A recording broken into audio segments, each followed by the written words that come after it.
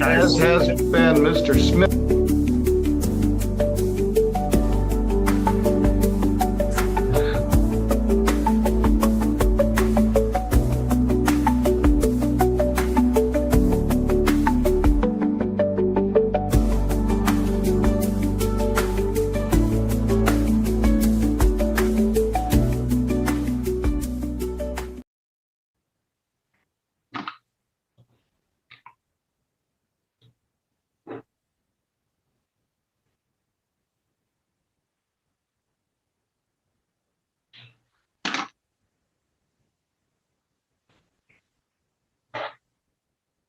Turn the record on.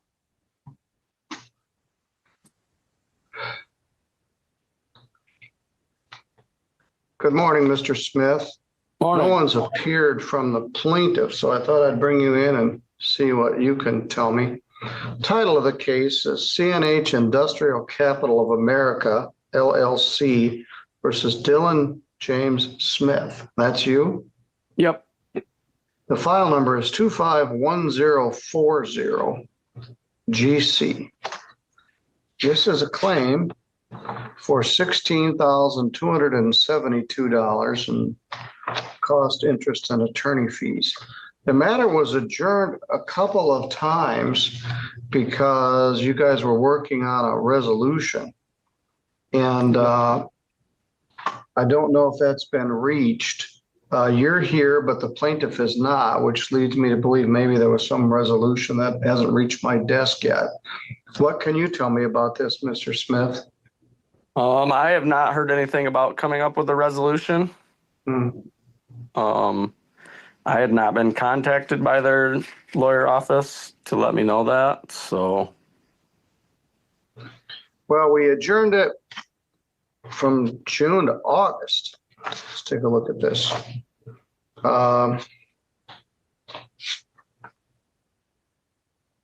We extended the deadline to August 6th from June 25th. And then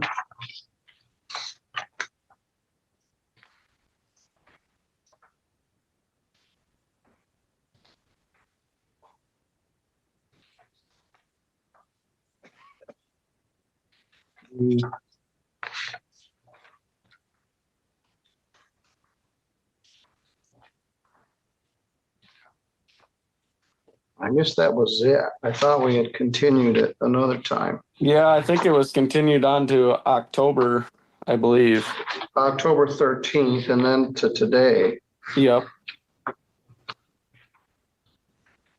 Take a look.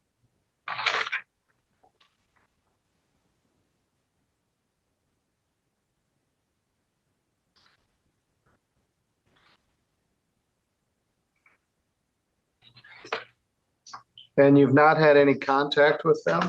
I have not. Since when? I have not had any contact with them at all in regards to even when they sent me the summons for it. I had filed my answer sheet and then I had not heard anything from them at all. All right.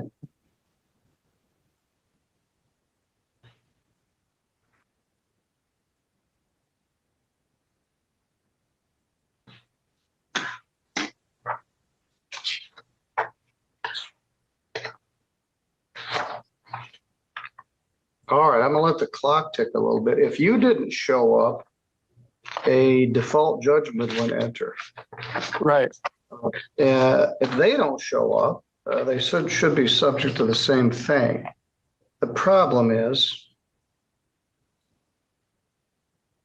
this isn't even the right case.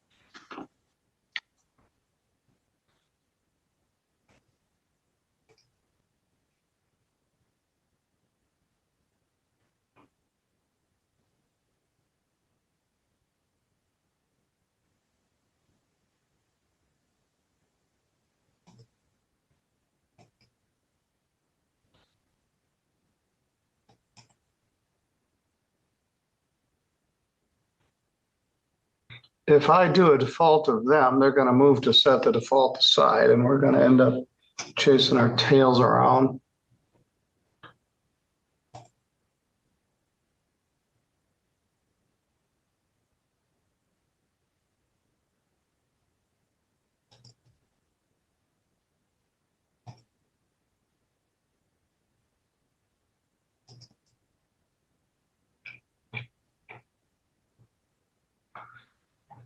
Hearing is set for 11/10/25 at 8:30 a.m. Attorney is Luke D. Wolf of Bloomfield Hills.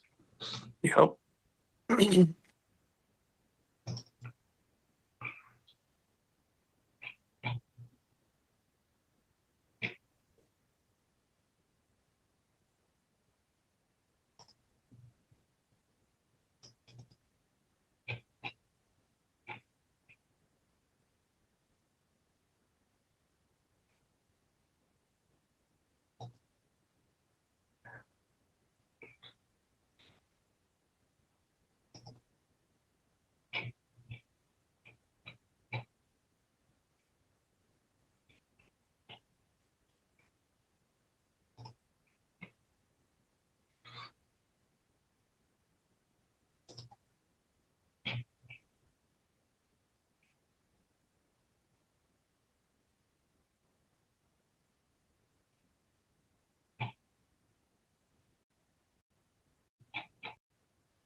To watch people blow their nose, but You're all right. It's that time of I year. was looking for the notice for the October date, and I couldn't find it. I see that was notice for October 13th. Trial order entered. Then it was set for pretrial today, and the Yep. hearing went out. You got the notice. I don't know why they're not here. Let me put you in the waiting room and I'll see if I can find out what's going on.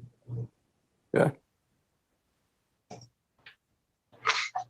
This isn't a very efficient use of our time.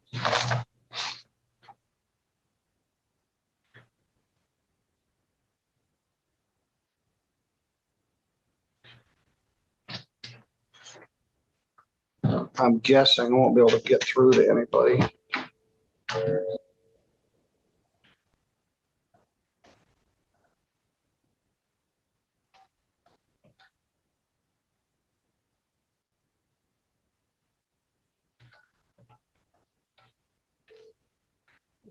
Thank you for calling Gordon and Reed Scully Manzacani. Your 50 state partners are automated attendants.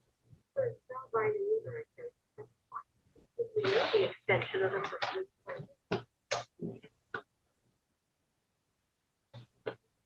last name.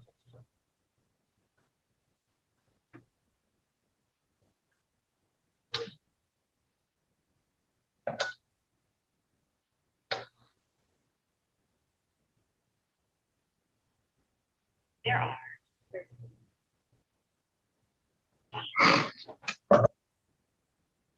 All right, then it got to work.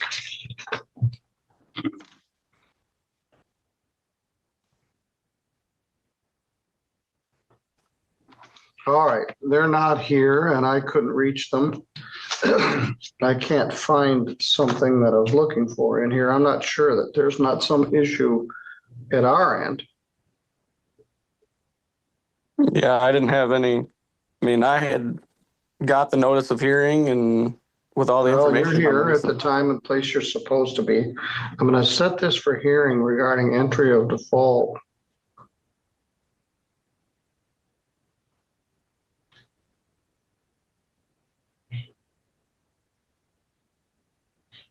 For plaintiff's failure to appear at pretrial. Okay.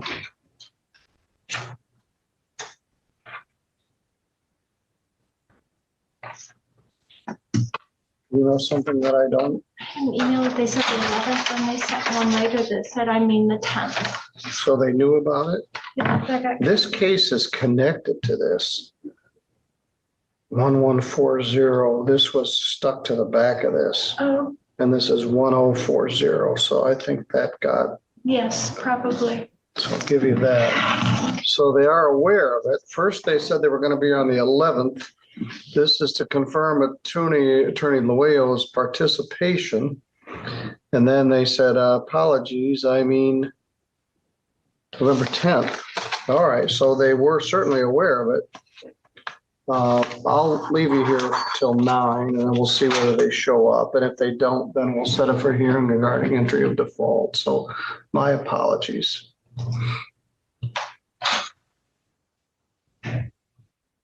All right, we have two 845s. This is gonna be a video of me sitting here reading something. Anyway, the first is Three Rivers Health versus Henry David Heiser. Order of dismissal by Mr. Conley on behalf of Three Rivers Health, 25912 GC. I won't appear, so they all got the message. The next is Three Rivers Health versus Zachary Lehman. There is a consent order where the defendant agrees to pay $400 per month.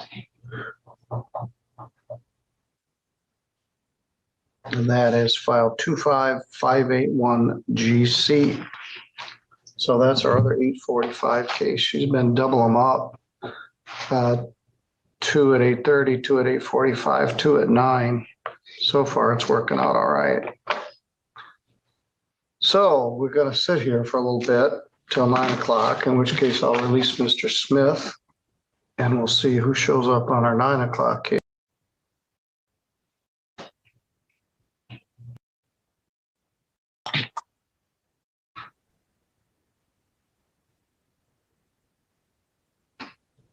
Mr. Smith? Yes, We're sir. back on the record in file 251040 GC. The plaintiff has failed to appear. They emailed us saying they were going to be here. And they received the notice and they are here. So I'm going to set up for hearing regarding entry of a default for plaintiff failing to appear for pretrial conference. If I do a default, they'll move to set it aside and you'll get dragged around the P patch. In order to not have a default, they're going to have a meritorious reason why they failed to appear. And we'll find out what it is. I tried to call the law firm and it says, this is your 50 state law firm. And they had some tree of what? She don't want her. She says she can't see, so she wants that room.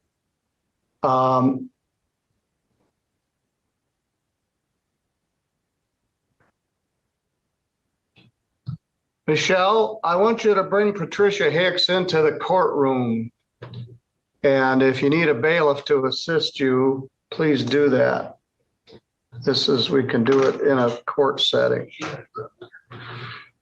All right, Mr. Smith, I wish we had accomplished more than wasting a half an hour of your morning and mine, but we'll set her for a hearing and we'll have them explain why they weren't here. And if they don't show up that time, I'm going to dismiss the case.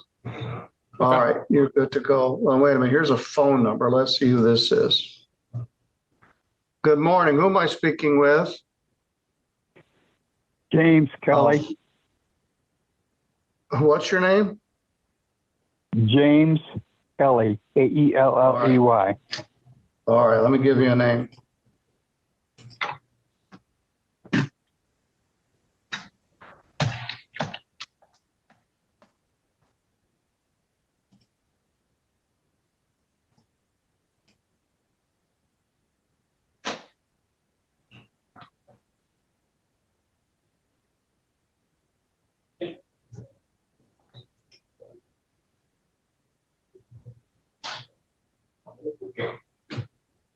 See what happens. Good morning, folks. Why don't you have a seat right up here? Good morning, sir. See you. All right, well, the bailiff will help you. Are you Solomon Lowe? Funny, Your Honor, yes, I am. You're a half an hour late. I've been sitting here spinning my wheels, wasting my time for a We've been half an here for hour. a half hour. No, Judge. not you folks. Okay. Judge, I Uh, sincerely as apologize. has been Mr. Smith. I sincerely apologize. I was logged in, but for some reasons it wasn't connecting, and then I had to sign. I thought I was in the waiting room, and then I just signed out and tried to log in again, and now we're again. I'm ready to go if you put me in the. All right, just a moment. So I got it. Thank you. Thank you.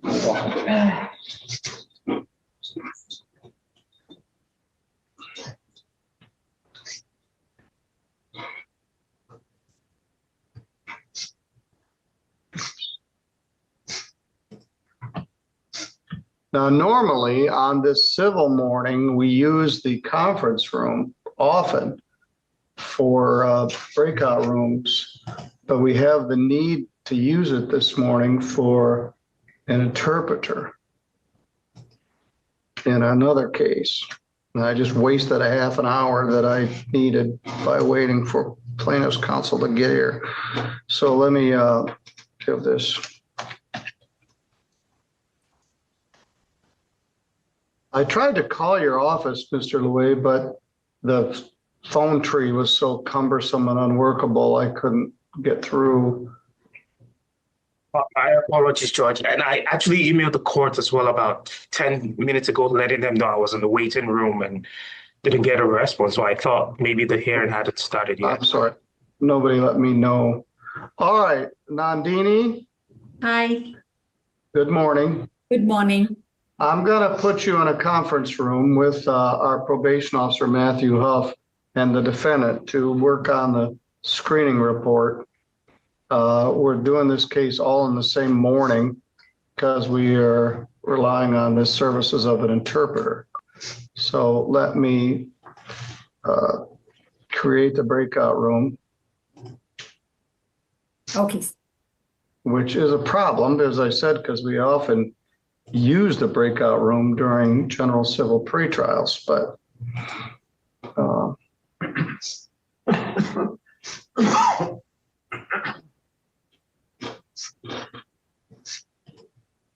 good morning, Mr. Kuipers.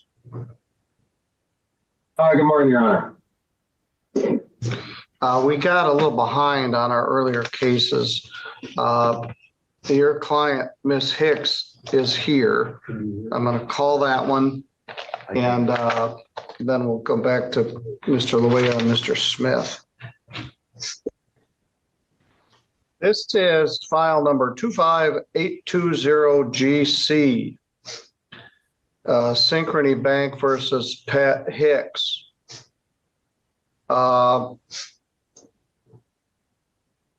We started this case on September 8th.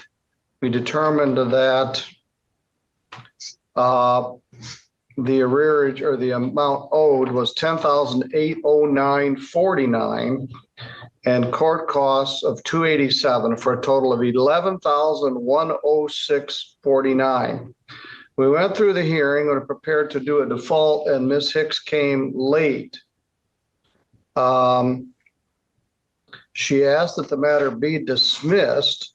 She has difficulty with computers. She has vision problems, but she really doesn't have any defense.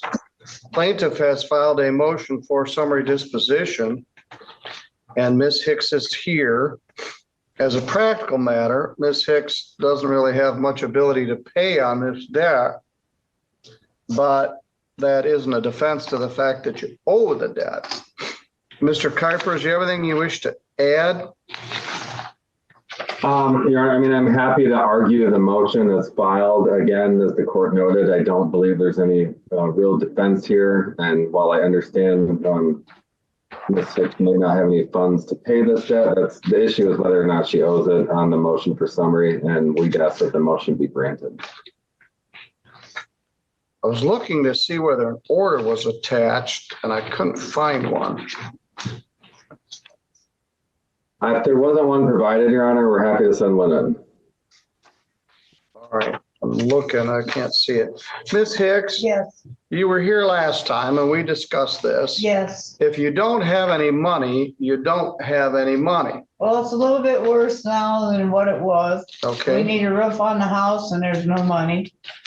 Oh, a number of things. We can't fill the propane tank.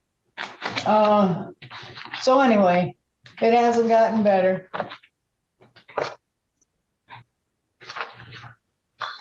All right, well, this may be a bit irrelevant because they aren't probably going to be able to collect. But it'll bring closure to this. Thank you. 11:10.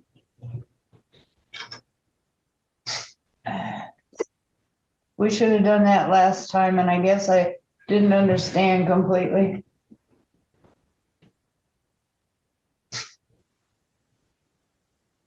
All right, I don't have an order, but I find that you owe $10,809.49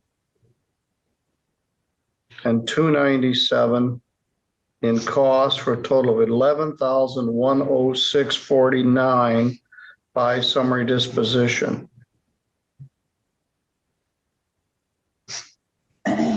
Ms. Hicks, what that means is you haven't really stated a defense and there is no material issue of fact. You simply stated, I don't have any money. That's right, sir. They can't garnish your Social Security or pensions. Plaintiff to do order.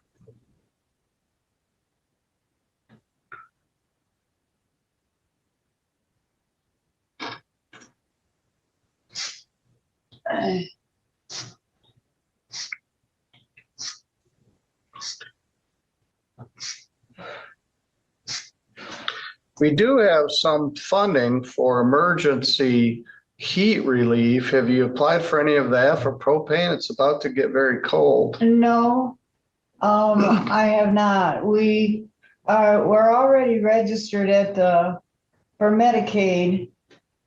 But, they said our Social Security was too much to get the medical help. And thank heavens we haven't needed that.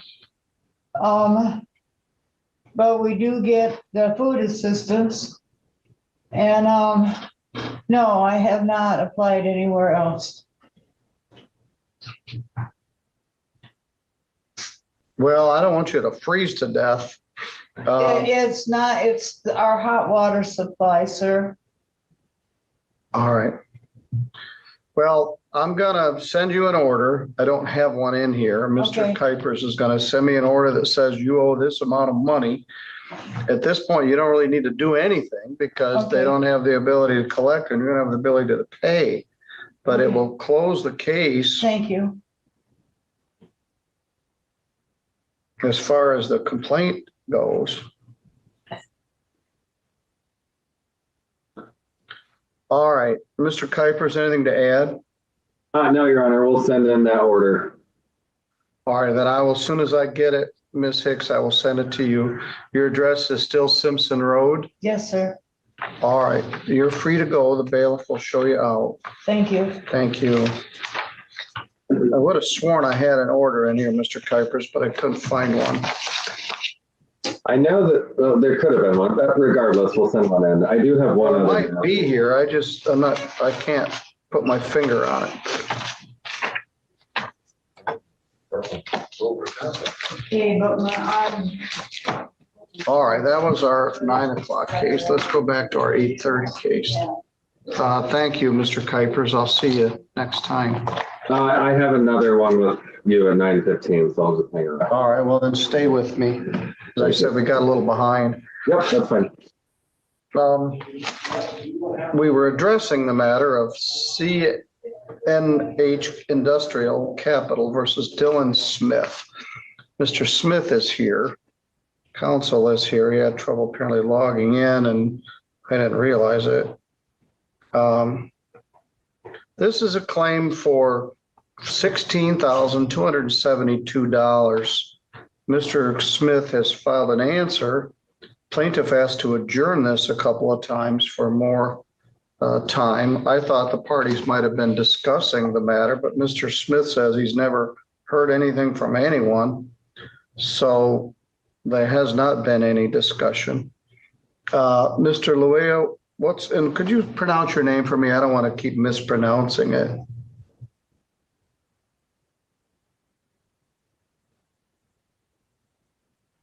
No, It's Louis, Judge. You're getting it. It's Louis. Louis? Yeah. What's the situation here? So, Your Honor, we even before filing the suit, we sent multiple letters to Mr. Smith asking him, first of all, to pay us the amount that was due. We also asked him to contact us, but we never heard from him. That's why we had to file the lawsuit. And even after filing the lawsuit, when the court issued an interim pretrial order, we did mail a letter. In fact, I specifically typed up the letter and sent it to Mr. Smith. I put my number in the letter, placed my email in the letter, asking Mr. Smith to contact me so we could discuss the case further. I never heard from Mr. Smith. We didn't have a phone number to reach him on. It was just his mailing address, which we sent all our pleadings and correspondences to. However, I never heard from Mr. Smith with regards to the lawsuit. All right, well, he says, I never heard from them. Apparently you didn't have the way to get a hold of him and you had corresponded with him. Mr. Smith, you put the ball back in your court. You got sued, you filed an answer, they asked to talk to you and you never contacted them. So here we are. What's your position here? My position on it is the dollar amounts that they were sent. And if you look in Exhibit B, we're looking at that $16,272. For what they have listed on there, I kind of did, some of my own research here and went on to CNH's website and looked up, the parts and stuff that they have listed here. And my amount that I'm seeing here is without labor is just close to $2,000. So,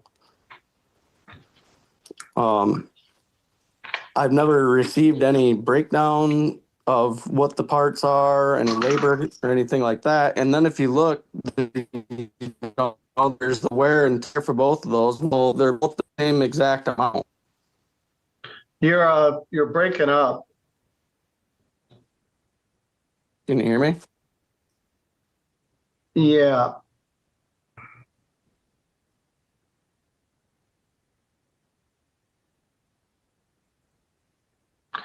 Go ahead. Can you hear me now? Yes.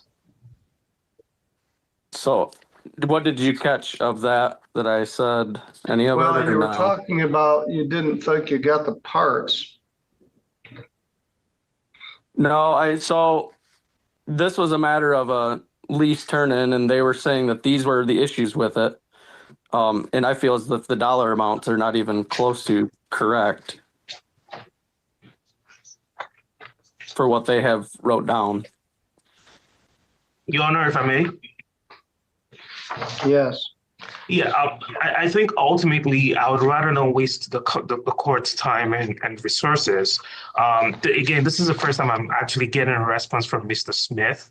And in that situation, what I was going to do was, ask that one, he provide his, a good number I can reach him on, so we can obviously, have a phone call and talk about the case more and kind of see if we can come to a resolution. Because again, I don't want to waste the court's time and resources having to go over the disputes and what's and the actual facts. And then if we're unable to come to a resolution, and then at that point, we can come back for a conference or a final pretrial conference with the court.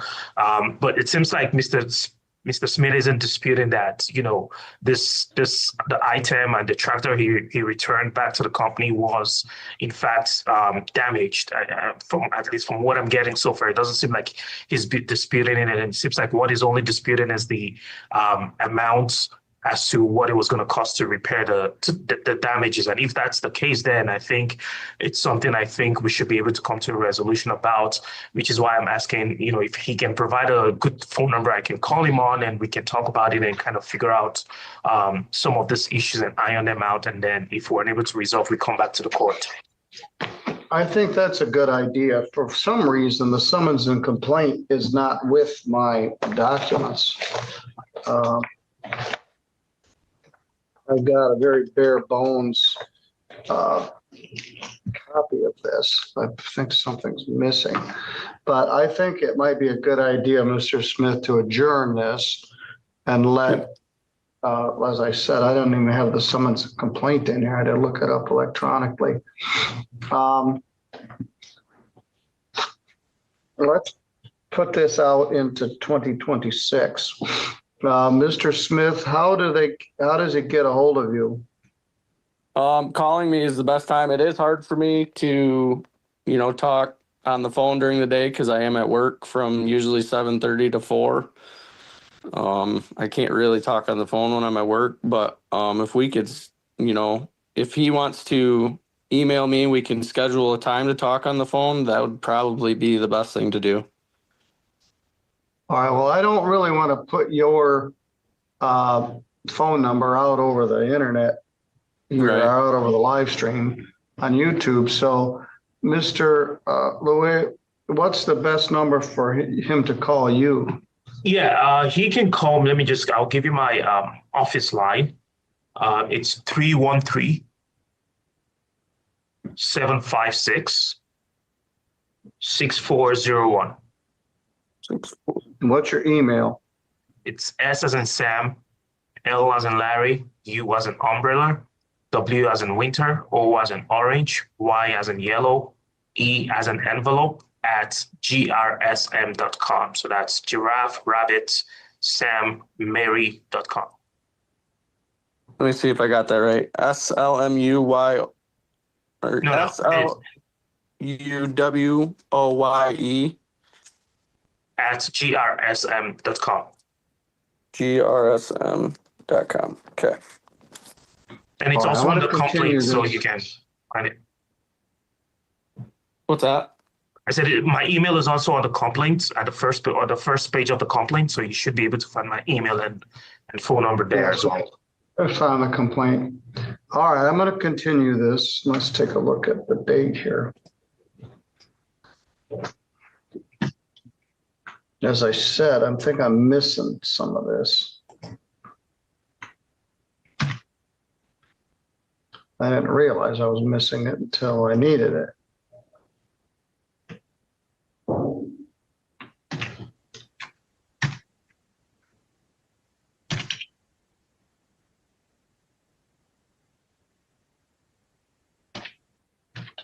But continue this until January 12th at 9 o'clock.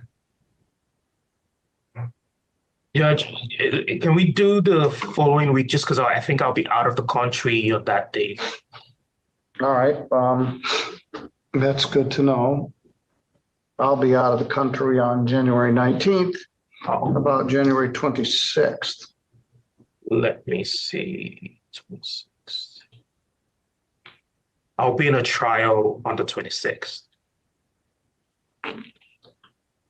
January 5th? I think, yeah, I can make January 5th work. All right, let's set it for pretrial at 9 o'clock, January 5th, 2026. All right, in the meantime, you guys can at least engage in discussions. I need summons and complaint. I think somehow this file got separated from the rest of it, but or either I never got it. All right, you guys are going to talk. You'll email or just exchange phone numbers. I'd rather you did this today rather than later to set up the appointment or at least start to talk. And then we'll see where we are by January 5th. At that point, we can either set it for trial, set it for a motion for summary disposition or other proceeding. But you guys are both good to go. Thank you. Mr. Smith, can you just give me a call right after the hearing, just so we can at least get the conversation going and, He's so there and just to you're avoid there, so further- why don't you just call right now and set that Yep. up? All right, thank you. Okay. All right. And Judge, would an order be coming from the court as well or no? No, an order will be scheduling for the new hearing date. Okay. Thank you, Judge. All right, thank you.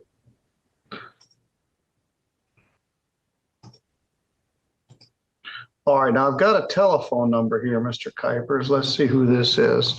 Who am I speaking with? Is this James Kelly again? Yeah, I lost you and then K-E-L-L-E-Y. you came back. So let me give you a name. Yeah, I called earlier and then I noticed it was set for 9:15, so I called back. This isn't the ideal way to do this by telephone, but we'll do the best we can. All right, Yeah. this is file number 25824GC. It's entitled Synchrony Bank versus James Kelly, or Kelly, yeah, James Kelly. Right. We were here on September 8th. Mr. Kuipers was here once again. At that point, you were working with your debt consolidation company and nothing had been resolved. The plaintiff, in the meantime, filed a motion for summary disposition. And this is the time and date for hearing on that. Once again, I can't find the order, but I do have the hearing notice and the motion. Mr. Kelly, the plaintiff contends that you owe this debt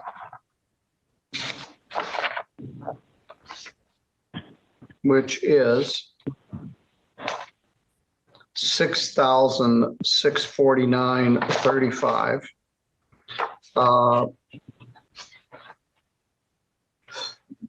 That you haven't stated a defense and there is no material issue of fact.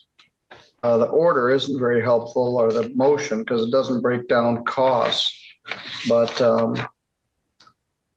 Mr. Kuipers, what's your response? You're on mute. Sorry, Your Honor. Yes, plaintiff filed a motion for summary disposition under MCR 2.1160-9C10. It alleges a claim for an underlining PayPal credit card. The invoices have been attached to the motion, show the same address as the defendant's answer. And a request to admit was sent to the defendant on September 18th. To date, there's been no response. So per MCR 2.312B, those would be deemed admitted. Furthermore, I believe at the last hearing, defendant admitted this was his debt, and that he may have been working with a debt relief company and thought it was paid, but today we have not received any evidence of that. So for that reason and the reasons previously stated, it's plaintiff's contention, there's no genuine issue of material fact under C10 and no valid defense under C9. So for based on that, we'd ask the judgment be granted based on those rules for the $6,649.35, court cost of $153.60, statutory attorney fee of $75, for a total of $6,877.95.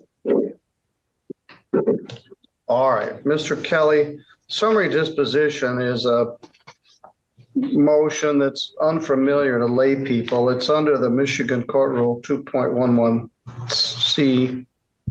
And as he stated, the thrust of the motion is that there is no material issue of fact and you haven't stated any defense, and a judgment should just enter on behalf of the plaintiff. You did essentially acknowledge that you owed the debt, thought it had been resolved with a debt consolidation company, and apparently it had not. So what's your response here today? Well, to be honest, I'm totally at a loss. I retired veteran, and I just used that debt consolidation or debt relief company to try and resolve these things, and because I just couldn't afford to pay it, and I assumed it was resolved, and then I started getting these letters, and now I'm here in court, and I Are don't you know what to still do with this. connected? Are you still connected to this debt consolidation company?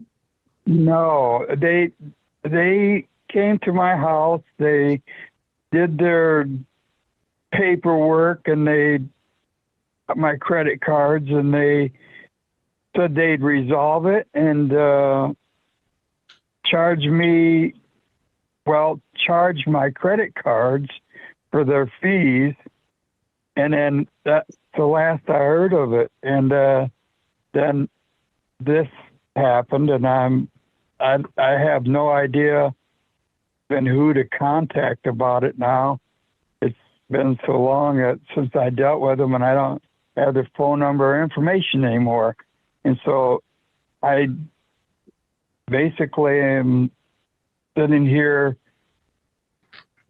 wondering what the heck I can do, because I understand it's a debt I owe. I assumed it was taken care of, and now I'm in a court thing for money I can't afford to pay. I'm 74 years old, retired, trying to get by, and that's why I went through the debt consolidation company to try and. Well, they don't just magically make it go away. You have to pay money to them. I talk to a lot of people that end up in worse shape after dealing with these debt consolidation companies. Some are okay and many are not. I'm going to enter an order that you owe that money. I wish I had one, but I don't. So Mr. Kuipers, will you send me an order for entering summary disposition in the amount pled? And let's repeat those numbers. Well, Just a minute, Mr. Kelly. Oh, okay. 6,649.35, 163.60 in costs, and $75 attorney fee. Total of 6,877.95. It was 153.60 in court costs. 153? Yep. All right.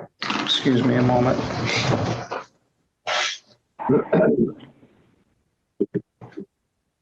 Mr. James or Mr. Kelly, you're going to get a copy of this order in the mail, and it will have Mr. Kuipers or the other attorneys that are handling this matter number on it. I would suggest you call them and see if you can work out some sort of a repayment plan. Yeah, I understand that.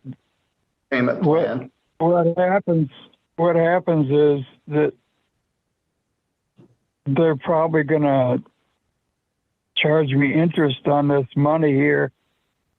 Yes. For my repayment, and it's already way beyond what I can afford to pay. And if I pay payments that I can afford, and the interest is going to be probably higher than my payments, and then I'll never get it paid off. That is a possibility. Well, you can at least discuss it with them. I don't know how many of these other debts you have, whether it would be a circumstance where bankruptcy may be an option. I don't know, but they've sued you for this money. You don't have a defense. You owe the money. You apparently work with some sort of debt consolidation company that we don't have any information about. You paid them money for services. They charge your credit card, and then they never did anything else. They don't just call them up and make the debt go away. So I'm not sure what they did for you, but they didn't resolve this one. So let me repeat.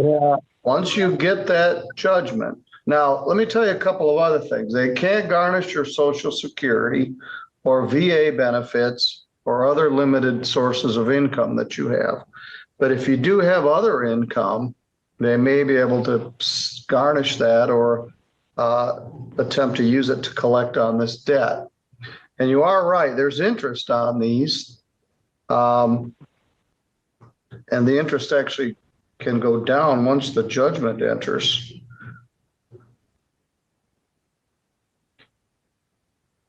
But it's pretty substantial, $6,877.95. The other thing they could was they might agree to take a lump sum. They might agree to take something less than the entire amount if you pay it all at once. So the contact number is on the information that you have. Okay. And I'm going to send you that order. Okay. All Are you right. still at the 4th Street address? Correct. All right. The Kellys have been there for years and years. Are you part of that family? Yeah. I've been here. When did we buy this house? It's been decades and decades. Yeah, my dad lives right behind me, or he used to when he was alive. My sister lives there now. Yeah, so yes, we still got a bunch of Kellys running around. Yes. Well, there's Kelley and Kelly, but there are a lot of Kellys running around. But your family's been in that neighborhood since I was a kid, and that's been 2 years, like 70. Yeah. All right, sir. I wish I had a better answer for you, but you owe this debt. When you get the order, contact the law firm and discuss it. See if you can come up with some sort of repayment. If you can't, you can file what's called a request for an installment payments, and then I can make a decision on it. But you're good to go, sir. Mr. Kuiper, is that it for you this morning? That's it for me, Your Honor. We'll send in the orders on both those cases. Thank you. All right. I won't give you the first line today, but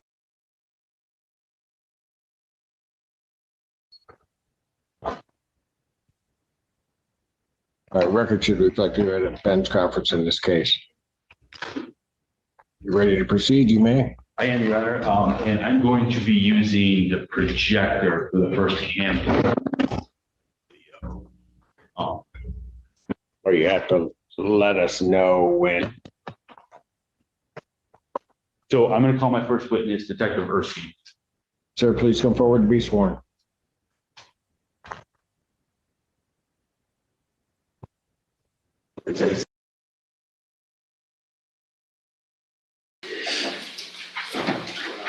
Good morning, you're Daniel Eli.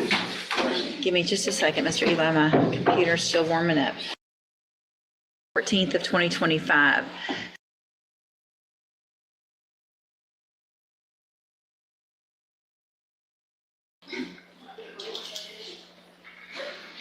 Daniel Eli, give me just a second, Mr. Eli, my computer's still warming up.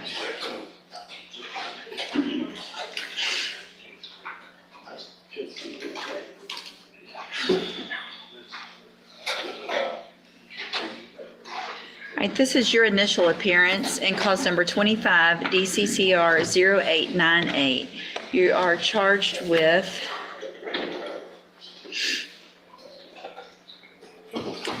third-degree felony offense of continuous violence against the family, and that is from July 14th of 2025. Since you've made bond in your case, have you had an opportunity to try to hire a lawyer? Okay. Huh? Okay, so what I'm going to do is reset your case about 30 days, and that'll give you some time to try to hire somebody. If you get a lawyer hired before the next court date, just bring the reset notice that you get today to that lawyer, and they'll tell you what to do. If you're unable to hire someone before the next court date, then I'm ordering you to visit with at least 3 lawyers. They all charge different amounts, they have different payment plans. Bring me the names of the lawyers that you've talked to so I know you're trying, and then we'll discuss your options. If you don't do that, then when you come back, you run the risk of me raising your bond for not following that court order. Do you understand? And as part of your bond, when you initially made that, was a condition for you not to have any contact with Jalen Horace. I want to make sure you understand how important that is. If you have any contact or communication at all, that bond will be raised and you'll be back in jail. So that's not just in-person contact, but it's any communication, Snapchatting and DMing and any kind of emailing, any of that stuff that I don't even know exists. Do you understand? Okay, step in front of the clerk. She'll give you a reset notice.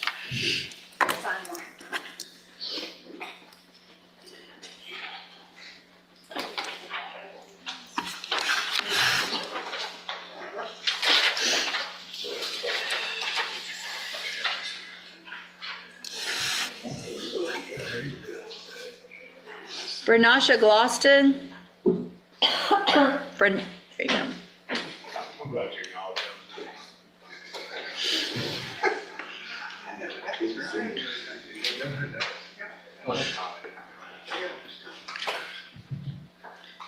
Good morning. Are you Bernasha Gloston? And did you get someone hired? All the prices I literally called. Speak up, I can't understand you. I called like 3 or 7. You, 3 or 7? Yes, it's all in pieces. Who'd you call? Just the young man, Nancy, how much you would need for payments. He said $200 a month. The running law firm, they said $3,500 to handle case, close to half repayments. Jane Farmaker, I spoke to Ms. Sherry. She said either $6,500 all of payment plans. And William Marcus Wilkerson, he said $25 for joint fee, $1,000 give or take to start driving. Payment plan $250 every 2 weeks. Says he wants to be able to take, he won't be able to take me to the 25th. And law office of Evan Jackson, he said $7,000. And William law firm, he said not taking any cases at the moment, $9,500 on case. That's good, you did. Thank you for doing what I asked you to do. I'm going to have you fill out some paperwork this morning to see if you qualify for a court-appointed lawyer. Make sure you fill it out accurately and completely. You're going to swear under oath that it's all true and correct, okay? If you step in front of the clerk over there, she'll give you that paperwork.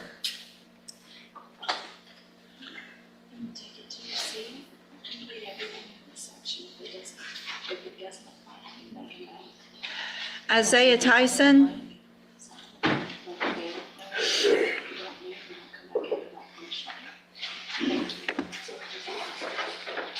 Good morning, you're Isaiah Tyson.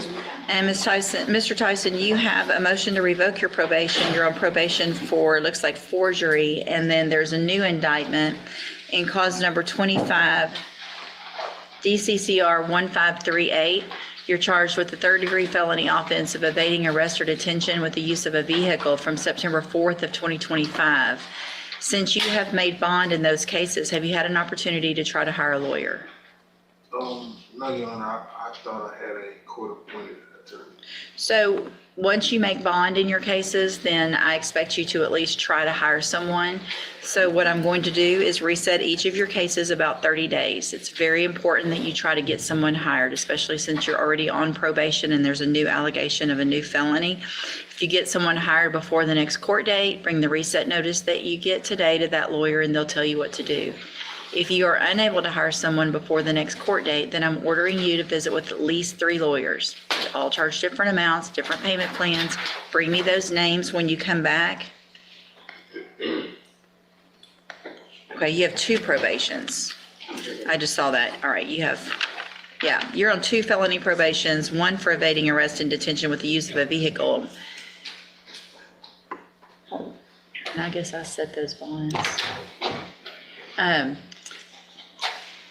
So if you are unable, again, you need to bring me those names of the people you've talked to. If you don't do that, your bonds will be raised and you will go back to jail. It's very important. You're being given an opportunity on a bond while you have one new felony while you're on 2 felony probations. So you need to try to get someone hired. You also still need to do everything you're supposed to on that probation. Do you understand? All right, step in front of the clerk. She'll give you a reset notice.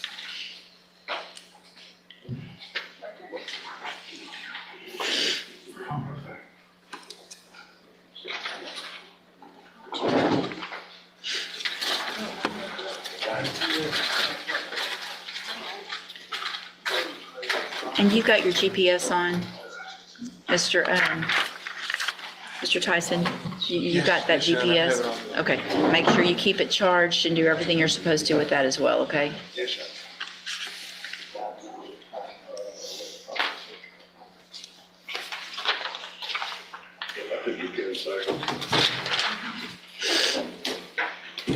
My nose is sniffly. Kevin Calise.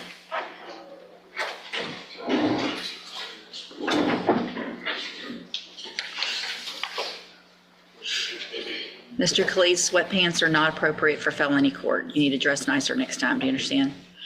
Did you get someone hired? No. Okay. Who'd you talk to? I talked to, it was, I forgot the name. All right, you're supposed to talk to 3 attorneys and bring me those names. Did you do that? I talked to one attorney. You talked to one attorney. Who'd you talk to? Him? Do you know his name? Mr. Gilthorpe, do you recall talking to this young man, Mr. Calise? I did. Okay. And so what did you talk to him about? See if I could get him hired on, but I haven't, saved up the money yet to hire one attorney. Okay. So why did you only talk to 1 instead of 3? I just, You're not sure. How old are you? 18. You're 18.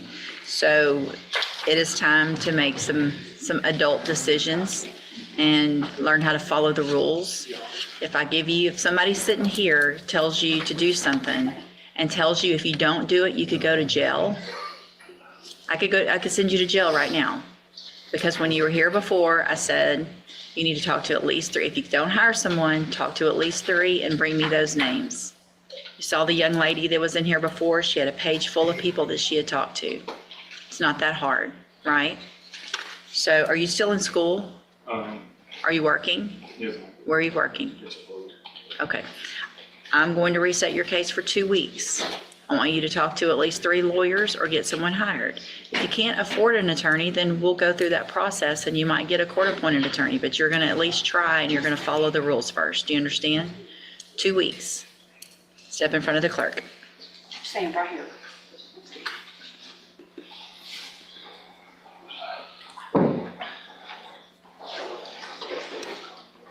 DeMark Cole.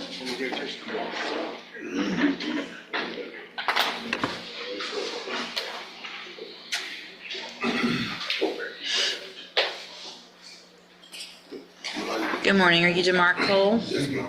And Mr. Cole, this is your initial appearance in cause number 25, DCCR 0282. You're charged with a 3rd-degree felony offense of giving false information for a license or registration from November 8th of 2024. Since you've made bond in your case, have you had an opportunity to try to hire a lawyer? Right. So when you're in custody, we automatically give you one, but now that you've made bond, I'm going to expect you to try to hire someone. So I'll reset your case about 30 days to give you some time to try to hire somebody. I'd rather you not talk to me about the case. I don't know anything about the case really, okay? And so that's why you need a lawyer, so they can talk to the assistant district attorney and figure out, if you have some information about the case, then the important thing is to get a lawyer so that they can handle that for you, okay? And so if you can get someone hired before the next court date, just bring the reset notice that you get today to that lawyer and they'll tell you what to do. If you're unable to hire someone before that next court date, then I'm ordering you to visit with at least 3 lawyers. They all charge different amounts, they have different payment plans. Bring me back the names of the people you've talked to so I know you're trying, and then we'll discuss your options. If you don't do that, then you run the risk of me raising your bond for not following the court order and you would go back to jail. Do you understand? Yes. All right, if you'll step in front of the clerk, she'll give you your reset notice.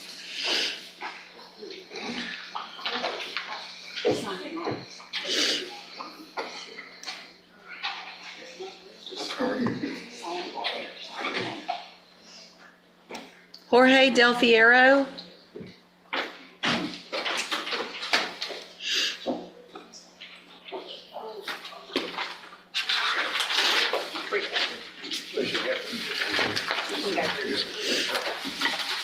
Good morning. Are you Jorge Del Fierro? And Mr. Del Fierro, this is your initial appearance in cause number 25, DCCR 0892. You're charged with the 3rd-degree felony offense of assault, family violence by impeding breath or circulation from January 31st of 2025. And since you've made bond in your case, have you had an opportunity to hire a lawyer? To Martin Luther Jr., he said I was gonna come over here to get, try to get a lawyer or find a lawyer. Right, so what I'll do, Mr. Del Fiero, is give you about 30 days to see if you can hire somebody. If you get someone hired before the next court date, bring the reset notice that you get today to that lawyer and they'll tell you what to do. Yes. If you're unable to hire someone before that next court date, I'm ordering you to visit with at least 3 lawyers. They all charge different amounts, they have different payment plans. Bring me the names of the lawyers you've talked to so I know you're trying, and then we'll discuss your options. Yes, ma'am. If you don't do that, then when you come back, you run the risk of me raising your bond for not following the court order, and you would go back to jail. Do you understand? All right, if you step in front of the clerk, she'll give you that reset notice.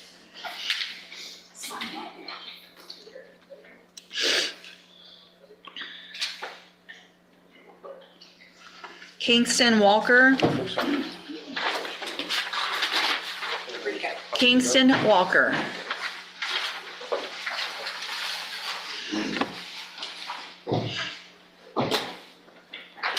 Good morning, you're Kingston Walker? Yes. And Mr. Walker, did you get someone hired?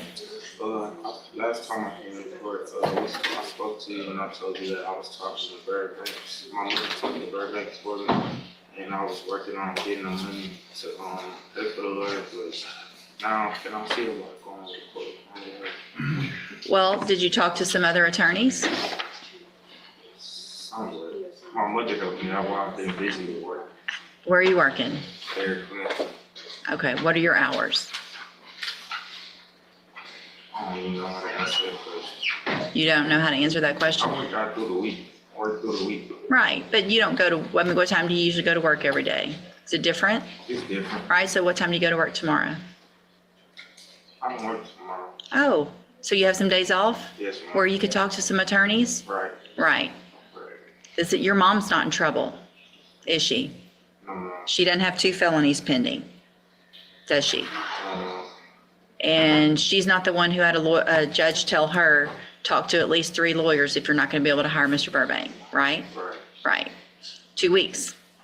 Get somebody hired or talk to at least 3 lawyers in 2 weeks, or I will raise your bond for not following that court order. Not your mom, you. You understand? Yes, ma'am. Step in front of the clerk. 2 weeks is Thanksgiving week. Well, do 3 then. A court-appointed lawyer is off the table. No, it's not off the table.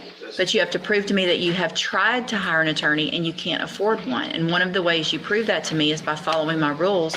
You don't know if you can afford an attorney if you don't talk to any. I talked to Mr. Banks Right. on the phone, though. But do you remember what I told you? All the lawyers charge different amounts. They have different payment plans. You may not be able to afford Mr. Burbanks, but you may be able to afford another attorney. But you don't know that because you didn't talk to any. Yes, ma'am. So you follow the rules, and then, just like I said the first time, I say the exact same thing to every single person that comes in front of me. So I know I said these words to you. If you do all of those things, when you come back, then we'll discuss your options. If you don't do them, then I'll raise your bond for not following my order and you'll go back to jail. Right? Do what I asked you to. Try to hire someone, talk to different attorneys, write it down, bring me the names back. I want to know that you've talked to them and what they've said, and then we'll discuss your options. If you don't, you'll go back to jail. Okay? Step in front of the clerk.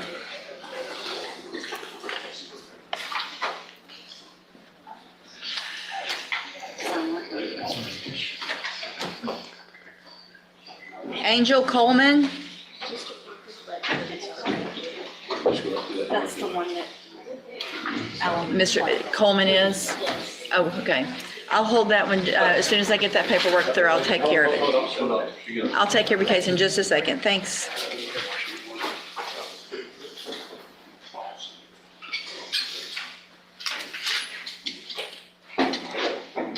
Donald Collier?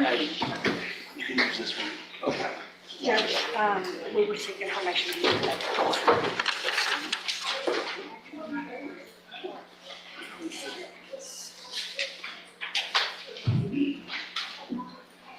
If you'll just call that name, Donald Collier, for me real quick, and then I'll do an at-large without proper bond. Mr. Nichols, will you make a note on Donald Collier to check? It looks like he's in federal custody, so maybe we'll see what's going on with that. Thanks. $8,000. Okay.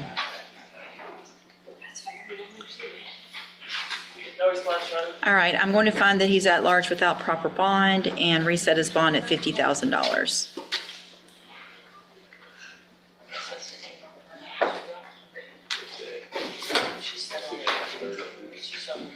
Christian Ainsworth.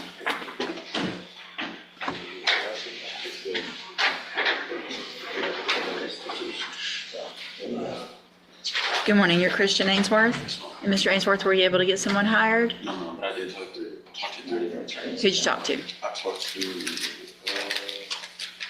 Jim Sharon Bearden, Orange, and the law office at James R. Lincoln, and William Marcus Wilkerson. Okay. Last time I was here, you told me to bring my pay stubs. I wasn't able to print them, but I did get them emailed to my email address. Okay. So I don't know if I can send them to the county clerk. That's okay. So where are you working? Raising Cane's. Okay. So what I'm going to do, Mr. Ainsworth, is have you fill out some paperwork to see if you qualify for a court-appointed lawyer. Thank you for doing everything I asked you to do. Make sure you fill out that paperwork accurately and completely. You're going to swear under oath that it's all true and correct, and then I'll take a look at it. If you'll step down to the clerk, she'll give you that.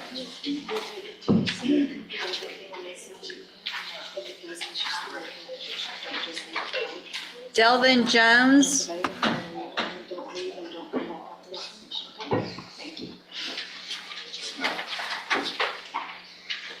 Good morning, you're Delvin Jones? Yes, ma'am. And Mr. Jones, since you've made bond, let's see, you are on probation for credit debit card abuse, and there was a bond set, and have you had an opportunity to try to hire a lawyer?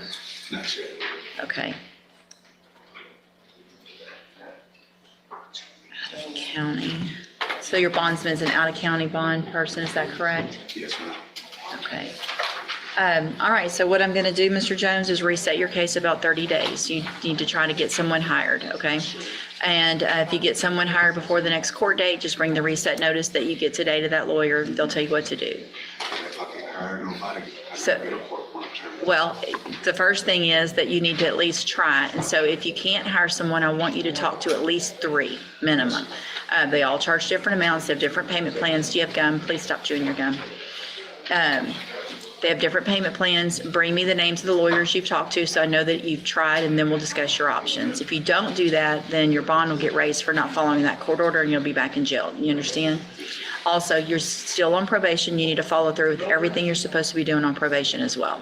Okay? Step in front of the clerk. She'll give you that reset notice.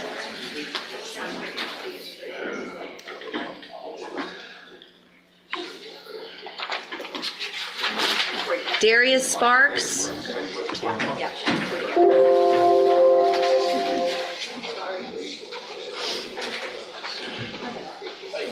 Good morning, you're Darius Sparks. And Mr. Sparks, were you able to get someone hired? No, ma'am, but I'm still working on saving towards the project. Speak up, please. Because I'm still working on the project of the lawyer. For who? Did you talk to some lawyers? We talked about them in our previous work. Done him and Jones. Okay. And so when, how long, how much you have saved? I got like 300 saved. I'm working cards out right now. Where are you working? Kids. Okay. Have you talked to some other attorneys? I had talked to another one, was the Kurtz. Uh-huh. I ain't tell him all my business because I already told Dunham all my business, and I'm going with Dunham.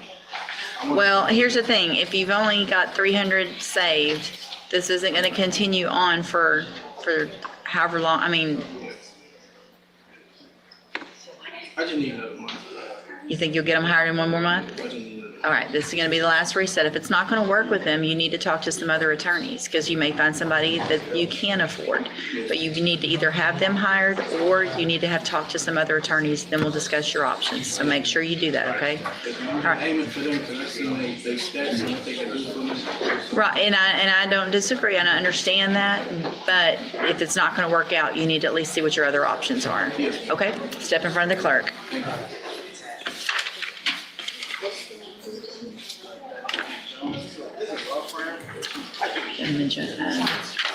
Let's see. Mr. Parker on Angel Coleman.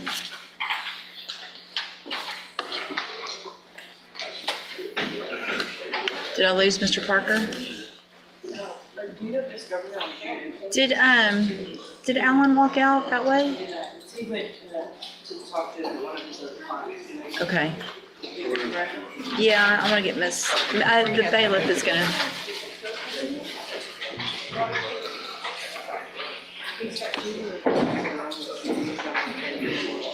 I feel like there's cold air blowing.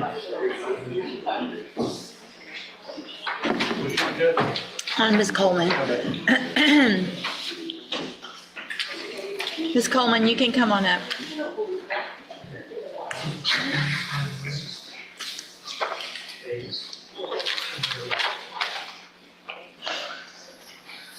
All right, ma'am, are you Angel Coleman? And Mr. Parker, will your client waive the formal reading of the indictment? Ms. Coleman, in cause number 25, DCCR 0888, you're charged with the second-degree felony offense of aggravated assault with a deadly weapon. And how do you plead to that charge? And are you pleading guilty freely and voluntarily? And are you pleading guilty because you did what they charged you with? I have here on the computer some documents that have your signature on them that the state has marked as exhibit number 1. Before you sign these, did you go over them with Mr. Parker? Do you fully understand them? And do you understand, if I follow the agreement that you made with the district attorney, that you'll be waiving or giving up any right to appeal? And it looks like the agreement that you've reached is for a 6-year deferred probation. There would be a $1,000 fine, and you would be required to follow all of the rules and conditions of probation. Is that your understanding? Do you also understand, if you're not a U.S. citizen, that a plea of guilty or no contest may result in your deportation, exclusion from admission to the country, or denial of naturalization under federal law? State tenders number 1. It's admitted. Is there any evidence that Ms. Coleman is not competent? All right, ma'am, I'm going to find that you entered your plea of guilty freely and voluntarily, find that you're mentally competent and you understand the nature and the consequences of your plea, find sufficient evidence to find you guilty, but I'm going to reset your case for sentencing.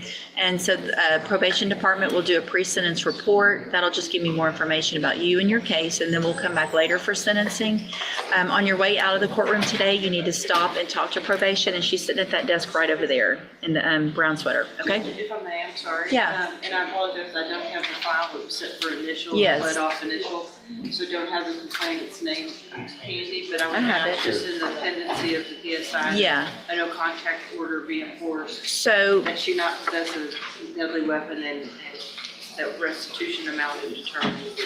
yes, ma'am. So, Ms. Coleman, also as a condition of your bond right now, you are to have no contact or communication with Stanley Moore. Okay? That's in person. Do y'all have, what's the relationship? He's my mom's best friend, so he's my uncle. Okay, so there's no reason, there's not like he's any close relationship for you to have any contact or communication with at all. That means obviously in person, but don't send messages or send messages through anybody or anything like that. Also, you are not to have any type of deadly weapon, including a firearm, as a condition of that bond. Do you understand? Okay, we'll see you back at sentencing. Don't forget to go talk to her first. Thank you.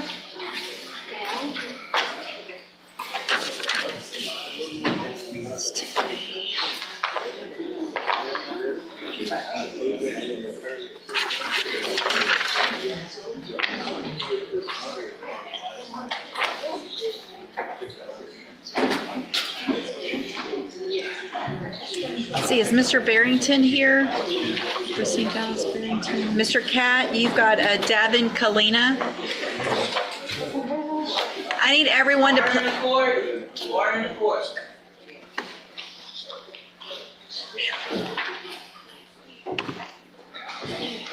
Good morning. Good morning. How are you?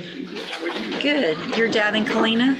And this is cause number 24, DCCR 2432. Mr. Kalina is charged with injury to a child, elderly, or disabled individual. And what is the announcement? The announcement, Judge, you raised this last time because Ms. Buffino and I discussed trying to see if he could get approved for pretrial diversion. Right. That did not, that was not successful. I think the next step, we're going to try to schedule a meeting with Mr. Speak up just a I'm little bit. sorry. Just for, I see you. she's trying. I It's can. usually not my problem. Speaking low is usually like, quiet. Ms. Morfino and I are gonna probably try to schedule a meeting with Mr. Gibbon to see if we can get something worked out on this one. Okay, so I'll just do one more reset. This will be the last Yes, ma'am. announcement. And I know we've got some holidays coming up, so make sure y'all get that taken care of in between all that, and then we'll get an announcement the next court date. Offer an alternative, Judge. There's just a Okay. lot of positive, I think, about this young man that we'd like to try to see if Okay. there's another avenue. All right, just stay in touch with Mr. Catton, and he'll let you know when you need to be back or anything you need to do in the meantime, okay? Yes, ma'am. All right, thank you. Y'all are free to go. Thank you.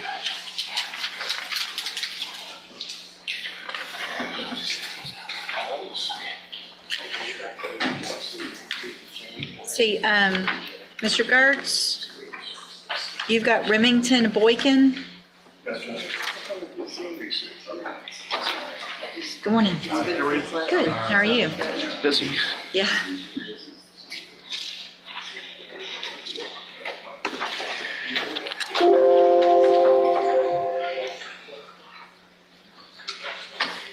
All right, you are Remington Boykin, and this is 25 DCCR 0396. Mr. Boykin's charged with tampering with the governmental record, and Mr. Gertz, what is the announcement? Judge, we're still just gathering up discovery at this phase. I think this is our first appearance here, and so we're asking the court for at least a normal resetting, maybe even a little more extended because of the holidays. I think everything's going to get a little more extended because of that. Any issues? All right, we'll just do a normal reset. Mr. Boykin, stay in touch with Mr. Gertz so you guys can visit before that next court date, okay? All right, you're free to go. Clayton Friddle, Mr. Gertz.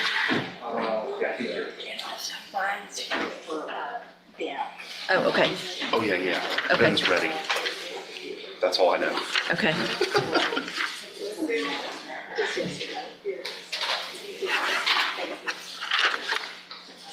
Good morning. Are you Clayton Friddle? Yes, ma'am. And this is 25 DCCR 0450, 0451, and 0452. Mr. Friddle is charged in each of those cases with official oppression.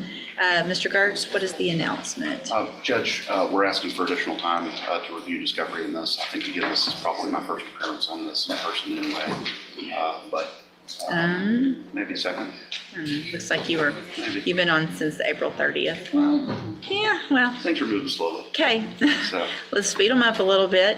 I'll do a normal reset. Make sure you get with Mr. Smith and y'all visit before that next court date. It's about time to get an announcement on this case. All right? Thank you, Judge. Stay in touch with Mr. Gertz so y'all can visit before the next court date. yes, sir. All right, thank you. Miguel Martinez, Mr. Gertz. Certain this is my first appearance on this case. Let me see. Or my memories just get really bad. No. This is a June letter of rep, so doubtful.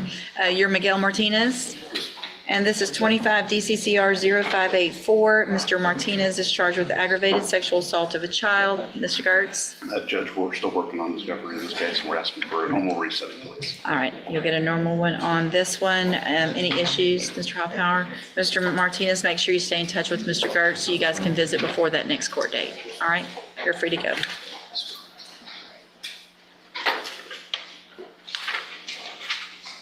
So Mr. Jeffries is just an announcement. I don't know what you mean by ready. I don't know, that was the instruction I was given. Maybe we need more time for discovery of that one too. To find out what we're ready for. Might need to start looking at those dates. I bet I'll put this in. I don't disagree, but let's see, David Boyd. Mr. Coleman, that's yours with Mr. Jeffries. Mr. Gertz is here. It's a June letter of rep. How are you? Good. Good morning, you're David Boyd. This is 25 DCCR 0720, and Mr. Boyd is charged with deadly conduct, discharging a firearm. Mr. Gertz, you're here to announce for Mr. Jeffries. Yes, Judge. We would announce that we needed some additional time to review discovery and make an announcement. All right, if you'll let Mr. Jeffries know again, it's kind of the same on yours. This was a June letter of rep. It's time to get an announcement on that next court date. Make sure you visit with Mr. Jeffries before the next court date. Any issues, Mr. Coleman? No, Judge. All right, I'll do one more reset. Make sure you make that appointment and visit with him. All right, you're free to go. Ms. Blossom. Ms. Blossom. Okay, I'll stop bothering you. Thank you. like, well, yeah, that's all you got. Let's see. Mr. Kimler, you've got Daryl Spencer, 4 cases.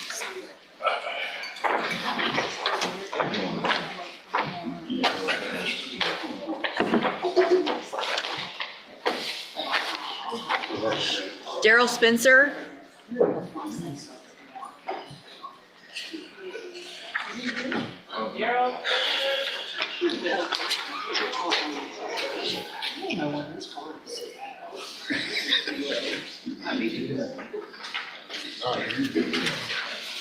He's not here.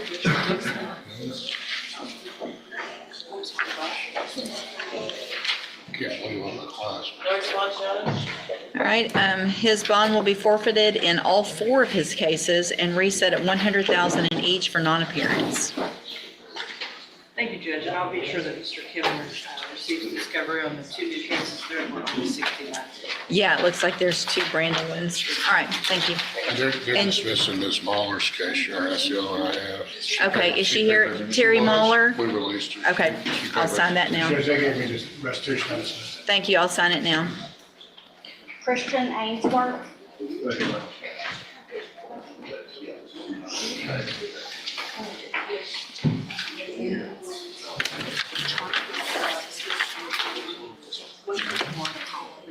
Ms. Norman, you've got Charles Guidry, that's set for a plea. Did y'all, is that ready? Do you have Guidry, did you already do paperwork? I just, Give me just a second, I'll recall it as soon as it comes through. Let's see, Mr. Macon, you've got Bethany Loza Diaz. It's a plea, Your Honor, and I don't know if It's on the tablet. I'll call it as soon as it's ready. Give me just a minute. Mr. Rennick, you've got a sentencing on Martin Ward. Yes, Judge, and he is present. yes. Okay.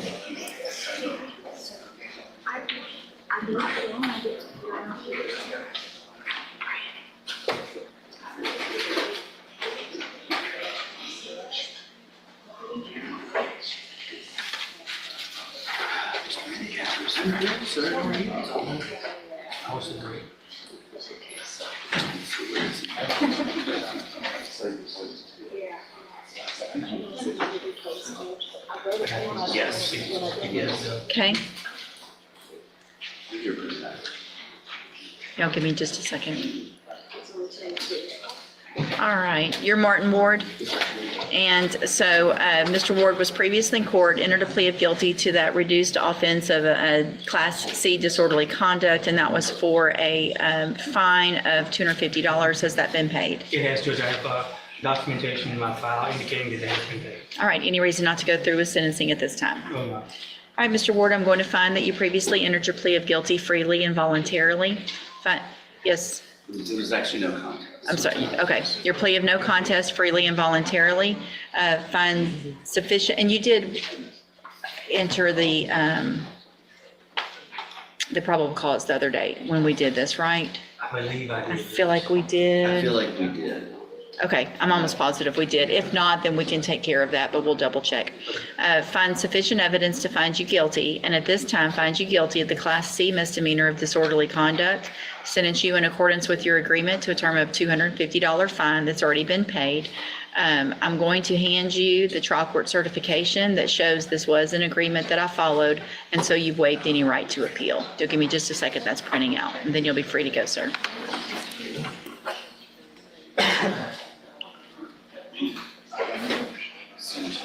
$250 fine. That's it. That's it. Yeah. And it should, is something printing? Okay. You're gonna step over in front of the clerk and she'll give you that certification. Thanks, Judge. Thank you. Thank you, Judge. See, Mr. Samuel, it's often Samuel. Mr. West on Ramadan Castillo.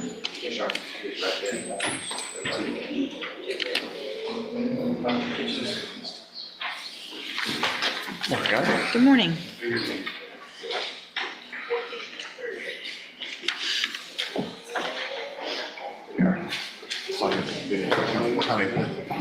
Good morning, you're Ramadan Castillo.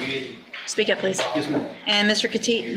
Castillo's cases are set for trial to begin with jury selection next Monday. What is the announcement? Right here. All right, obviously, it is likely that this will be at the top of the list. After today, there will be no plea bargains accepted. Everybody needs to be prepared to go. Stay in touch with Mr. West. He will know after docket today the trial order, but anticipate seeing you back next Monday afternoon at 1 o'clock.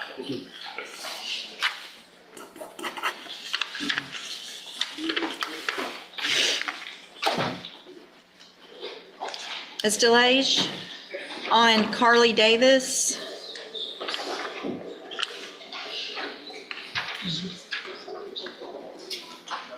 I can't, what?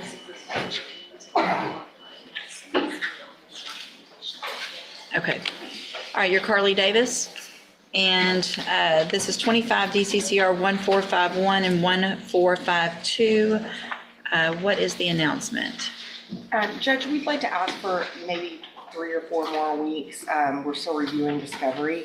In fact, I'm having a little bit of a discovery issue, but I'm going to be figuring that out whenever I leave today. Okay, and I know we were going to get some confirmation of non-narcotic medication. Where are we on that? She did face down. She went to a new doctor and they reduced the prescription. So she has phased down, and I do have proof of that. I can send it to Mr. Coleman, so he has it as well. I need you to, if you'll email that to me as well. Okay. I need that, I want that today. Okay. So get that to me and Mr. Coleman so that we know what's going on, what it was, what it is now, prescriptions, whatever you've got. And then we'll just do a normal reset to give you some time to get caught up on discovery and see if we can get an announcement. Is there any issues, Mr. Coleman? No, Judge. All right, Ms. Davis, make sure you stay in touch with Ms. DeLage, do everything you're supposed to be on bond, and then we'll see you back at the next court date. All right, free to go. Thank you.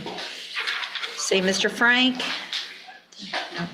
Mr. Gallimore? Sure.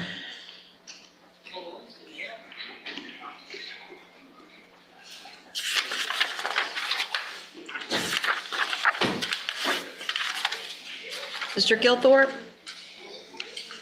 Your Honor, he went to drug court. Okay, thank you.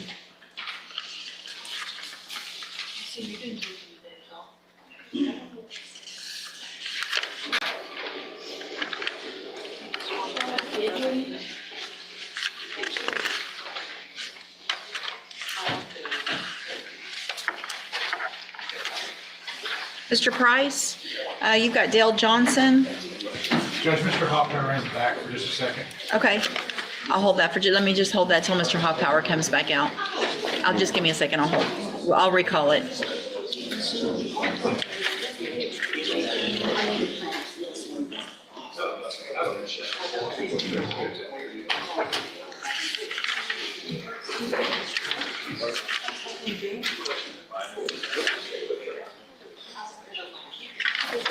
Mr. Lewis, you've got Charles Darling.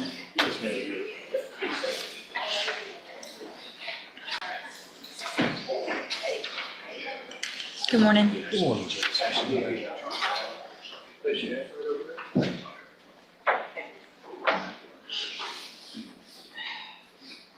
Good morning. Are you Charles Darling? And this is 24 DCCR 1384. Mr. Darling's case is set for trial to begin with jury selection next Monday. What is the announcement? States for Your Honor, I would like the record to reflect I have sent letters and subpoenas to all known addresses for the complainants. Okay.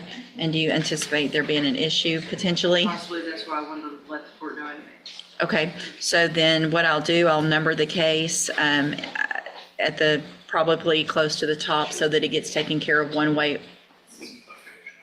or the other. If she doesn't show, we're not going to just reset it for that. Since you've sent that out, we'll get it figured out Monday. If she does, then obviously, depending on that order, the case could go to trial. Okay. Okay, thanks.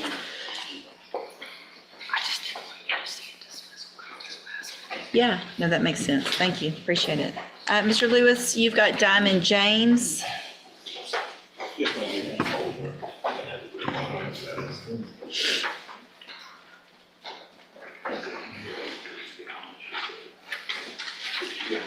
Let's see, Mr. Smith, Diamond James.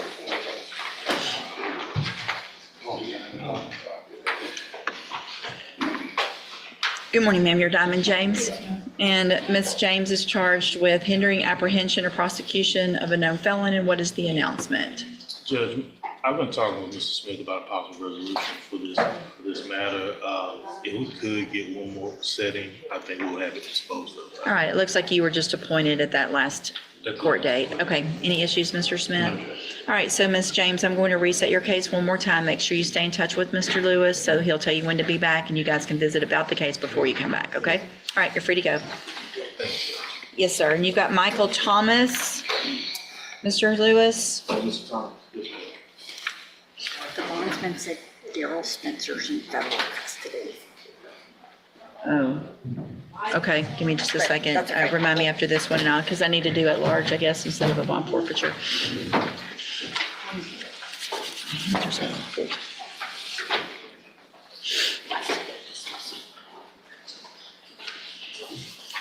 How are you?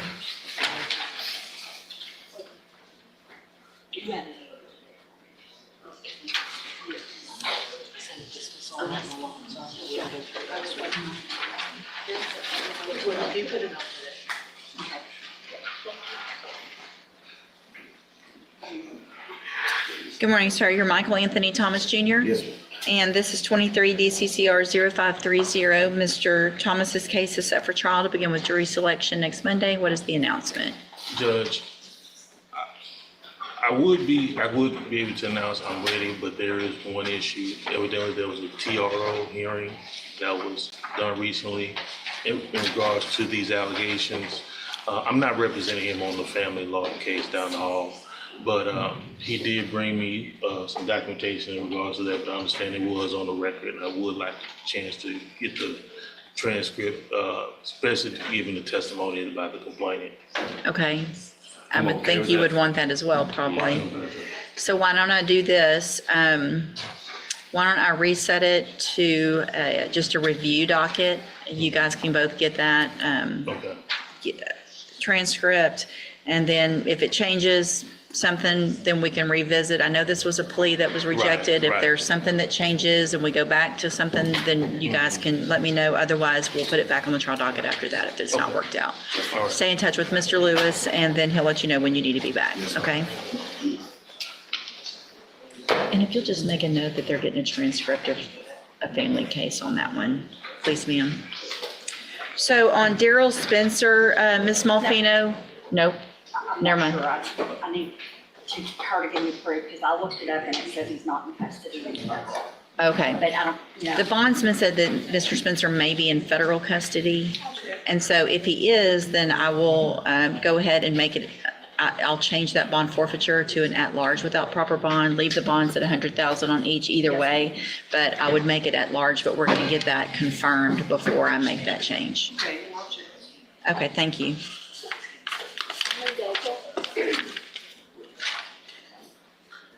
Mr. Macon, I'm ready on Bethany Loza Diaz plea.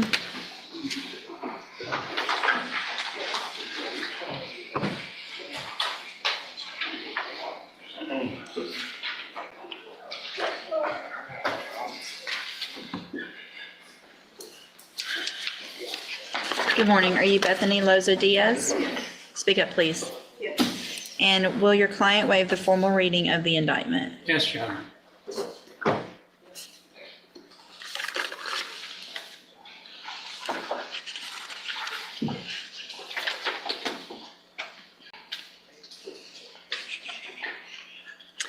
Ms. Loza Diaz, in cause number 25, DCCR 0928, you're charged with the state jail felony offense of driving while intoxicated with a child passenger from December 4th of 2024. And how do you plead to that charge? Guilty. Are you pleading guilty freely and voluntarily? And are you pleading guilty because you did what they charged you with? Yes. I have here on the tablet some documents that have your signature on them that the state has marked as exhibit number 1. Before you sign these, did you go over them with Mr. Macon? Do you fully understand them? Yeah. Is there something you don't understand? No. Do you understand if I follow the agreement that you made with the district attorney that you'll be waiving or giving up any right to appeal? So if I follow the agreement, you can't change your mind later. Do you understand? And so it looks like the agreement that you reached is for 2 years in the state jail prison, but instead of serving 2 years in the prison, you would be, that would be probated. You'd be on probation for 5 years. You would be ordered to pay a $1,000 fine and to follow all of the rules and conditions of probation. Is that your understanding of your agreement? Do you also understand, if you're not a U.S. citizen, that a plea of guilty or no contest may result in your deportation, exclusion from admission to the country, or denial of naturalization under federal law? Yes. State tenders number 1. No objections, Your Honor. It's admitted. Is there any evidence that Ms. Loza Diaz is not competent? No, Your Honor. All right, ma'am, I'm going to find that you entered your plea of guilty freely and voluntarily, find that you're mentally competent and you understand the nature and the consequences of your plea, find sufficient evidence to find you guilty. However, I'm going to reset your case so that the probation department can do a pre-sentence report.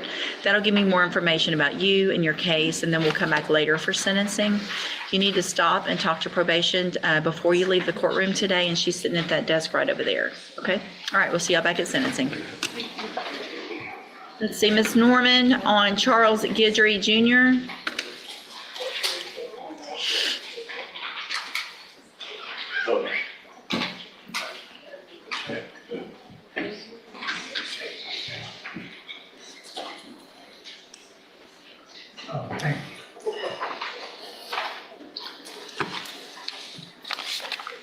Good morning. Are you Charles Guidry Jr.?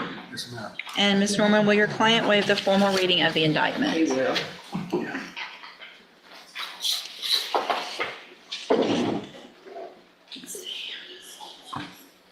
Mr. Guidry, in cause number 23-41646, you're charged with the state jail felony offense of theft and aggregation amounts from January 1st of 2022, continuing through June 30th of 2022. And how do you plead to that charge? Are you pleading guilty freely and voluntarily? And are you pleading guilty because you did what they charged you with? I have here on the tablet some documents that have your signature on them that the state's marked as exhibit number 1. Before you signed these, did you go over them with Ms. Norman? Do you fully understand them? And do you understand, if I follow the agreement that you've reached with the district attorney, that you will be waiving or giving up any right to appeal? And it looks like the agreement that you've reached is for a 2-year term in the state jail prison, but that would be probated. You'd be on probation for 5 years. You would be ordered to pay a $500 fine and to pay restitution, and that amount, I guess, needs to be determined. No, well, actually, Judge, I have an amount here. That amount would be $6,136. And Ms. Norman, are you prepared to agree to that today? I could waive the pre-sentence report, or do you need some time to review that? No, we're prepared to agree to it, Your Honor. So you understand also as part of your agreement that you would pay restitution in the amount of $6,136. Is that also your understanding? Also, do you understand, if you're not a U.S. citizen, that a plea of guilty or no contest may result in your deportation, exclusion from admission to the country, or denial of naturalization under federal law? State tenders number 1. No objections. It's admitted. Is there any evidence that Mr. Guidry is not competent? No. And Mr. Lewis, since we have that restitution amount, any reason not to go forward with sentencing? No, Judge, but in full candor with the court, I just want to let the court know that this defendant does have criminal history. Okay. However, Ms. Norman made a compelling argument about the restitution being paid under the terms of this agreement, and that's why I'm entering into it. I'm happy to explain or go into more detail about the criminal history if you like, but As long as you're comfortable, and I think I'm good with that. So what I'm going to do, Mr. Guidry, is find that you entered your plea of guilty freely and voluntarily. Find that you're mentally competent and you understand the nature and the consequences of your plea. Find sufficient evidence to find you guilty, and at this time, waive the pre-sentence report, follow the agreement, find you guilty of state jail felony offense of theft, sentence you in accordance with your agreement to a term of 2 years in the state jail prison. I'm going to follow the agreement and probate that for 5 years. You are ordered to pay a $500 fine, and you're ordered to pay restitution in the amount of $6,136, and to follow all of the other rules and conditions of probation. If you do that, then for all practical purposes, your case here in court is over. You'll be able to serve that 2-year sentence while you're out on probation. The other side of that, though, is if you violate any condition of probation, you can be brought back into court and you would be facing that 2-year sentence that you've already agreed to. Do you understand? $6,000 is a lot of money. Some people think, I've got 5 years to pay it. I want to make sure you understand, I want you to start making payments on that immediately. Even if it's a little bit every month, it'll add up. Some people think, well, I'll wait till my tax refund next year, or I'm going to sell something. So make sure you make payments regularly, because what can happen is you can do everything else you're supposed to on probation correctly. And at the end of the probation, if you haven't paid that restitution and I make a finding that you could have paid it, you could still be revoked after 5 years and go to prison. So it's very important that get paid back, okay? I'm handing you the trial court certification. That shows that this was an agreement that I followed, and so you have waived your right to appeal. I also handed you a written admonishment regarding your ineligibility to possess a firearm or ammunition. Because of the judgment entered against you, you're ineligible under Texas law to possess a firearm or ammunition. Possession of a firearm or ammunition could lead to charges against you. Firearm is a legal term, and you should read that written document to see what devices qualify as a firearm. If you have questions about the laws that make you ineligible to possess a firearm or ammunition, or about how long that lasts, you can talk with Ms. Norman. All right, if you'll just have a seat here in the courtroom, probation will get your paperwork together. She's at that desk right there. She'll call you up when she's ready to go over your paperwork. All right, good luck to you, sir.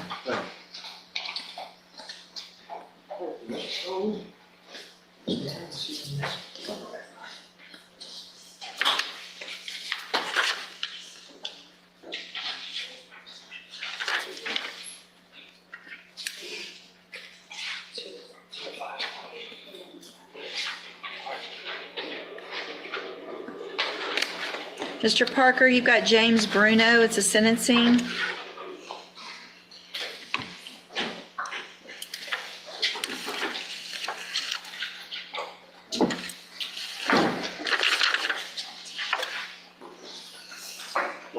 Good morning, sir. You're James Bruno. And this is 24 DCCR 1151. Mr. Bruno was previously in court, entered a plea of guilty to evading arrest or detention with a motor vehicle. I have received that pre-sentence report. Has everyone had an opportunity to review the report? Are there any additions or corrections? Mr. Bruno, I'm going to find that you entered your plea of guilty freely and voluntarily.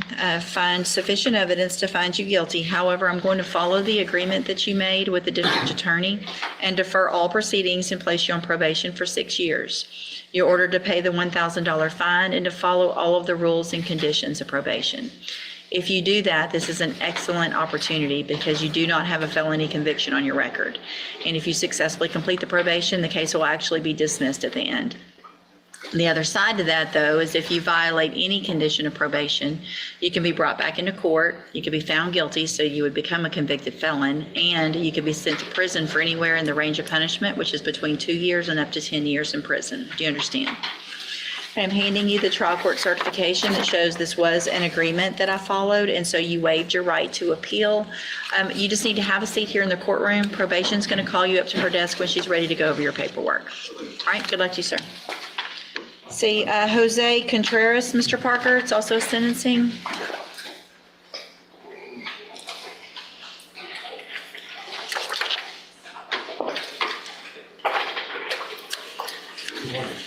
Good morning, you're Jose Contreras.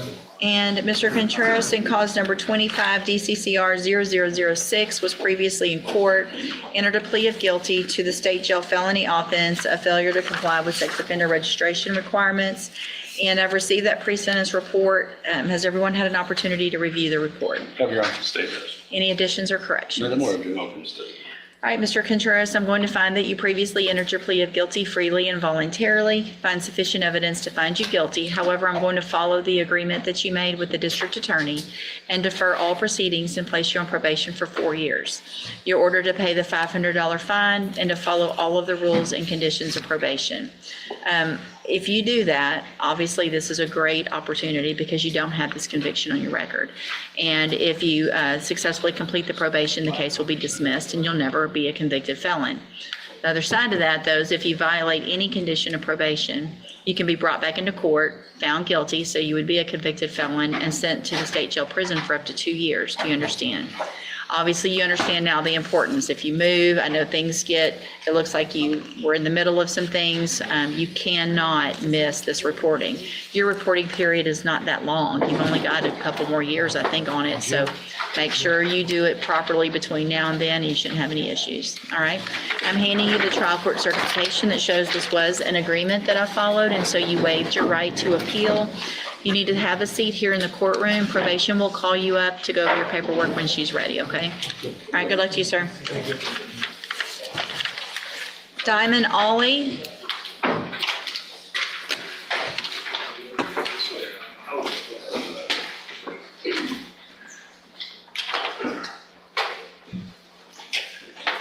One second. Give me this. Y'all are gonna have to give me a second because I just did something.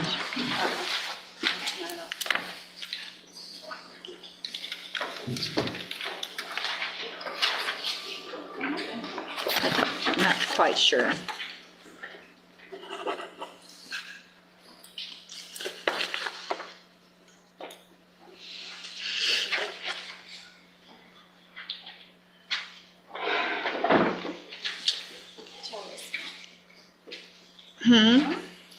What'd you say? Oh, it's got, something's happening.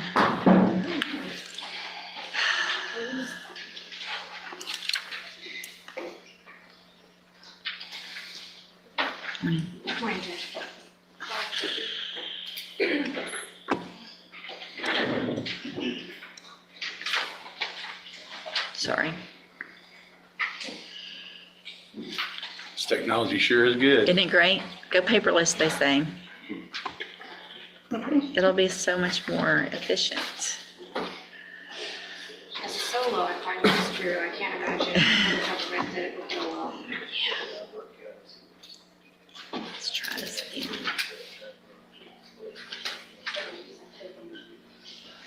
All right, you're Diamond Ollie. And will your client waive the formal reading of the indictment? Sure, Your Honor.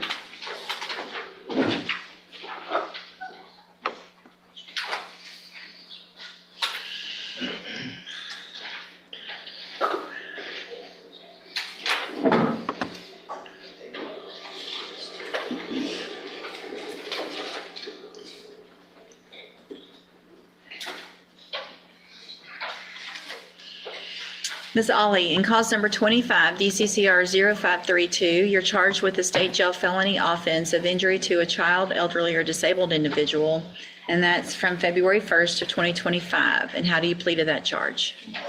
Are you pleading guilty freely and voluntarily? And are you pleading guilty because you actually did what they charged you with? I have here on the tablet some documents that have your signature on them that the state's marked as exhibit number 1. Before you signed these, did you go over them with Mr. Parker? Do you fully understand them? And do you understand if I follow the agreement that you made with the district attorney that you'll be waiving or giving up any right to appeal? Speak up, please. Yes. And it looks like the agreement that you've reached is for a 5-year deferred probation. Is there no fine? No fine. And you would be required to follow all of the rules and conditions of probation. Is that your understanding? Yes. Do you also understand, if you're not a U.S. citizen, that a plea of guilty or no contest may result in your deportation, exclusion from admission to the country, or denial of naturalization under federal law? State tenders number 1. No objection. It's admitted. Is there any evidence that Ms. Ollie is not competent? No, Your Honor.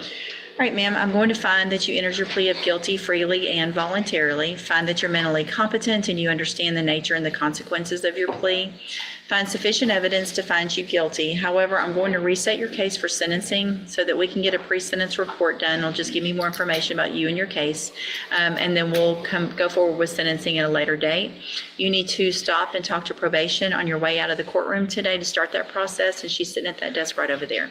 Your Honor, this is her lawyer for the CPS case, and I've talked to the caseworker, and the caseworker has informed me that she has been working the program. She's done everything she's supposed to have done. There's only a couple things. It's her husband, who she's was recently married to, who's completing some of his classes, and she has other kids that she's seeing all the time, and she has this child she hasn't seen. And it upsets that kid when he sees the other kids leave. And we're wanting to see what we can do about reunification. That's the goal. what the court's position is on that, and she may be able to speak more to that than I That's can. why I came judges to be a friend of the court, and I have emails from the caseworker too, just And if you, just for the record, if you'll state your My name name. is Courtney Party-Wheeler. I'm the attorney appointed to Ms. Ollie in her CPS case. So what is the status with CPS with regard to contact between the child of the victim in this case? The only reason that she's not getting contact with the child victim of this case is because it's part of her bond conditions that she can't. So it seems like both courts are at a bit of a stalemate, which is why I offered to come today. She has worked all of her services. She's completed everything except for the ones that are ongoing, like counseling, which she's participating in. Even though she doesn't get to see that particular child, when she buys stuff, supplies, food, snacks, toys for the two she gets to see, she includes him on that, so those gifts are sent home. How old is this child? She's 5. 5. So here's what I will do. Mr. Hoffpower, do you have any issue if I make it just between now and sentencing at least supervised? And then once we get to sentencing, I can get more confirmation through the pre-sentence report of the status of everything? Just for the court's information, the state's been included on all emails between CPS and Parker, so I know Okay. what's going on. I'm okay with whatever the court decides. So what I'll do at this point is modify the bond conditions, Ms. Ollie, to allow you to have contact with, is it Casey? Okay, and so, but it's going to be supervised only, and at least until we come back for sentencing, and then I'll decide at that point if it's still supervised for some amount of time or not, depending on all that information that I get. So for now, supervised with just as some competent adult. I'm sure you can talk to your attorney about what that means, and then we'll see where we get when we come back for sentencing, okay? Thank you for coming. And Ms. Ollie, make sure you stop and talk to probation on your way out, okay? We'll see y'all back in sentencing. And Mr. Parker, you've got Stephen Wilburn, that's also a sentencing.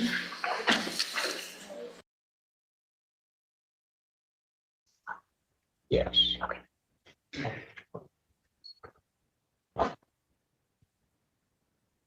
All right, record should reflect you at a bench conference in this case. You ready to proceed? You may. I am, Your Honor, and I'm going to be using the projector for the first handful. Or you have to let us know when. So I'm going to call my first witness, Detective Erskine. Sir, please come forward to be sworn.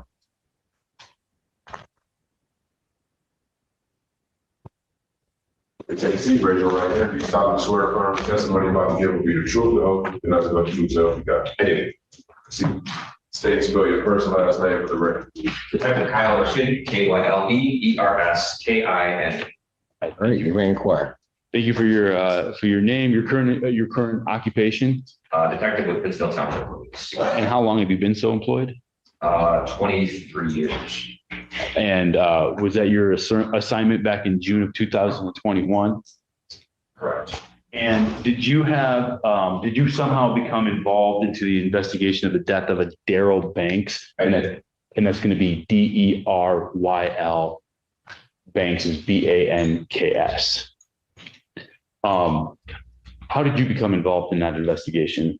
We were notified via radio that a shooting occurred on the parking lot of Ichiban, and I responded to the scene to assist with the investigation. Do you recall what street the Ichiban is located on? It's on Washington. Okay, and what township or city is that in? It's the Township, County of Washington, State of Michigan. Thank you. Do you recall what date that was that you were out there? June 16th of 2021. Did you physically respond to the Ichiban location on that date? I did. Okay. What, if anything, did you see when you got there? When I arrived on scene, the parking lot had been secured off by officers on scene for beginning processing of the scene. And at that point, I began to canvass the area for a possible video. Okay, and that was it brings me to my next question. What were some of the roles and responsibilities that you took on as an investigating officer? That was my initial role. Okay. Did you end up obtaining any kind of security footage from any of the nearby businesses or other establishments? I did. Okay. What places did you go to as a part of that investigation? I went to the Dollar General. Okay. Did you speak to some employees over at the Dollar General? I did. And did they end up playing some footage for you? They did. And were you able to obtain that footage? I was. Okay.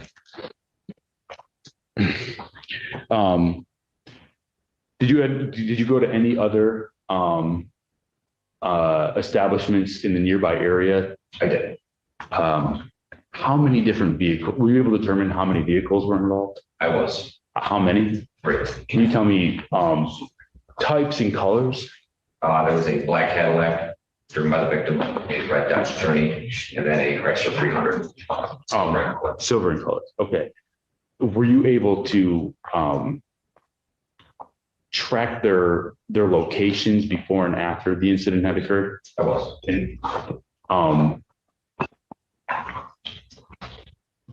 And how did you do that? Through viewing all the surveillance video.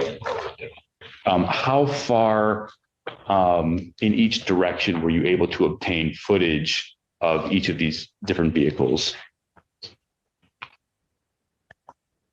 I can't give an exact time frame. I would say we had different varying lengths of video that we received from each location. Yeah, I can't give an exact. Okay. Nonetheless, were you able to review those footage, that video footage? I was. Were you able to determine anything noticeable about that Chrysler 300 silver in color? I was. What was that? There was identifiable damage to the right front of that vehicle. Okay. I'm about to play some footage from that Dollar General. You've had an opportunity to review that before court today? Yes. And in reviewing it, does that appear to be fair and accurate to the footage that you had collected from the Dollar General? Yes. Okay. I hate to interrupt, but we have stipulated to the woman at the Dollar General does not have to be here for the purposes of prelim exam to have a chain of custody. All right. Thank you. I'm going to move to admit what's going to be People's Exhibit number 1, the video. There's no objection to that admission. No. All right. For purposes of the prelim exam. Understood. Exhibit 1 is admitted.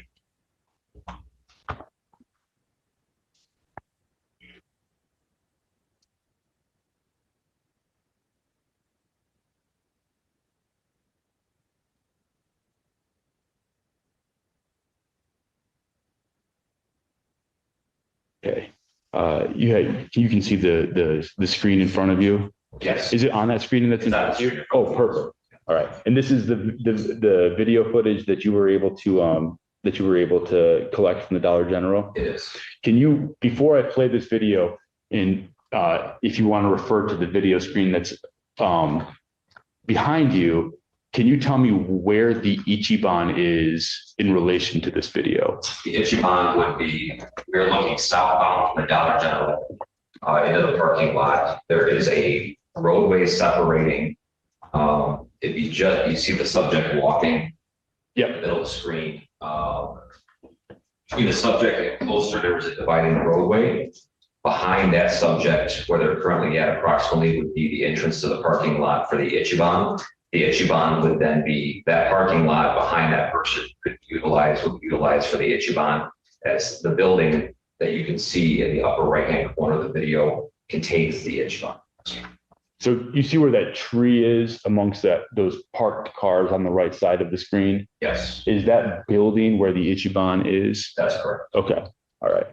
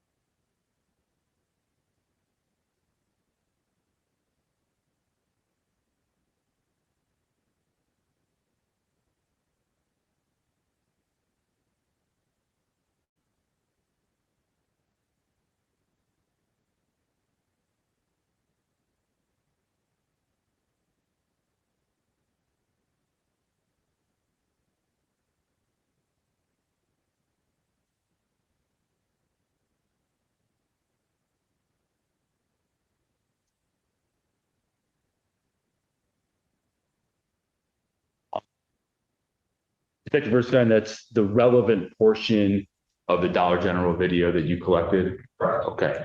I don't have any other questions for this witness at this point in time. Cross-examination. No questions. All right, thank you. Thank you, Detective. You may step down. Call your next one. Thank you, Your Honor. I'm going to call Jay Thomas. Yeah.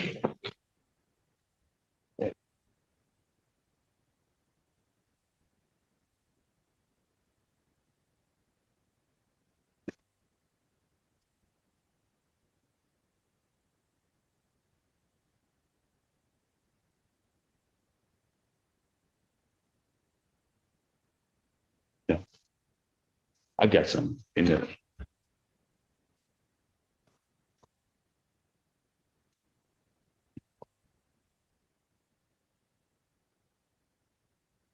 And please come forward and be sworn.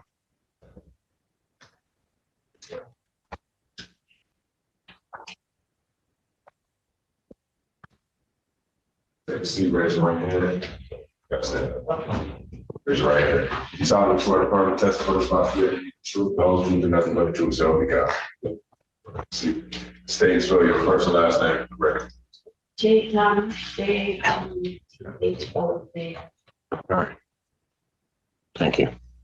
All right, you may inquire. Thank you. Jay, thank you so much for being here today. Got your name. Can you tell me how old you are? Are you familiar with a subject by the name of Daryl Banks? And how did you know Mr. Banks? Okay. And how long did you know him? 2 years.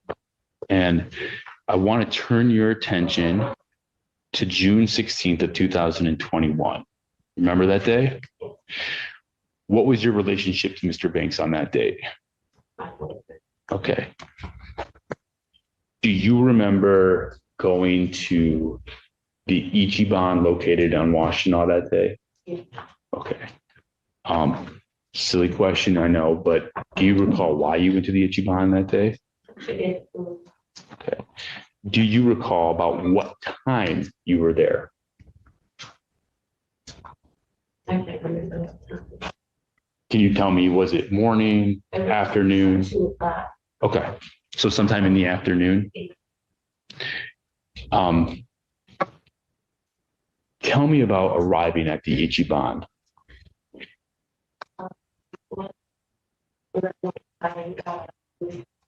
I came back out and I went to the bathroom and then tried to drop the. Okay. Your Honor, I can barely hear. Yeah. You're gonna have to speak up, ma'am, but also, Mr. Vincent, if you needed some equipment we can amplify that sound if it becomes a problem, but either way. She just spoke up a little bit. All right, if you can. I realize it might be difficult, but go ahead. Okay, I'm sorry. When you went to the Ichiban with Mr. Banks, was it to eat in, take out? Okay, but you went inside of the establishment? Yes. Okay. Do you recall what kind of car Mr. Banks was driving that day? Black Cadillac. All right. Tell me about leaving the Ichiban that day. We were pulling out right there. A car pulled up and they almost hit us in the car. So they came up to the car.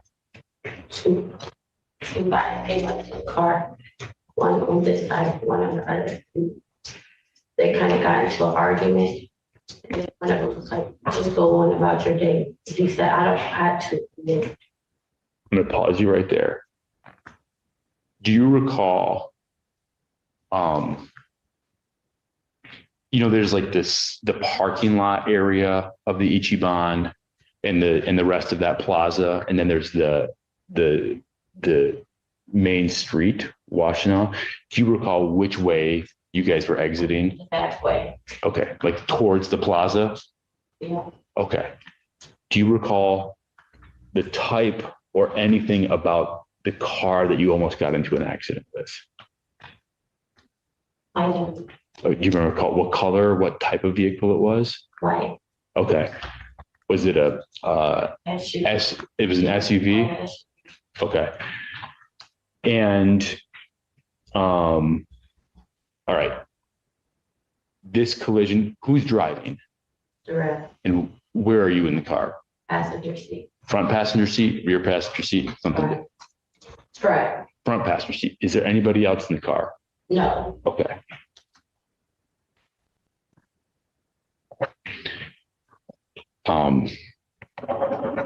Was there anything noticeable to you about that white colored vehicle? no, Okay. You indicated that two individuals came towards the car. yes, Are those two different individuals other than Mr. Banks? yes, Did Mr. Banks ever get out of the car? no, Okay. And you said there was one on one side and one on the other. Can you explain what you mean by one side or the other? one on the driver's side and one on the passenger side, Like one on your side and one on the driver's side? yes, Okay. Thank you for that.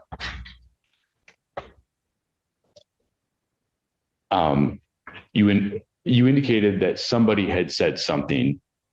Who is that person talking to? the ground was talking to me, was outside of the car. Okay. And what's the next thing that you recall happening from there? From there, they were going back and forth. I can't remember exactly what was said, but I remember, the person outside of the day was like, just go on about your day. And the girl was like, I don't have to. I'm not for it. Okay. So this conversation goes on.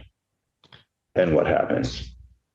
Then the person on the driver's side started shooting. Okay.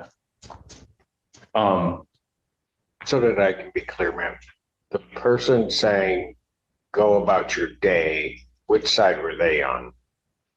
The driver's side. That was the person on the driver's side. Okay, go ahead. Okay.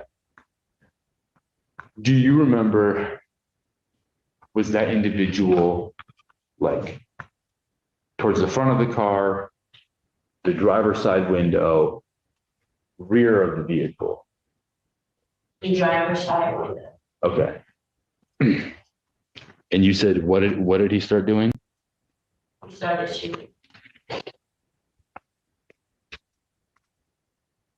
How many, can you walk us through that scenario? What was happening? How many shots did you hear? At least 5. Okay. Is it all from one person? Yes, Okay.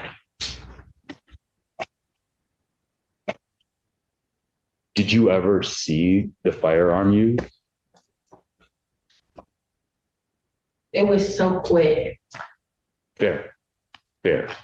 I'm just wondering, do you know if it was a pistol, rifle, something different? If you know. If you don't know, I don't want you to. I don't know. Okay.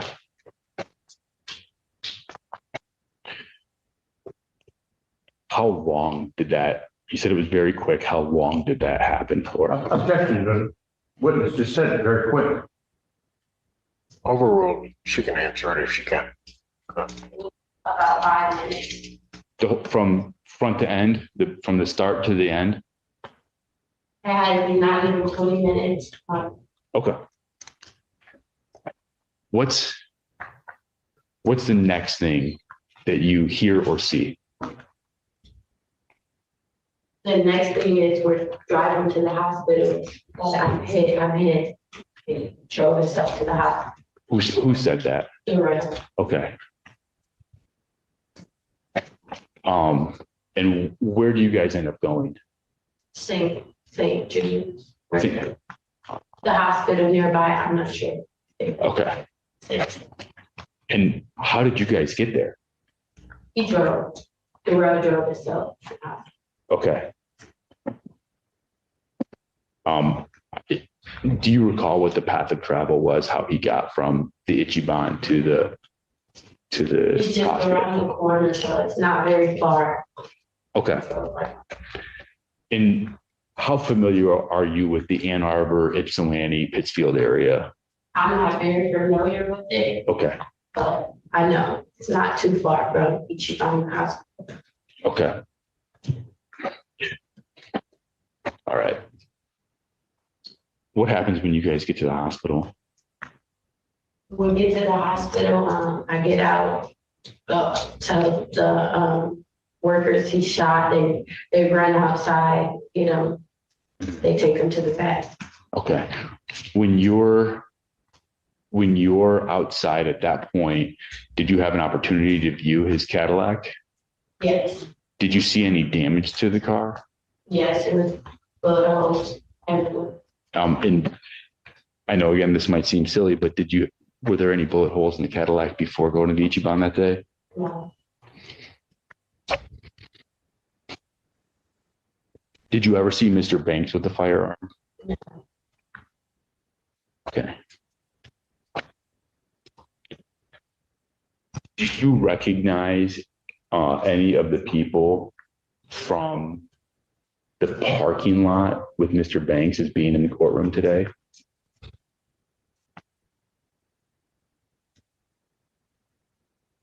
Yes, Okay. Is that person seated at one of the tables? yes, Okay. Do you recognize him as being on the driver's side of the vehicle? yes, Is that the person who fired those five or more shots? yes. Okay. Can you just tell us what that person's wearing in the courtroom? Green. Your Honor, for the record, the witness has identified the defendant. Record shall so reflect without objection. Ultimately, do you become aware of what happens to Mr. Banks? He didn't make it. Okay. Ms. Thomas, I don't have, you know what, I'm going to play this video for you again, just briefly. Ma'am, are you all right? You want a break or anything? Thank you, Your Honor. You're okay. Did you want some water or something? You're good? Okay, go ahead, Mr. Chairman. Your Honor, again, with the court's assistance, if I could play the video again. Go ahead. Oh, I just saw it for just a second there. There we go. Thank you. All right.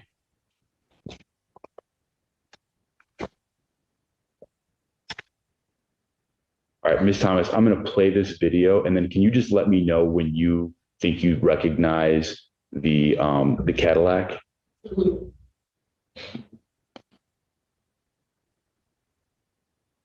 It gets a little choppy. I'm sorry about that.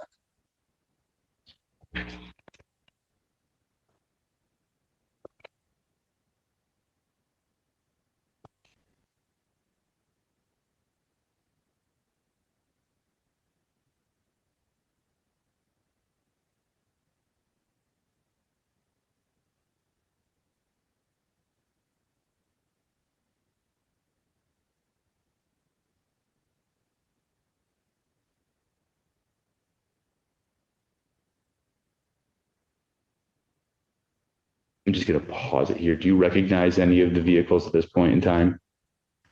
Mhm. What was your response? I'm sorry. Yes. Yes? No. Thank you, Your Honor. Which vehicle do you recognize as being? 300. Which one's the 300? Is that the? The one that just pulled up, is it? Sorry, I'm going to back up for just a second.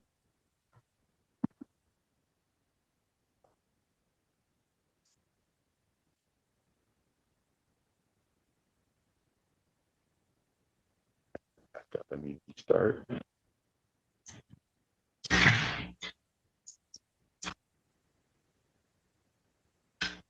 At this point in time, do you see Mr. Banks? Mhm. Oh, yeah, the Cadillac. Yeah. And where is that on the screen? Is it at The the? one that's pulling out. Reversing out? Yeah, Okay, thank you. Whoa, I'm not 100, okay. I should, you know, I should reflect the video of jumping around. Yeah, fair. Didn't mean to do that, sorry.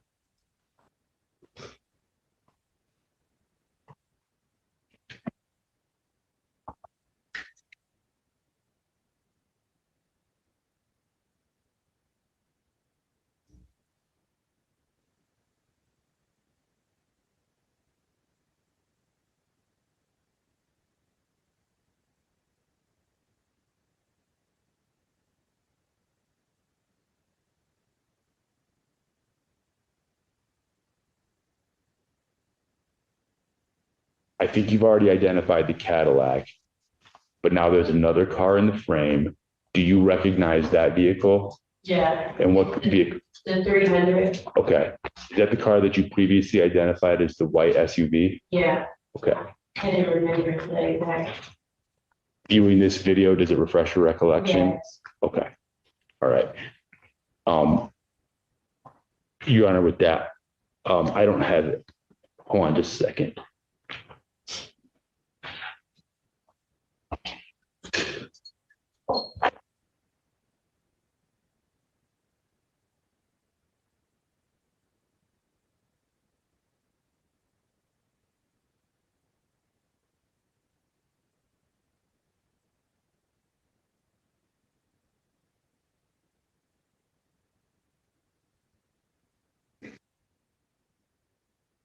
Yeah, all right. I want to just bring your attention back. You said that there was one on the driver's side of the vehicle and one on the passenger side of the vehicle. Yeah. How certain are you that that's exactly how it went out? That it played out?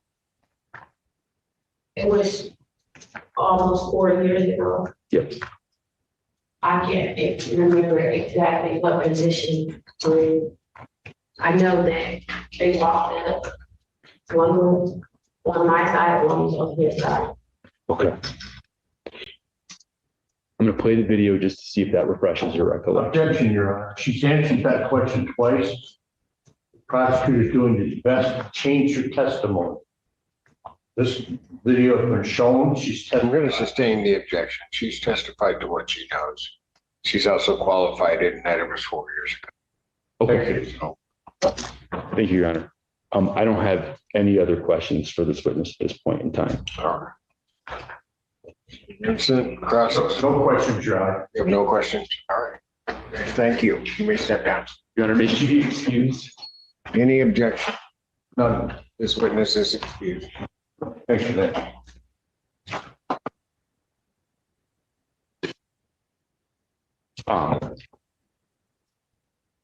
Call your next witness. One of our witnesses has an attorney that's supposed to be here, but I haven't seen that attorney yet. So run out to the hallway to see if I saw them.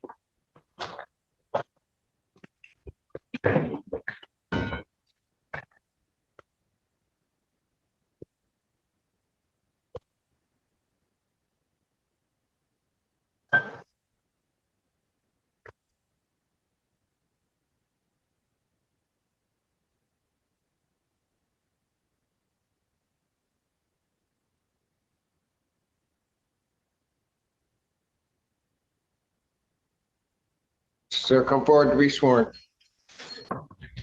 Yep.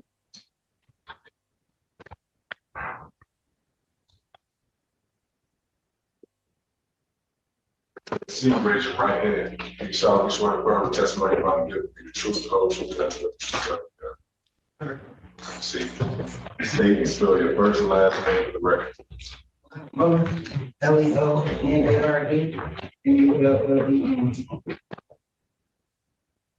Mr. Mullen, thank you for being here today.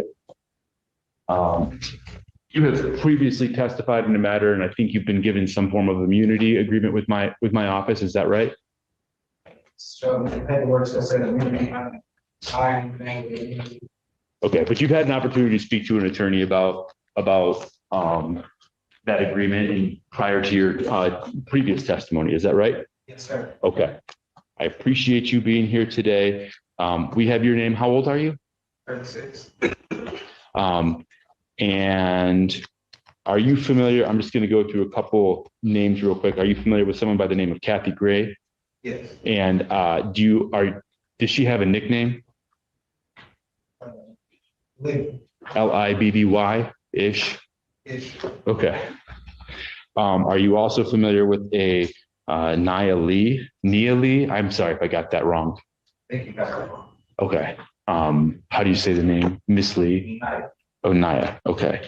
And are you familiar with somebody by the name of Marvin Sullivan? Yes. Okay. Is that somebody who you see in the courtroom today? Yes. Okay. Just tell me what he's wearing and if he's seated at a table or not. Secret at the table right there. Johnson. Okay. Any common nicknames that you're aware of for Mr. Sullivan? I call him Greedy. Greedy? Are you familiar with the Ichiban restaurant on Washtenaw here in Washtenaw County? Yes. Okay. Do you recall going there back in June of 2021? I go there often. I go to that restaurant. Okay. Do you Say that again, sir. You need to speak up. I frequent that restaurant. Okay. If you just keep your voice up, that'll pick it up, but. do you recall what kind of car you were driving back in June of 2021? Yeah, I showed me the Chrysler 300. Yep. Do you recall what color it was? Brownish, silverish, goldish. The matter that we talked about, there was a day that you were going to the Ichiban and you were meeting other people, right? Yeah. Do you remember how many people you were supposed to be meeting? I don't. Okay. Do you remember how you got there? I drove. Is that same vehicle, that 300? Yes. Who else was in the car with you? My girlfriend and children Okay. And who is your girlfriend? at the time, Shalani, Washington. And how many kids? 2 What are their ages? minors. Yeah. Like toddlers, maybe a little older. Yeah. Okay, thanks. Do you recall there being some kind of an incident that occurred at that Ichiban? Yeah. What was the first thing that you remember happening when you got to the Ichiban? I'm very tired. I want to say my car. I don't know like exactly how it happened. But some type of incident, whatever it was. So, an accident. Okay. That Ichiban is placed kind of like out on its own in that plaza. Is that right? Oh, like I can never tell the other Right. establishments. Yeah. Did this happen on the front side of the building or the rear side of the building, this almost accident? I guess you could say the side of the building. Okay. Fair. Like that's kind of like a blind turn there, is that right? Yeah. Okay. There was not a crash though, right? No. Okay. What's the next thing that happens after that near collision?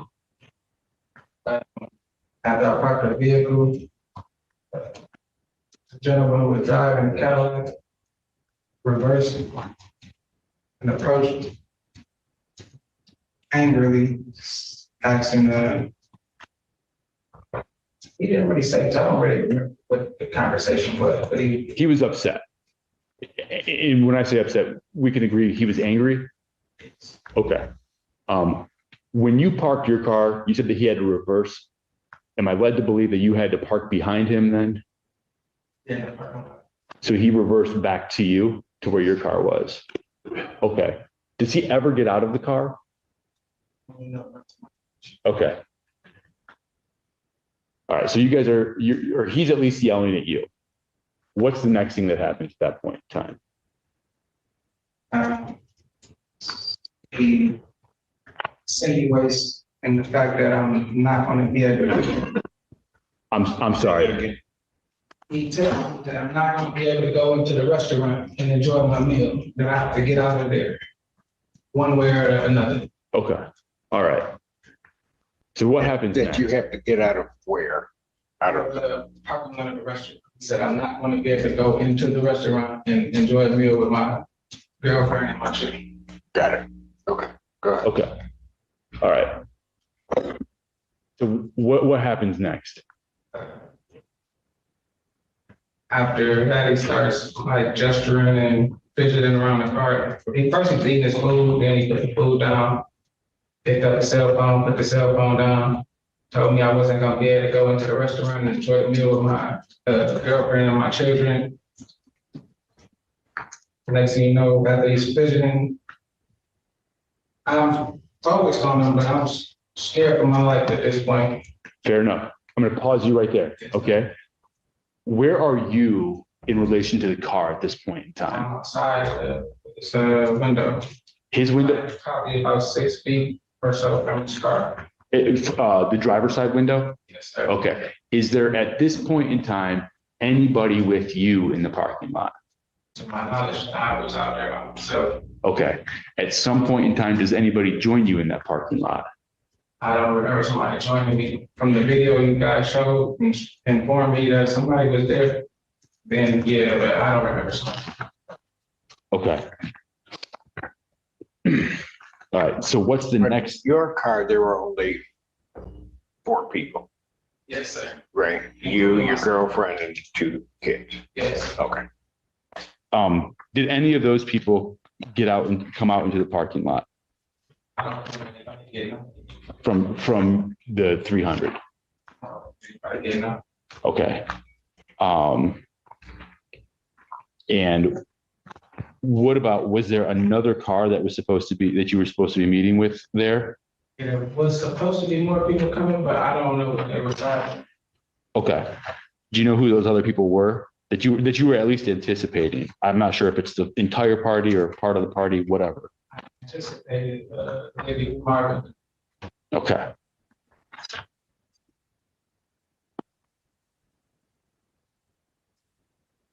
And so then what happens next? After he told me I wasn't gonna be able to go in the restaurant, got the visiting room. Shots rang off and excuse me. That's Shots fine. rang off and, that's pretty much it. Did you have a firearm in your possession at that point in time? I don't really remember. I don't wanna lie. I'm saying I would require a firearm. Okay. Did you fire any shots? Hold on, before you enter, he had counsel. He did for that prior hearing. And your attorney's not here today. Yeah. Well, hold on a second. You were presented with some type of an agreement. What? Well, some papers that you talked about when you first came in. No, there was, Mr. Emmons asked you a question about an immunity agreement. Yeah. And you said there were some papers or something that you were given, but nothing was signed. Yeah. Okay. You wish to be, I'm not sure what the testimony is going to be, to have an attorney represent you. Yes. You have an attorney, or I think you do? Do you know where they are? they're based out of Detroit, Michigan. Do you know who is it? Wyatt Harris. Wyatt Harris? All right. Can I go to the council briefly? Sure, Mark.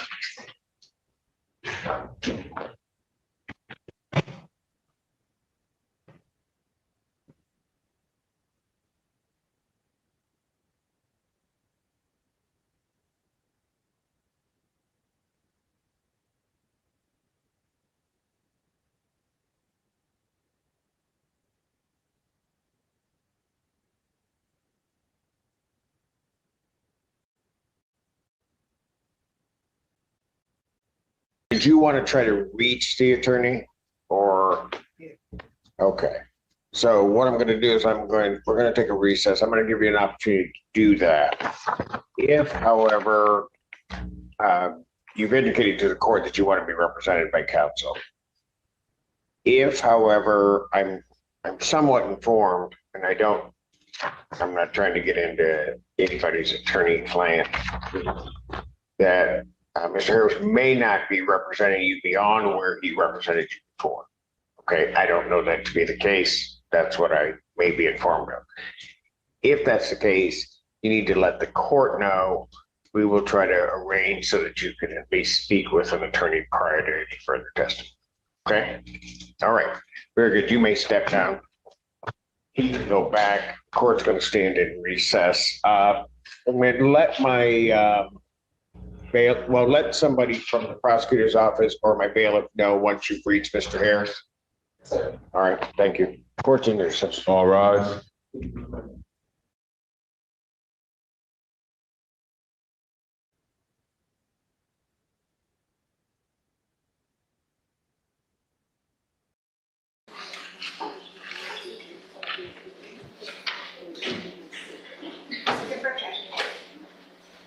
You don't have to do that for me, George. All right, sir, you're Stephen Wilburn? Yes, ma'am. This is cause number 24, DCCR 2346. Mr. Wilburn was previously in court, entered a plea of guilty to driving while intoxicated, third or more. I've received the pre-sentence report. Has everyone had an opportunity to review the report? Yes, Your Honor. Any additions or corrections? Nothing more, Judge. Judge, although safety was not part of the original plea, obviously, of course, it's up to the court's discretion, and based on Mr. Riley being so thorough in his PSI, I would stand with his recommendation. Your Honor, Seeing as how we put it out in bold, et cetera, that safety or some of the former residential treatment proposed. Your Honor, I just point to the court that his last offense was 24 years ago, and he's got a full-time job. He worked for Performance. Yes. I think he's a welder. Yes. And we would ask that he not be sent to safety and be monitored some other way as far as his alcohol consumption. Obviously, he understands that he can't drink.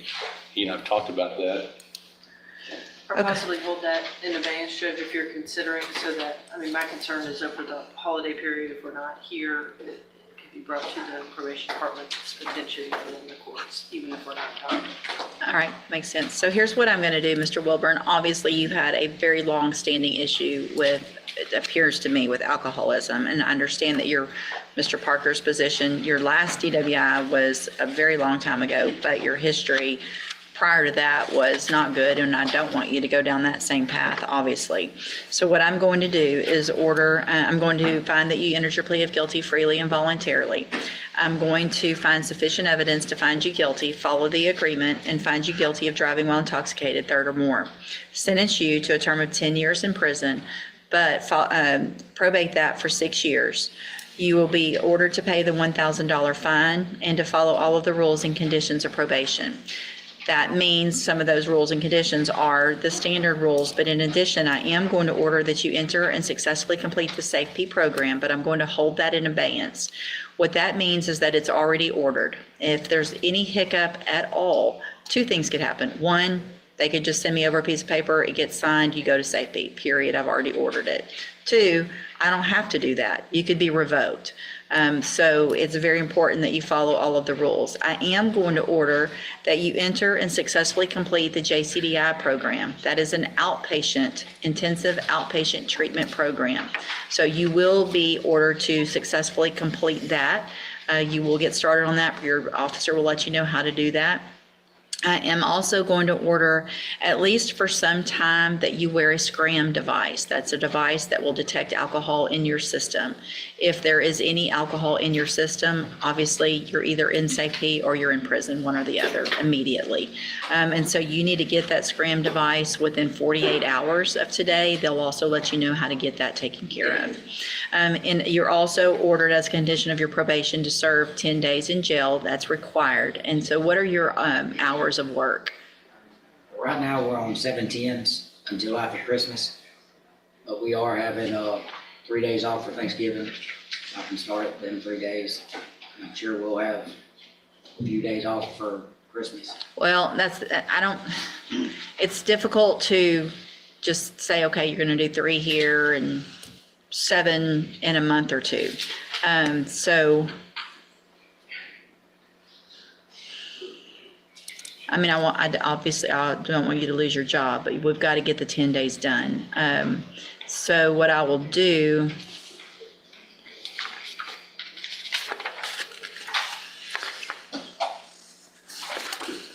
I mean, you have some time off, vacation, things like that, that you can take.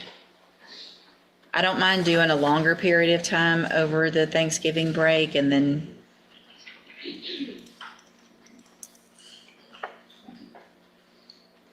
I mean, do y'all want to look at a calendar and come up with 10 days, Mr. Parker? Is it 10 days consecutive? It does not have to be. No, you can do weekends, and I don't mind spreading it out a little bit, but I need specific dates. 10 specific dates between, I mean, we're already in November now and the end of the year. I wouldn't mind working a little bit around that, but I need the exact dates. So why don't y'all talk real quick about those dates, and then I'll recall the case and I'll put those on so we have those for the order.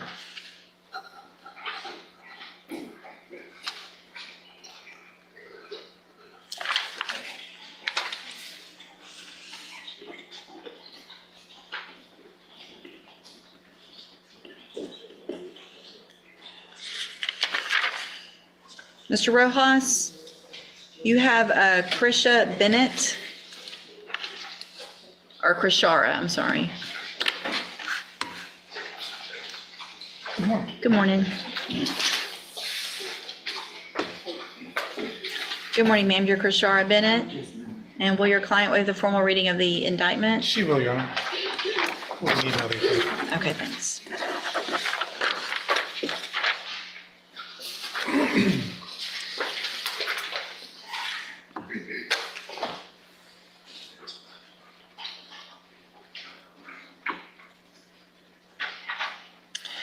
Ms. Bennett, in cause number 25 DCCR 0062, you're charged with a third-degree felony offense of credit or debit card abuse against an elderly individual from November 14th of 2024. And how do you plead to that charge?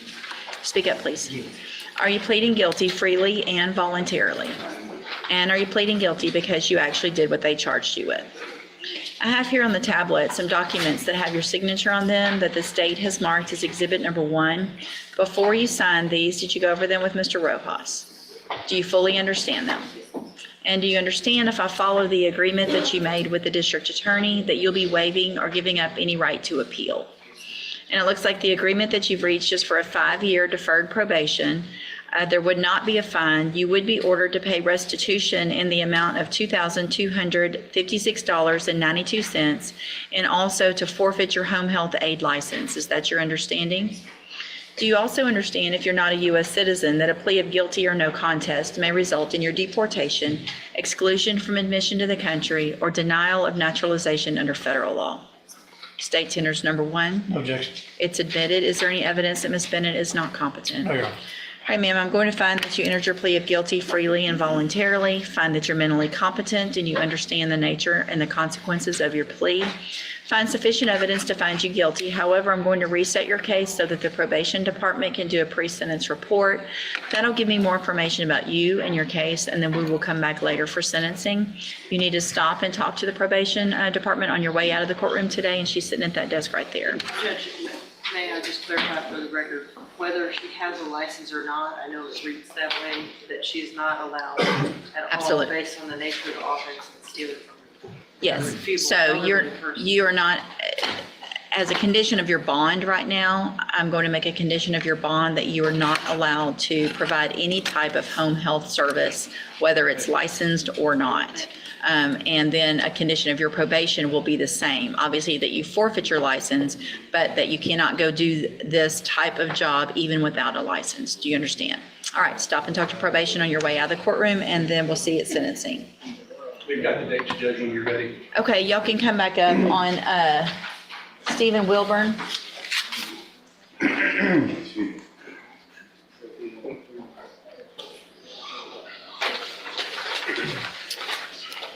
All right, this is back on the record, and what are the dates? He wants to start November 26th at 6 p.m. and then he'll do 26 through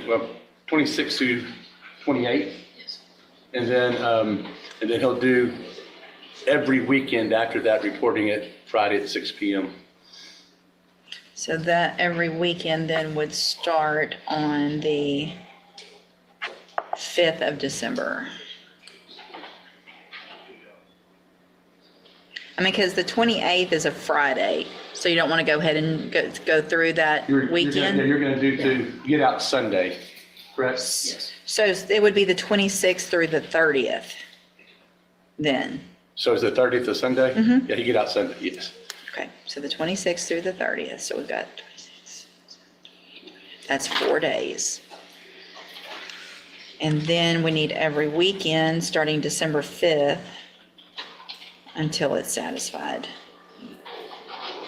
So you will report then on Wednesday, November 26th at 6 PM. You'll serve 4 days to be released on Sunday, the 30th. Then you will report back that next weekend, Friday at 5 o'clock. They'll let you out on Sunday, and that will be until you complete the remainder of those 6 days. It's important that you are on time, not late, that you show up every Friday. It's a condition of your probation. So if you don't show up or you're late, then you're in violation of your probation. It's also very important that you don't show up intoxicated. Some people think it's a great idea to show up drunk. They're going to sleep it off while they're there. That's a violation. So don't do that as well. Okay. All right. Have a seat here in the courtroom. Probation will call you up. Actually, hold on, I didn't finish this. I'm going to hand you the trial court certification that shows this was an agreement that I followed, and so you've waived your right to appeal. I am also handing you a written admonishment regarding your ineligibility to possess a firearm or ammunition. Because of the judgment entered against you, you're ineligible under Texas law to possess a firearm or ammunition. Possession of a firearm or ammunition could lead to charges against you. Firearm is a legal term, and you should read the written admonishment I provided you to see what devices qualify as a firearm.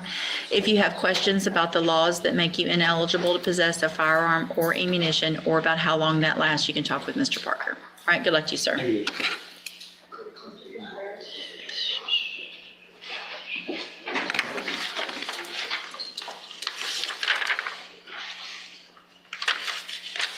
Ms. Holmes, you've got Connie Daigle.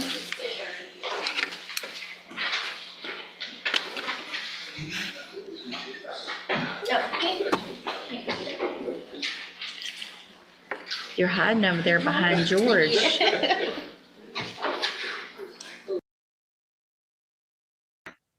Ms. Mullins still out in the hallway? Yes. Can you see? You want a minute? That's not him. You want a minute? Yeah.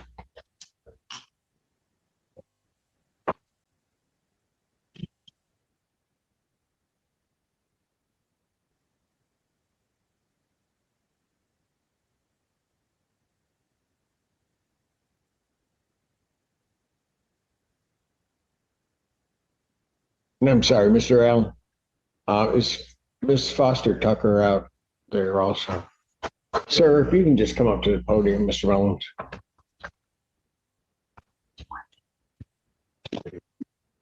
Just right here is fine. Sir, you need to take your hands out of your pockets. Thank you. Did you get through to your attorney? Yeah, he said he had to give me a call back. He hasn't called back yet.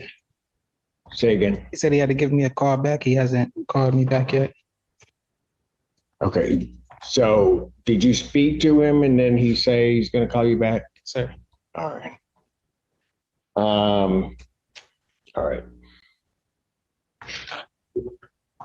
I've received, so that you know, the grant of immunity order, a copy of it. Did you read that over, sir? I think I did. I don't remember exactly what was in it. Pardon? I believe I did. My lawyer read through it. I don't remember exactly what was in it. Okay. I did take the liberty, since your attorney was not here.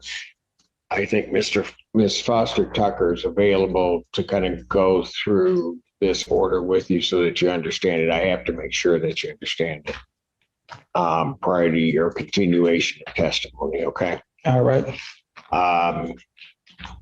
I don't know.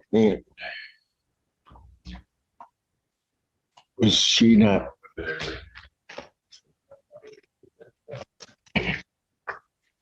Where's Ann? Ann?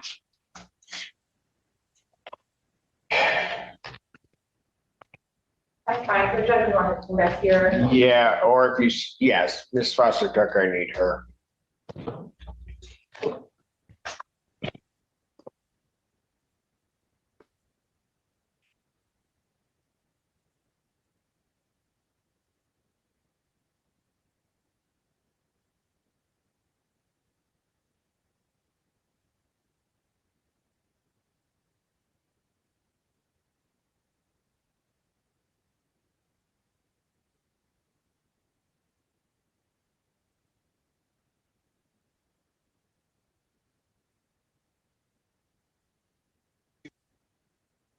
Miss Foster Tucker is down with Tracy. Yes.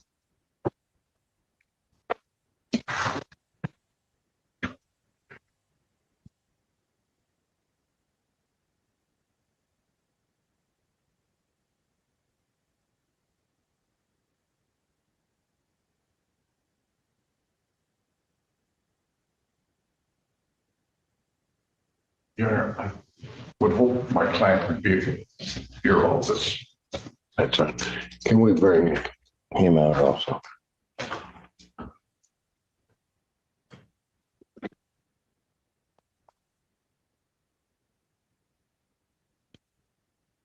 So Ms. Foster Tucker is down there, but her office has a conflict. Okay. All right. Do I need to ask for somebody else? Yeah. Because Mr. Harris hasn't gotten back with Mr. Mullins. Okay. So the individual came down, my understanding in talking with the office that does this is that she has a potential conflict in the case. Okay. So I'm not going to have her talk with you.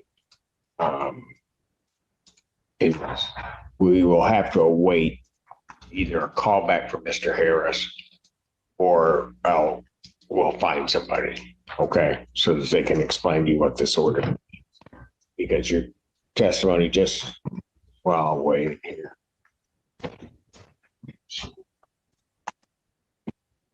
But they brought him out.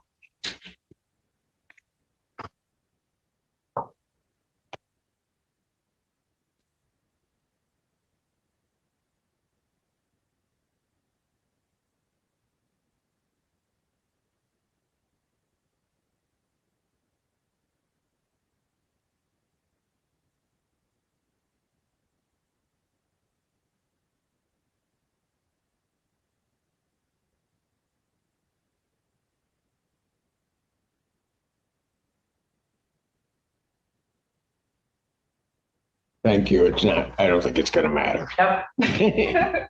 Just get my stuff and put it.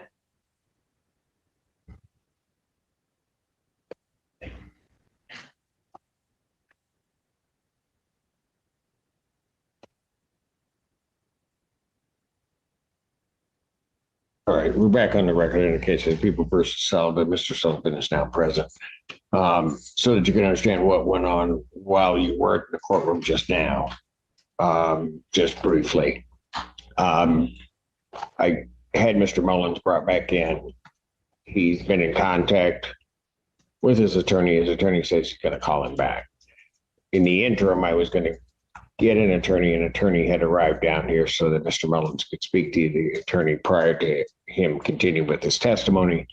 However, that attorney has a conflict or has indicated there's a conflict. So we're attempting to try to get another attorney. I think I put it in a nutshell. Mr. Vincent, was there anything else that I may have missed on that regard? So what I'm going to do is wait. Ms. Whiteling, if you can print me another copy of the order, can you give that to Mr. Mullins? Mr. Mullins, while you may not understand all of that, that's Judge Conlon's. I want to give you a copy so that when you speak with somebody, or if you speak with Mr. Harris, you don't have a copy, you have it in front of you. That's Judge Conlon's order regarding the meeting. Okay. I'm not asking whether or not you understand it, not what I'm getting into. I'm just going to give you that copy so that whoever you speak to regarding it, you have a copy of it. Okay. All right. So I'm not releasing you. I'm going to stop your testimony at this point in time. You'll need to wait until we can figure out what's going on. If you do get through to Mr. Harris and there's some indication, let the court know either through my bailiff or someone. Okay. Okay. All right. Thank you, sir. Thank you, Mr. Mullen.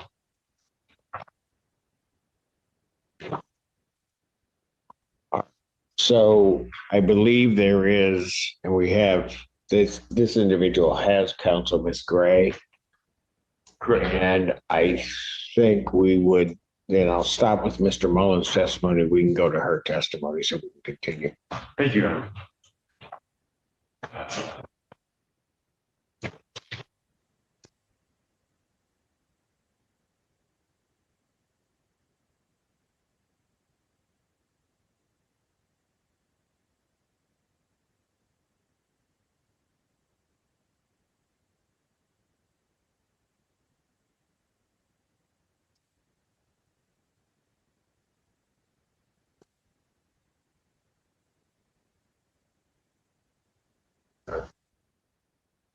And please come forward to be sworn. Where's it? Aye. Right. When you take a seat, raise your right hand. Do you solemnly swear to affirm the testimony about you will be the truth, whole truth, and nothing but the truth, so help you God? Yes.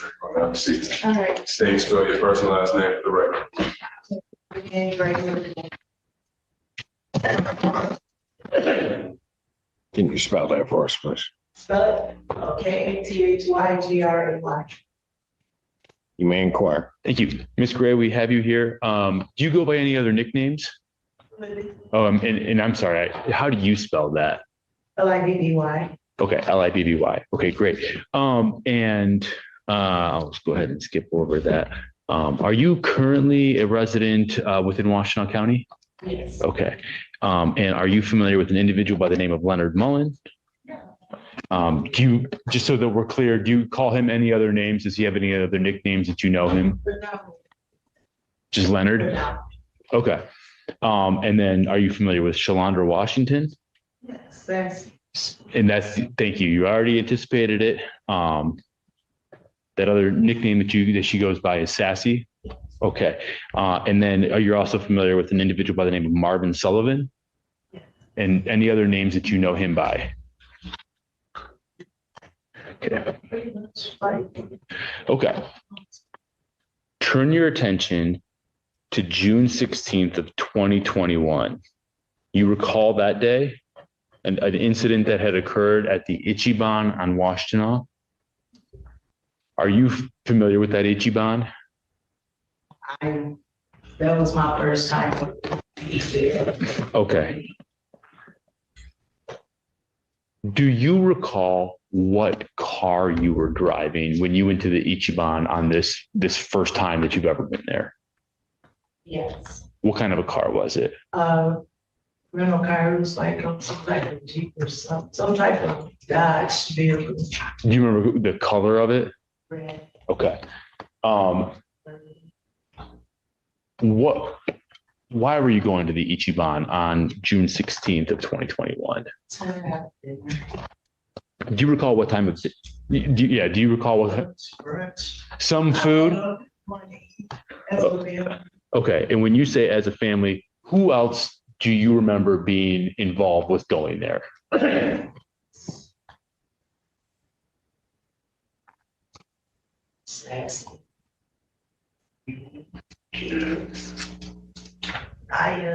a few other people were supposed to be accompanying us. I can't recall. Okay.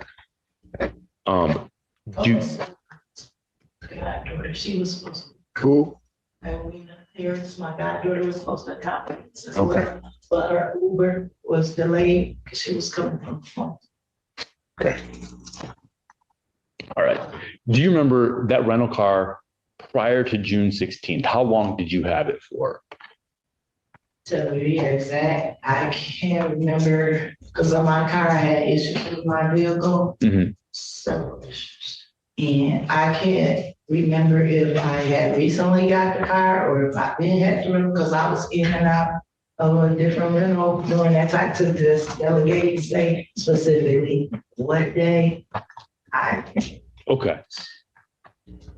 Do you remember who was in your car when you went to the Ichiban? No, my cousins were smoking. We smoking blunt. Car. Okay. That's fine. Yeah. These cousins, what are their names? Greedy and Okay.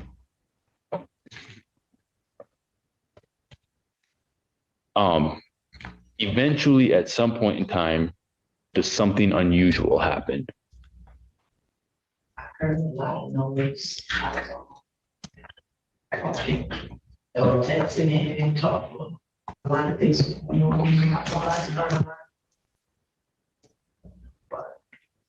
Okay. I didn't see, just heard a lot. You heard a lot of stuff. When you heard these things, this stuff, where were you at that point in time? Sitting in the vehicle. And where was the vehicle? In the park. The parking lot of In the Ichiban. the Ichiban? Yes. Okay. All right. So you hear this stuff. Are you parked on the side of the building, behind the building, or in front of the building? I was in front of it. I wasn't in front of it. Okay. I'm not trying to trick you. I just got to lay out the circumstances. So I don't want you guessing. If you don't remember, you don't remember. If you don't know, you don't know. Because there was gonna be no reason to argue. Okay. I was trying to eat. When you are parked and you hear these noises, who is in your car at that point in time? Naya. Just Naya? He was in the car. Like, Who was? Greedy was in. Okay. It was a lot going on to be focused on. Mm-hmm. It was a lot going on that day, sir. And I certainly understand. Okay. At some point in time, does anybody leave your car as a lot is happening? Do you recall anybody leaving your car? Naya got out. And I don't know. Really got out. I read. Yes. I'm sorry, I didn't catch They got that. out of the car. They got out, the two of them. Okay. Yes. Okay. Your attention drawn to the parking lot where all of this stuff is going on at? What do you mean by that? Like, do you start looking out into the parking lot to follow the source of the noises? No, because the way I was at the restaurant, like, probably like this would probably be the door. Maybe. I was parking, facing the door, side the door. Well, sideways, whatever, I don't know. You can tell me, elaborate, tell me how I was parked. Fair enough. Do you recall, were any of your other friends or family members in a different vehicle? I think so, yeah, Leonard, Sassy, the children, I believe. Those are Leonard's kids? When you say the children? Yes. I'm just trying to clarify. Do you recall what kind of a car Leonard was driving that day? Chrysler. Okay, do you remember what color? Even if it's, okay, silver? Okay. Do you recall Naya making any kind of exclamation out in the parking lot?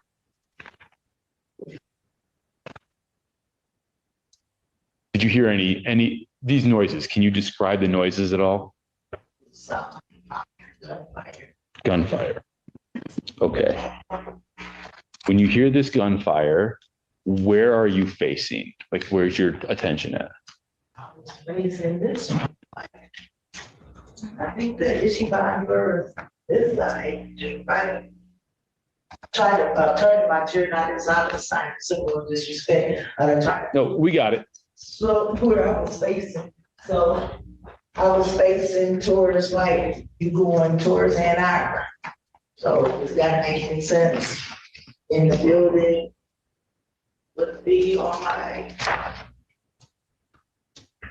right side, yes. I was facing going towards Ann Arbor. I don't know all this north-south, 50 notches, 100 meters stuff. I don't know all that. Okay. So I was sitting in my car. The restaurant, when you were sitting in your car, you're telling me the restaurant was to your right. Yes, sir. Okay. Okay. Exactly. I mean, it's your testimony, right? But at some point in time, is your attention drawn to any of your friends or family members being out in the parking lot? No, because I was actually engaging in something else. No, What were you engaged in? I was engaging in texting my goddaughter to see if she was okay, because her phone kept like going in and out, and she was in the Uber. And she was making her way to Dipsy from when. And I was like, are you okay? Are you okay? She was like, her phone, I didn't know she had a charge or something.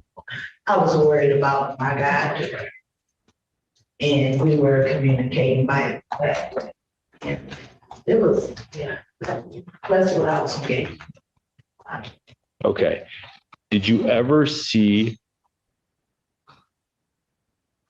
Mr. Mullen? You recall you had testified in a previous proceeding involving this. You remember that? Yes. Okay. And you remember you were shown a video? Yes, I believe so. One or two, something.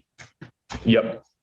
You remember there was the video of the Ichiban parking lot that you had seen, that was played for you? It was kind of really blurred. Some of it was whatever they showed me, it was very distorted, a distorted video. The only actual video that I seen clear was, I guess, something from a street light or something like what was coming out. Something that was a clear video. Yep. I'm just referencing that parking lot of the Ichiban.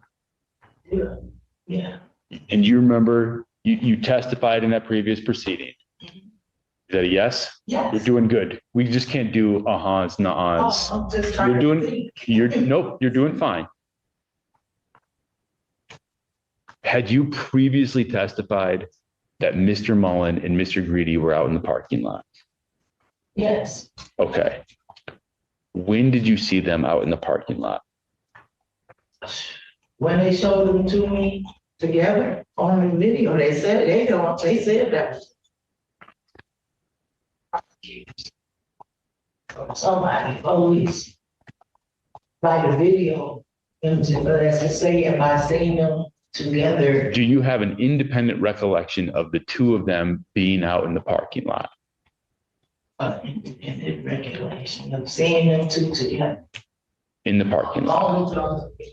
Like seeing them together. So what he's asking you is, you hadn't seen the video. Do you recall seeing them together?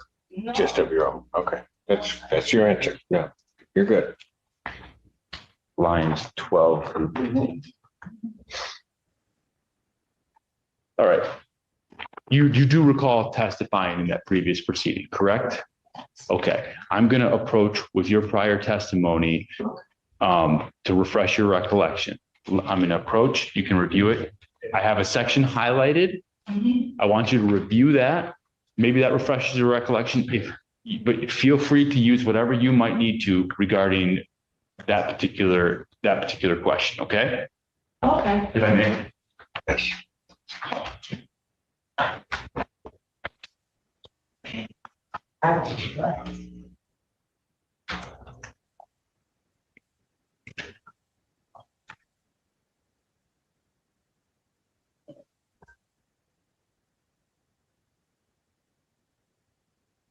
Okay, yes. But I. Hold on before you answer. Yes, sir. Okay, you read it?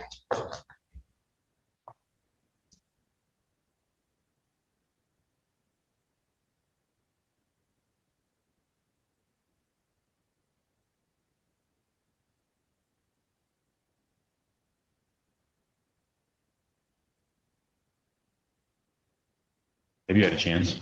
Yeah, I read it. Okay. If I'm good, I'll go and take that. Yes, sir.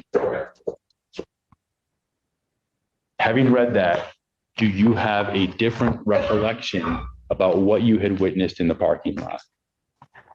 Well, that's our assumption. I see. Yes. Yes, sir. Yes. Because we talking something 4 or 5 years ago. Yep. This. Yeah. Yes. And you would agree with me that you gave this testimony on August 15th of this year? Yes. Okay. All right.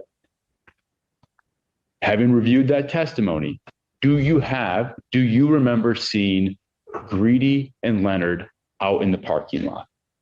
By, you think of my vision.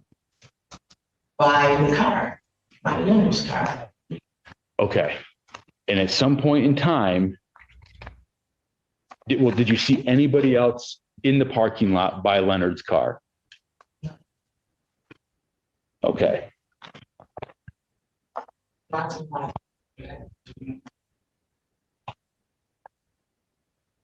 So what then, when you see those two men, Greedy and Leonard, out in the parking lot, what's the next thing you hear or see?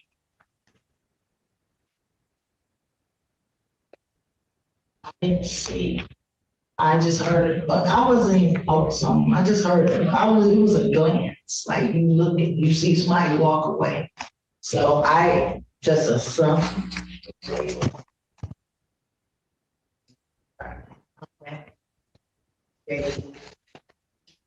When you say he, I just need to know who you. Okay. So that's assumption because where else would he be just going away? Okay. But after I heard it, it's like, what the fuck? Excuse my language. Like, looked like in shock when I heard the shots. And it's just a bunch of shots. Do you recall there being any other cars in the parking lot at that time? It was like, it was other cars there. Okay. Yeah, it was other cars there. But did any other car catch your attention? No, because I was facing towards, I didn't see no cars in front of me engaging in anything or people. Okay. What was your state of mind when you heard the gunshots fire? How would you describe like what you were feeling? It's kind of like traumatized, like shock. No, like just shock. Like you, then it's already, you just hear a whole bunch of noise, like fire. Like wondering, like was like shocked, scared. Where is Naya when you hear the gunfire, firecracker sounds? Naya was sitting in the passenger seat. She's sitting in the passenger. She was like, she was at first messing with her phone, either the phone or messing with the music, because it was a lot. I'm engaging what I was doing. And then she was like, God damn, cuz what the fuck was that? I'm like, bitch, oh no. And then she got out the vehicle. I'm like, bitch, you better get your ass back in this car. She opened up the passenger side door and then, She just stood like, opened the door and she stood in shock, yeah. like,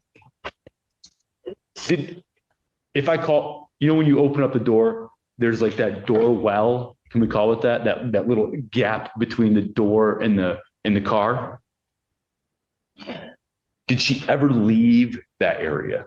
no, she just, from what I can visually remember, it was, I know she really was standing,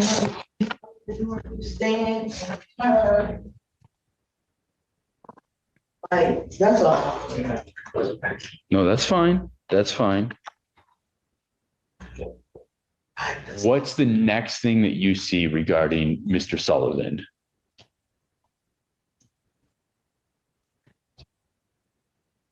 Got in the car. Got in your car Yes. and said, give me a ride home. And did you leave? Yes. Okay, so you did not go to the Ichiban. We didn't need all that matters. All I wanted to do was thank God. Okay. To hear all this. Yep. And so when you leave, who is in your car? Me, I didn't agree. Okay. And I'm sorry, just so that we're clear, you keep referencing Greedy. I get it. Well, I'm sorry, but yeah. So the person that you know to be Greedy, is that somebody who you see in the courtroom today? Yes. Just need you to tell us where he's seated and what he's wearing. Thank you, Your Honor. For the record, the witness is identified. The defendant, Mr. Sullivan. Record shall so reflect without objection. Okay. And do you remember, did you end up going somewhere at some point in time? Like you guys leave, do you remember where you go? Okay. And And to remember which house and which street I came. and then it's fair. Did you go to your house? Did you take him to his house? Did you go to Naya's house? I took him home. I went home. He got his own and I have mine. Okay. Dropped him off where I can't remember where, what street it is, the same, but the same since we all lived at that time. And you would agree then that you returned that that rental car to the Enterprise dealership the next day? Yes, sir. Okay.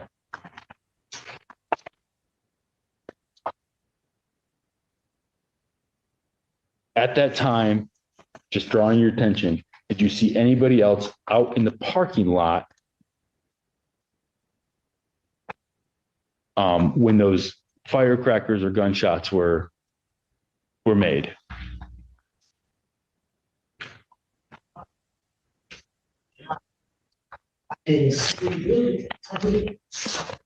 You would agree that your testimony previously indicated that you saw both Mr. Sullivan and Leonard, and your testimony today was that they were both by Leonard's car. Right. Okay. And that's your testimony those are the people you saw out in the parking lot. Yes. Okay.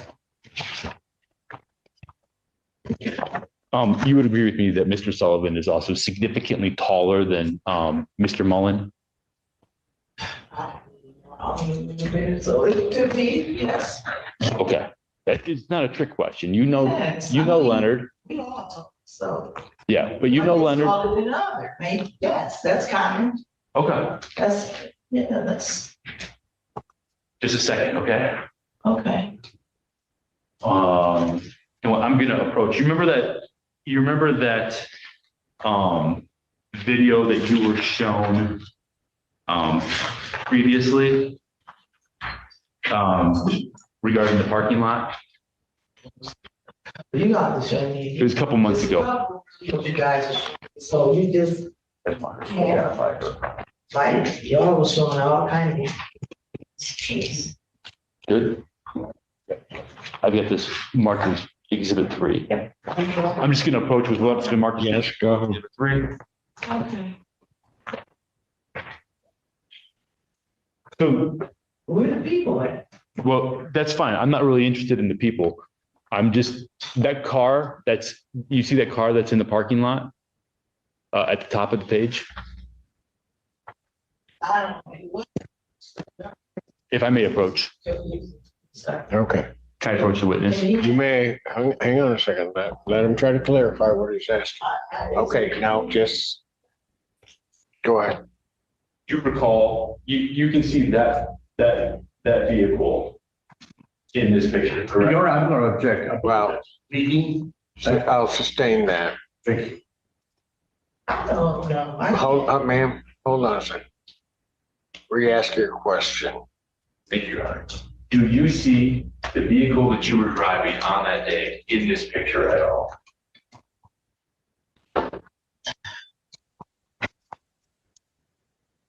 This look like a black vehicle. I don't know what that is. Okay, if you don't see it, You can't. that's, you see, I don't see it, or I can't recognize it. Is that what you're saying?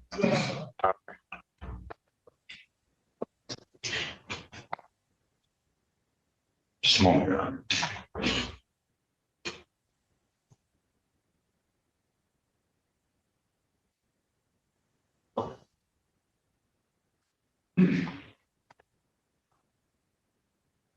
When you left the Ichiban parking lot, Yeah. do you remember encountering, not that you got stopped by, but do you remember seeing any police vehicles in the area? Yeah, there was a lot of books. And did they have lights and sirens activated? Yes. Okay.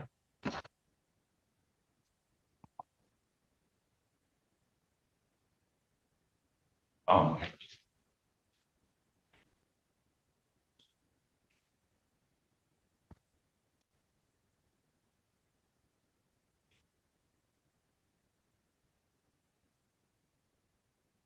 and those cars were heading in the direction of the Ichiban. Those police cars. Okay. Yes. Okay. I don't have any other questions for this witness. Could I have 1 minute, Your Honor? Yes.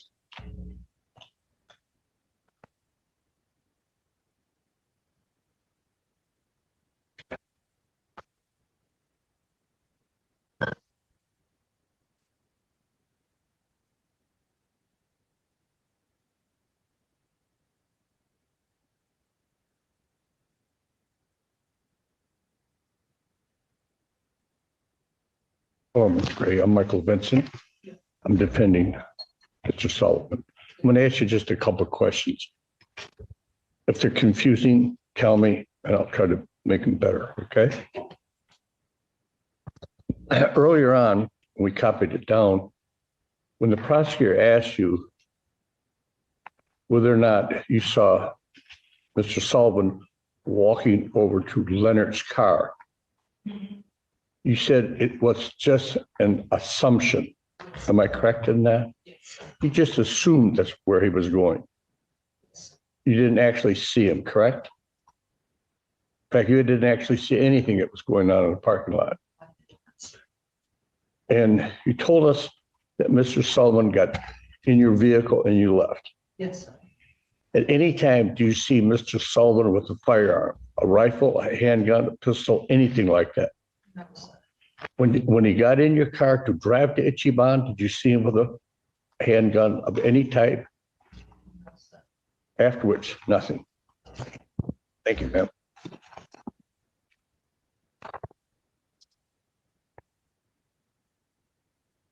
Any redirect? If I can have just a moment, Your Honor. Well, while you do that, ma'am, just so that I can understand, when the three of you were going there, you were meeting other people. Yeah. So there was going to be, I'll call it a large group, but there are going to be a number of people there all eating. Yes.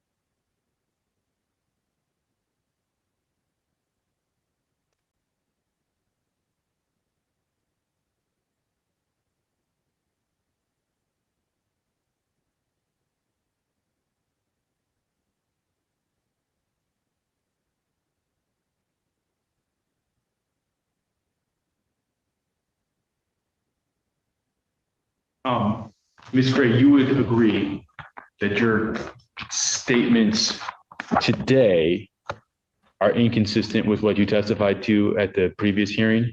What do you mean? About, Well, you're gonna have to say which statements, because if I may, regarding what you saw between Mr. Mullen and Mr. Sullivan. What do you mean? Again, I can approach with this. What page are you on? It's that same 19. Page 19.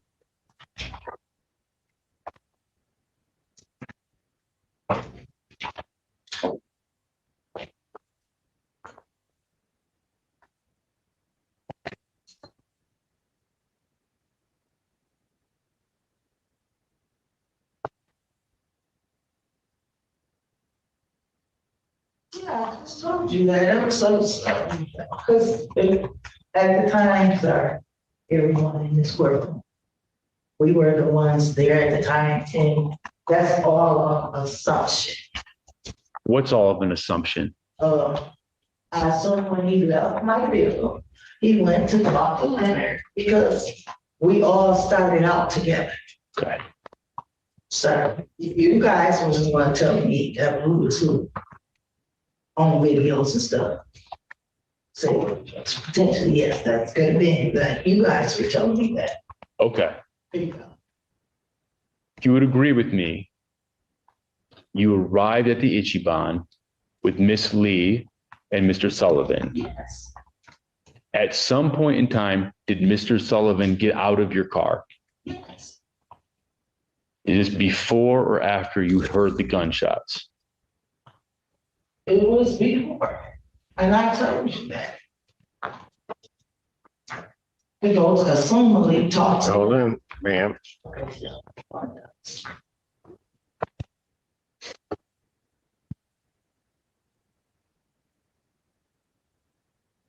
Your testimony in that prior proceeding, in your honor, for impeachment purposes regarding a prior inconsistent statement, I'm asking to read this into the record.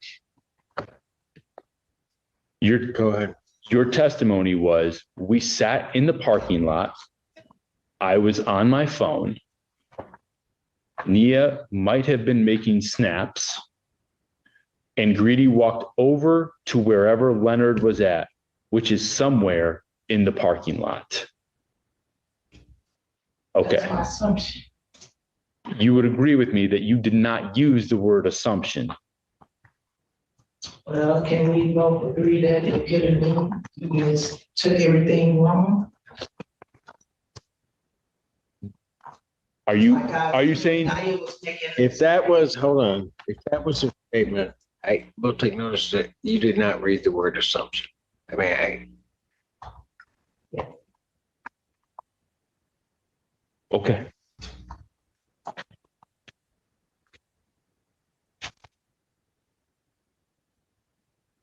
I don't have anything further, Your Honor. Nothing further, Your Honor. All right, thank you, ma'am. You may step down.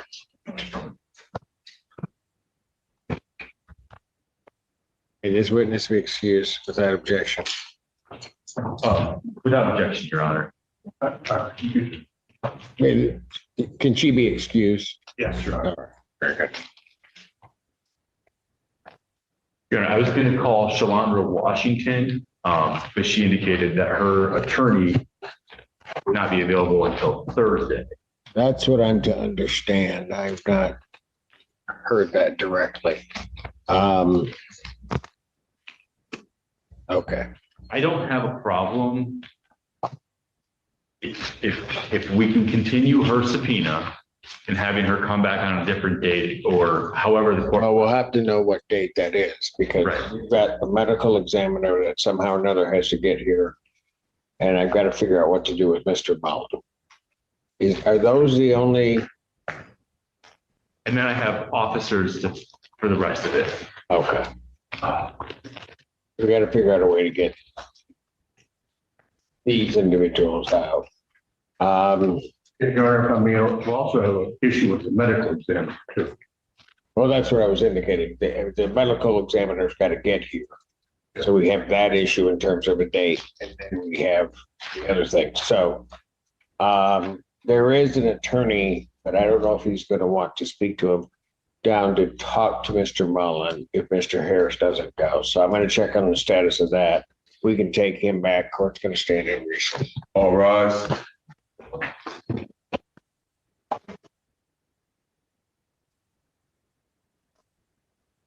Reggie.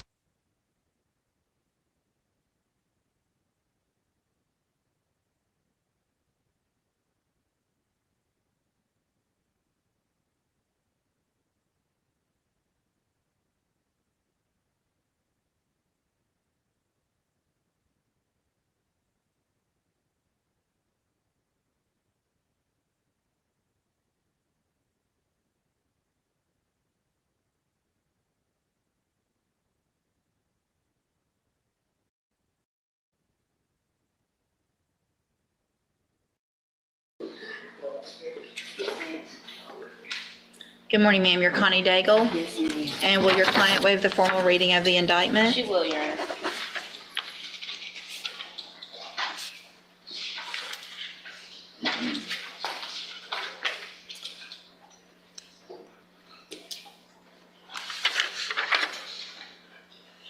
Ms. Daigle, in cause number 24, DCCR 1738, you're charged with the state jail felony offense of theft with previous theft convictions, and that's from July 5th of 2024. The indictment alleges you were previously convicted of theft March 29th of 2010, and then again August 24th of 2017.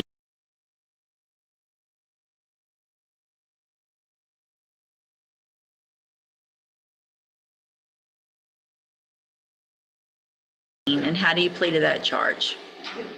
Are you pleading guilty freely and voluntarily? Yes, ma'am. And are you pleading guilty because you actually did what they've charged you with? I have here on the tablet some documents that have your signature on them that the state has marked as exhibit number 1. Before you signed these, did you go over them with Ms. Holmes? Do you fully understand them? I'm sorry? And do you understand, if I follow the agreement that you've made with the district attorney, that you will be waiving or giving up any right to appeal? I'm just looking, trying to see what this agreement is. It's a punishment as a misdemeanor, Judge, under 1244 of the Penal Code. But it's a probation. Yes, it's 1 year probated for Yes. 6 months. Yeah, we can punish it as a misdemeanor.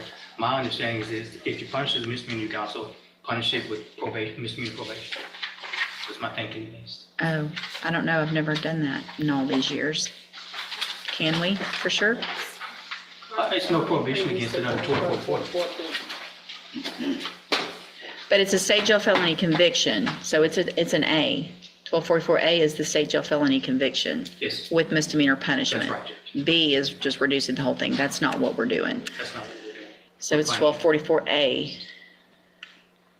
But if it's a state jail felony conviction,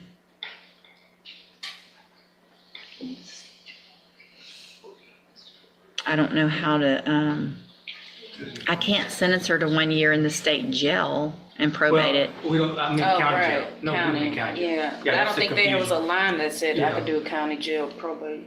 Yeah, it's not state jail, Judge, it should be county jail. Okay. Maybe I took it on the wrong line. No, I'm just gonna mark through. We just need to mark through it. Okay. Okay, so, It's 1 year county jail probated for 6 months. okay. It feels weird. And I've never done it either. My understanding is punishment, it can be punished as a misdemeanor. Right. With no limitation on the type of punishment. Right, So why not do a misdemeanor probation? okay. Okay. Makes sense. You're the one that has to do the judgment. What Tommy's number? I know, Was there a okay. line that has county jail, like, No, I marked through, well, there is There's a actually. line that- yeah, There is a so I line. put Let me the do wrong that. line, yeah. That's okay. I'm There's a gonna line. change that. At least it'll read more clearly when we're looking at it and trying to figure out later when Anna's asking me what we did. Okay, so the agreement then is for you to be convicted of the state jail felony, but you would be punished under section 1244A of the Penal Code, which means your punishment would be 1 year in the county jail but you wouldn't have to serve that. You would serve it on probation for 6 months. If you violate your probation, then you could go back to do that 1 year in the county jail. You understand? Yes, ma'am. Okay. And no restitution? No. Okay. Also, part of that probation is that you're not allowed in any Target store. You understand that as well? Okay. Are you a U.S. citizen? Oh, yes, ma'am. State tenders number 1. No objection. It's admitted. Any evidence that Ms. Daigle is not competent? No, Your Honor. All right, ma'am, I'm going to find that you entered your plea of guilty freely and voluntarily.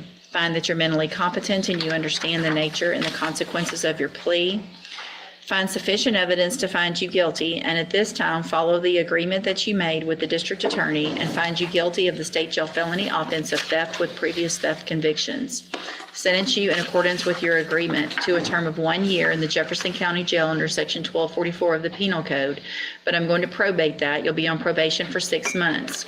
You are ordered to pay the $250 fine. You're ordered to remain out of all Target stores and to follow all of the rules and conditions of probation. If you do that, then for all practical purposes, if you do your probation correctly, your case here in court is over and you'll be able to serve that 1 year sentence while you're out on probation. And the other side of that, though, is if you violate any condition of probation, you can be brought back into court, your probation revoked, and you could go to Jefferson County Jail for that agreed time frame of 1 year. Do you understand? I've handed you the trial court certification that shows this was an agreement that I followed, and so you waived your right to appeal. I also handed you a written admonishment regarding your ineligibility to possess a firearm or ammunition. Because of the judgments entered against you, or the judgment entered against you, you're ineligible under Texas law to possess a firearm or ammunition. Possession of a firearm or ammunition could lead to charges against you. Firearm is a legal term, and you should read the written admonishment I provided you to see what devices qualify as a firearm. If you have questions about the laws that make you ineligible to possess a firearm or ammunition, or about how long that lasts, you can talk with Ms. Holmes. You need to have a seat here in the courtroom. Probation's going to call you up to go over your paperwork when she's ready. She's sitting at that desk right over there, so watch for her to call you up there, okay? Good luck to you, ma'am. Thank you, Ms. Holmes. Thank you, Mr. Coleman. Ms. Holmes, you've also got Norris Gallo. I think we're gonna dispose of that, once you take care of something down. Yes, we're gonna go plea him. Today? Yes. Okay, We're gonna go and I'll then we'll hold- come back. Okay, I'll hold it while y'all get that taken care of. Thank you. See, did Mr. Gilthorpe come back? He did, Judge. But he's left again? He's doing paperwork on the case. He is doing paperwork? That's good, yes. Thank you. Mr. Barrington, you have Alexander Thornton. Yes, ma'am, Your Honor, may I approach? Please.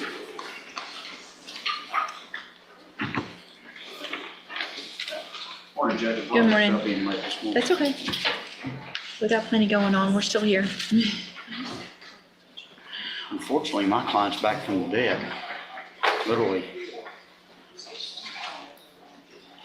Good morning. You're Alexander Thornton? Yes, And Mr. Thornton, this is 24 DCCR 0323. Mr. Thornton's case is set for trial to begin with jury selection next Monday. And what is the announcement? Your Honor, I'd asked for a reset. I was just informed by my client that he's had a medical event where he was in ICU, where he was on life support and actually no brainwave type situation.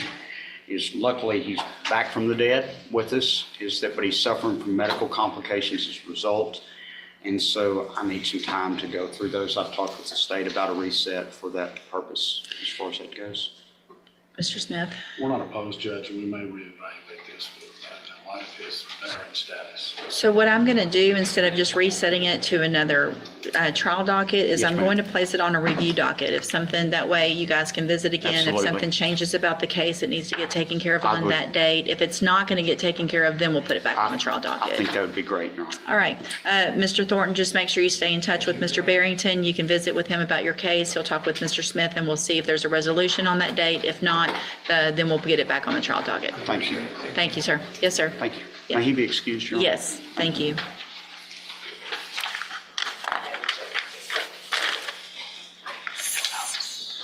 Mr. Galmore, you've got Brandon Broussard Senior. Good morning.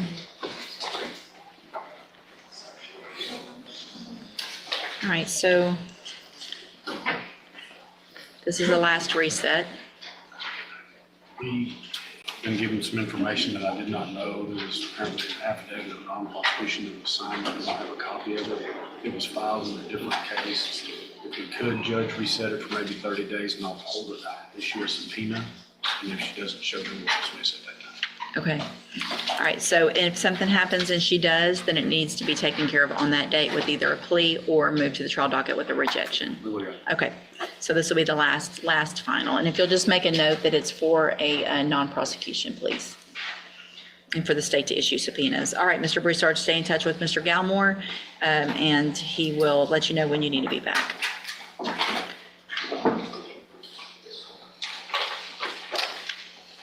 Kelton Hebert, Can we hold on that one? I've got a sentencing on Mr. Newman. you do, and We'll Mr. make an Hebert's, announcement. He's outside. it's also a final, Yes, so it's either yes. okay. We will announce. Charles Newman, well, not just announce, it's either a rejection or some paperwork needs to be done one way or One the of those other. announcements we can make.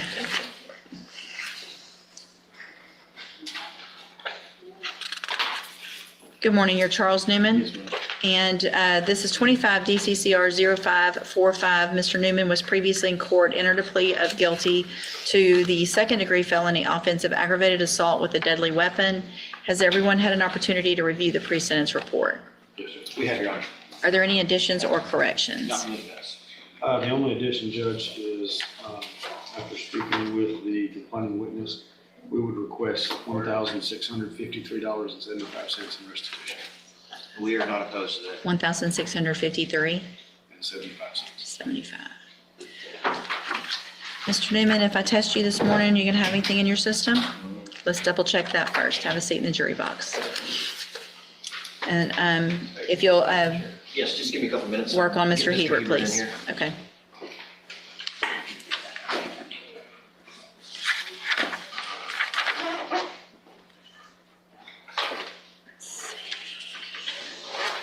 What's the amount? Did you write it down? I did.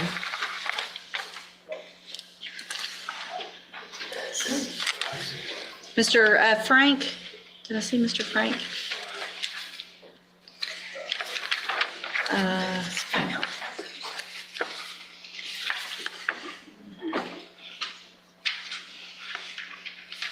Let's see. Why was I holding Mr. Gallo? Did I take care of it? Oh, you're going to play. I need to make those. And, okay, Mr. Price on Dale Johnson.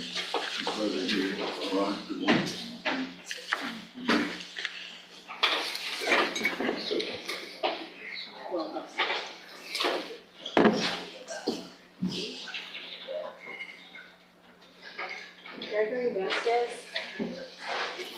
Great.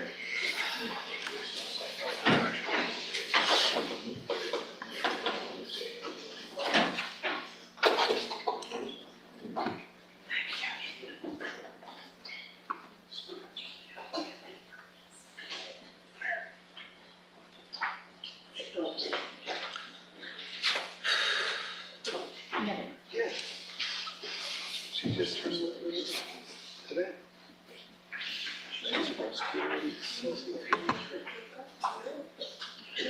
All right, you're Dale Johnson, and this is 24 DCCR 1570, 1571, and 1572. Ms. Johnson's charged with indecency with a child by sexual contact, and then also aggravated sexual assault of a child in the other two cases.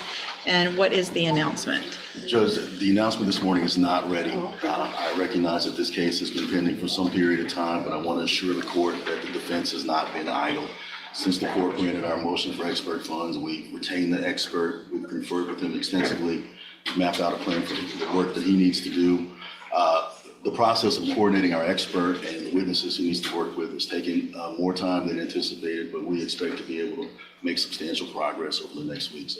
For these circumstances, we are asking for a reset, and we do anticipate being able to announce ready at the next sitting. Everything we've applied with discovery, we understand they do have to review a lot of discovery. It is 3 children that are alleged, so we're empathized with that. However, we're ready, whatever the court is. All right, based on the nature of the offenses, obviously these cases are required for them to kind of take some precedence over others. This will be the final reset. I'm going to reset at 45 days. Make sure your expert knows they have 45 days. At that point, it will either be taken care of with some type of agreement if y'all have reached an agreement, or it will move to the trial docket with a rejection of a plea offer. All right, thank you. You're free to go.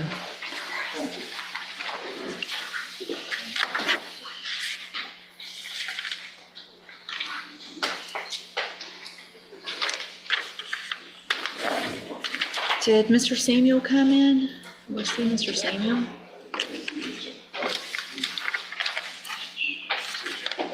And we haven't heard from Mr. Frank. Is DeAndre Smith here? DeAndre Smith. If you'll see if he's here and if he's talked to his attorney. DeAndre Smith?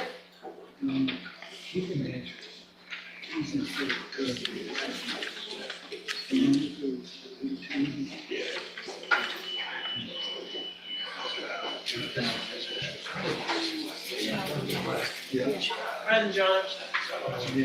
Oh, I remember. Mr. Smith, have you talked to your attorney? Yes. He is? All right, just hold tight till he gets here, please. Yes, sir. Yes, sir. Okay. You know.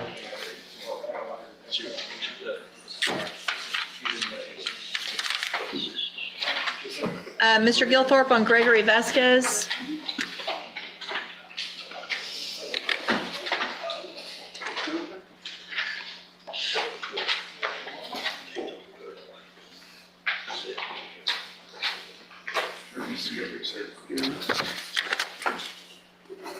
Good morning. Are you Gregory Vasquez? And will your client waive the formal reading of the indictment? Yes, Your Honor. Mr. Vasquez, in cause number 25 DCCR 0506, you're charged with the third-degree felony offense of driving while intoxicated third or more from May 4th of 2024. The indictment alleges you were previously convicted of driving while intoxicated May 27th of 2010 and also July 10th of 2015. And how do you plead to that charge? And are those two prior convictions true? Yes. Did you enter your plea of guilty and true freely and voluntarily? Yes. And did you plead guilty because you actually did what they've charged you with? Yes. I have here on the tablet some documents that have your signature on them that the state has marked as exhibit number 1.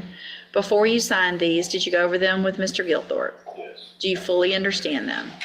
And do you understand, if I follow the agreement that you've reached with the district attorney, that you will be waiving or giving up any right to appeal? Yes. And it looks like the agreement that you've reached is for a 10-year term in prison, but that would be probated. You'd be on probation for 5 years.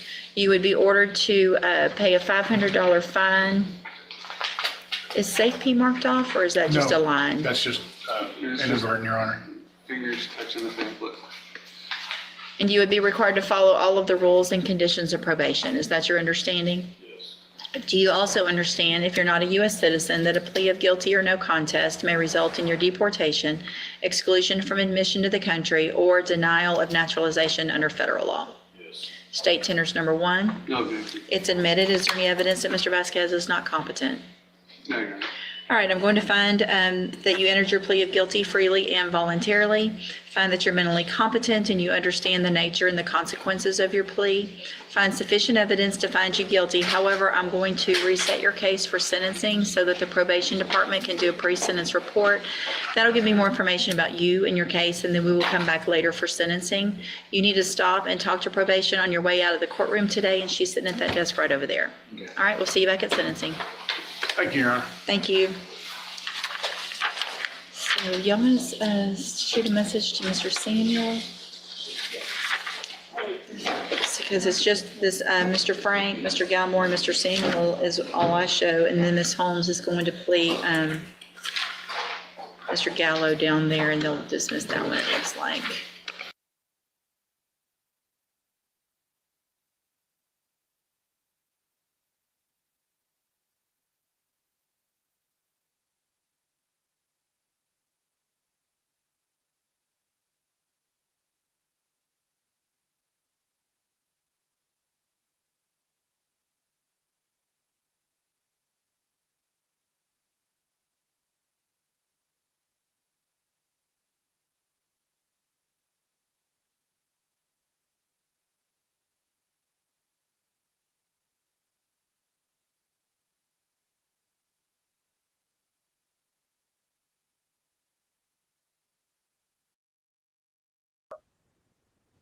You probably would get it, but it's the 50th anniversary of the wreck of the Edmund Fitzgerald, so.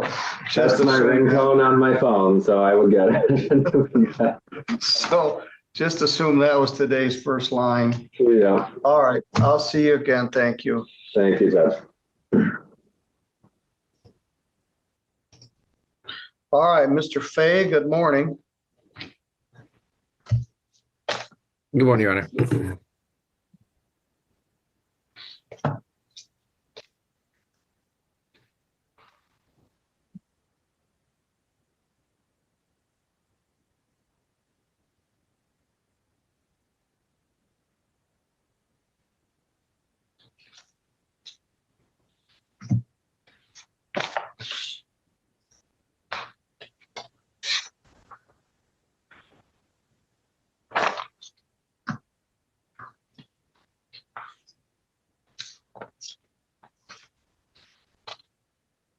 Here's Mr. Penner. Are you here on Citibank versus Penner?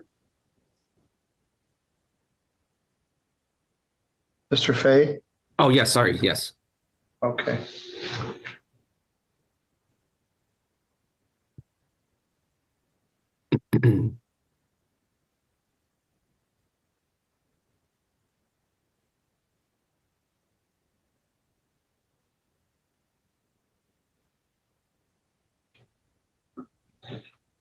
Good morning, Mr. Penner. Can you hear me?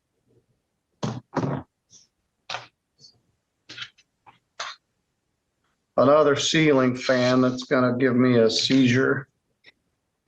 Some blinking lights. Mr. Penner, you need to unmute your microphone.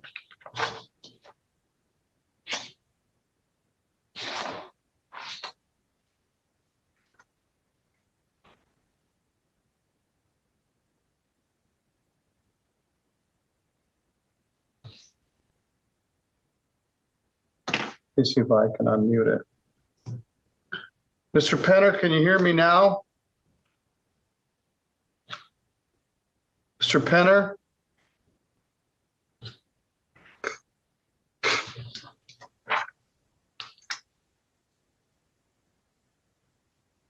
There we go. It looks like you should be unmuted, but I can't hear you. Thanks for turning that fan off.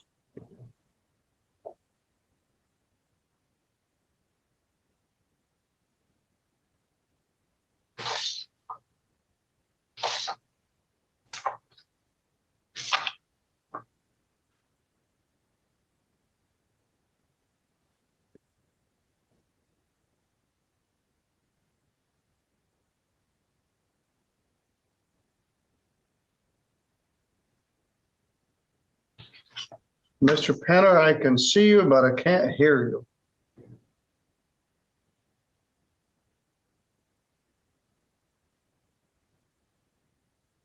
It looks like you're unmuted. Mr. Fay, can you hear me?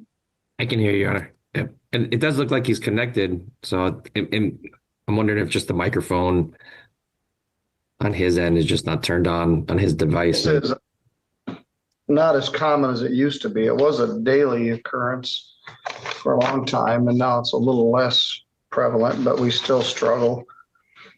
Mr. Penner, I'm going to disconnect you and ask you to log back in, and we'll see if we can get it then. So I'm going to remove you. I want you to log back in, and we'll try again.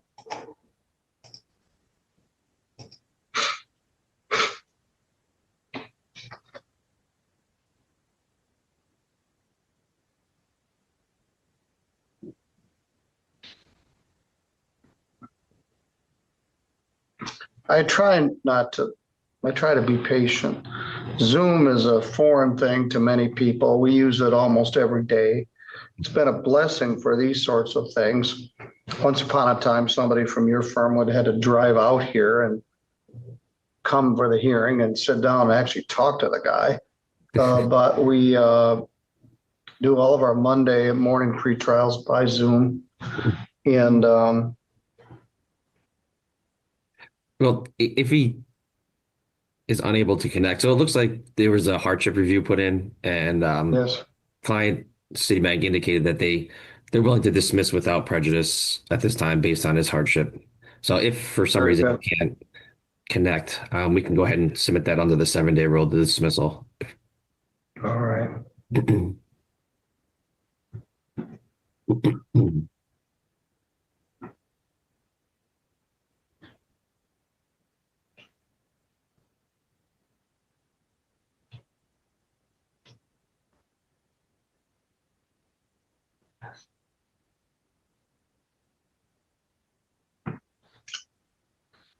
All right, let's see if he comes back. Well, that's a blessing for him. We've had several people that were mightily struggling this morning. One lady didn't have enough money to put propane in her tank, and she's got a $7,000 debt. Another retired veteran, you heard, he's struggling. Like the last thing they need is a big fat civil judgment. And as Mr. Penner indicated in his letter, he's got significant health problems. Correct. Yeah. So they just indicated that we can just go ahead and close it out as for financial hardship. Mr. Penner, can you hear me now? He's on mute right now. All right, I'm gonna try to unmute him. Mr. Penner, can you hear me now? Yes. Oh, very good. All right, while you were gone, we have been discussing your circumstance. Mr. Craig Fay, an attorney, is here on behalf of Citibank. Mr. Fay, why don't you repeat what you placed on the record? Sure. So based on the letter that we received, the hardship, especially medical, financial, Citibank has decided that they'll go ahead and dismiss without prejudice. So at least for the time being, they're going to close out the file with our office. I did submit that form. I have a letter from Citibank that states the same thing. I did submit it, emailed it. I don't know if Judge Middleton received it or not. I haven't yet, but anyway, Mr. Penner, this is a blessing. They're dismissing your case without prejudice, meaning theoretically it could be rebrought, but as a practical matter, it will not. So the matter is being dismissed. It doesn't appear you're going to be in a position where you're going to be able to pay on this debt. And we'll do that order and you'll get it in the mail. Are you still at Elaine Drive? Yes, I am. All right. Well, we've had a lot of people struggling today, just like you. You are the grand prize winner because they've agreed to dismiss the case. So you'll get that order of dismissal in the mail probably within the next 7 to 10 days. Very good. Do you have any questions? No, I don't at this time. All right. Good luck to you, sir. All right. Thank you very much. Have a good day, everyone. Thank you, Mr. Fay. Something. Sorry for the inconvenience. All right. Well, we got through it. Okay. Bye. Thank you. All right. Now it's just down to just the trucks and me. All right. Here's Tamara German, who is at our next case. And I have what appears to be a consent judgment. That matter is set for 9:45, which is in 2 minutes, which I think catches up our bumpy road of general civil this morning. Then, as I indicated, we have some difficult criminal sentences. Starting at 10:30.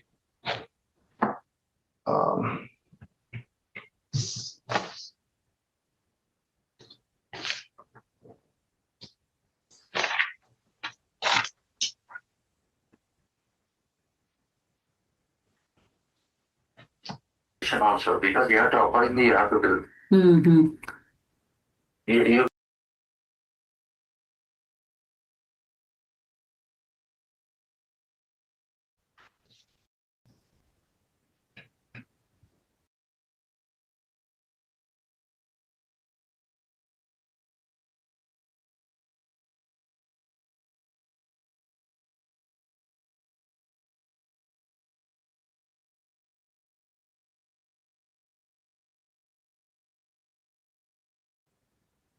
to get the whole price.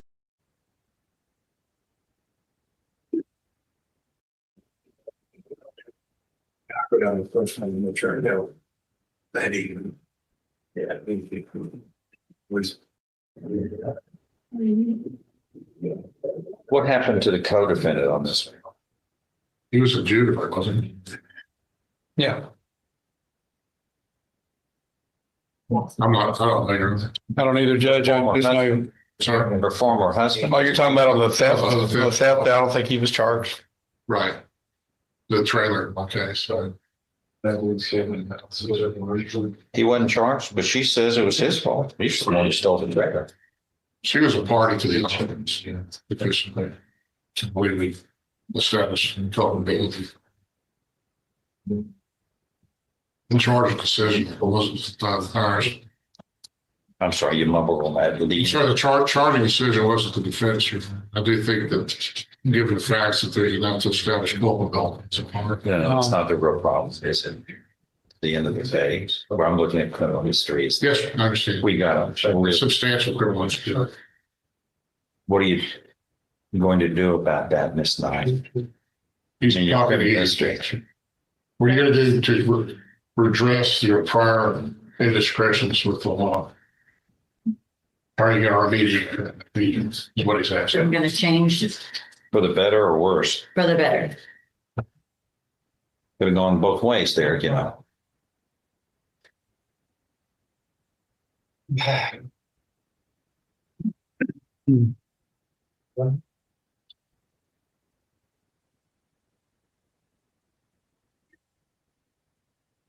Oh. No one knows this answer better than you. I'm going to ask you. And as we call cause numbers 24 CR 1401, 25 CR 332, the state of Texas versus Katie Knight. You're Miss Knight. Speak up. Mr. Kindler's here with you, your attorney and the state's attorney. Wow. You're charged in these two cases. There's theft and an aggravated robbery. Once a state jail felony carrying with it up to 2 years in the state jail. The other aggravated robbery carries with it, if convicted, up to life imprisonment. You understand all of that? Yes, sir. No one knows your life better than you. How many convictions do you have? Felony convictions or just all? Felony convictions in courts of record above a Class C misdemeanor. Misdemeanor and felony convictions. I know you have. I don't know. What does that say? What does that say? I mean, what you don't know? I'm a stranger to you, correct? Yes. You want me to tell you the answer about your life? I know what it is, but you should be intimately familiar with your life, right? Yes, sir. Well, guess. Let's see how close you can guess it. How many misdemeanors above a Class C misdemeanor? These are courts of record. Not trying. How many cases have you had disposed in courts in misdemeanors? Maybe 5. 3. 3. Looks like you got a false report to a public servant way back in 06. And you were convicted 90 days, county jail. Then you were placed on 12 months deferred in 08 for illegal possession of a controlled substance out of Shelby County. And in Harris County, you were sentenced to 30 days in the county jail for theft in 2020 before you committed this theft. Felonies. Give it a guess. These are the most serious types of crime. How many felony cases have you either been convicted or sentenced in some way to probation? 4. 7. What does that say? This is your life. I'm a stranger. I know more about you than you do. About you. And this goes back to 2010, controlled substance manufacturer delivery. You were placed on deferred probation there. Then you were convicted in 2014 for manufacture or delivery of a controlled substance, convicted in 2021 for theft of property, convicted in Orange County for possession of a controlled substance. That was 6 years confinement. And then you would think that would get you away, but no, after that, in Harris County, you get convicted 15 months in the state jail in 2020, Orange County in 21, 18 months in the state jail, and finally in Galveston County, 6 months county jail conviction for fraudulent use or possession of identifying information. Yeah, well, sounds like what happened. So here we are. So the agreement in these cases is that you would be placed on deferred or unadjudicated probation. I presume 5 years on the theft and 10 years on aggravated robbery. You understand? Yes, sir. If you fail, if I do this, like I'm planning to do, if you fail on probation, your probation can be revoked and you can be sentenced up to life imprisonment on one of these. Do you understand? Yes, sir. I hope, that brings some sort of sense of purpose in your life of success here. Because, that's what was said in Apollo 13 by Gene Kranz. Failure is not an option here because it's a terrible option, life imprisonment. But that's what you're going to be facing. So it's time you fixed all of this. You're not going to get another. This is it. All or nothing. You're going all in here in the game of life. But it's what you make of it.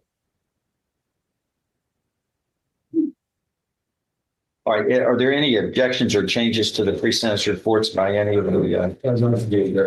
It's made a part of the record for all purposes. Anything else to add? I'm going to follow these agreements. And in 25 CR 332, the first degree felony of aggravated robbery, and in the state jail felony of theft of property in 24 CR 1401, I will find Ms. Knight in each of these cases you have pleaded guilty voluntarily. You are mentally competent to do so. You understand and appreciate the consequences of pleading guilty.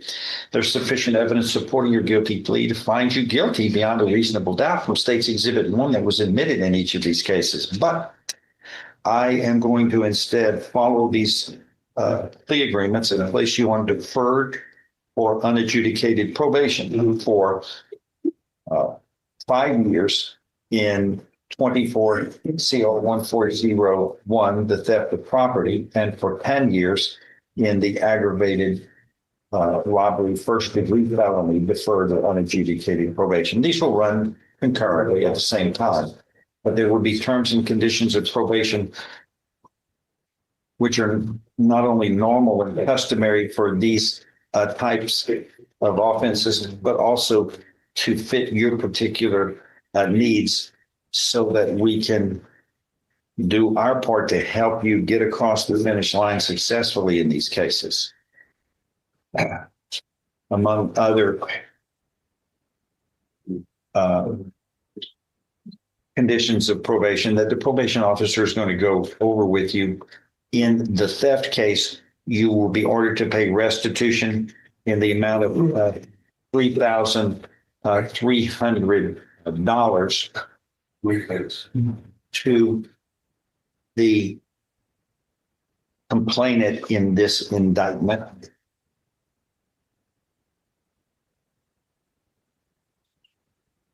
Yes, Mary.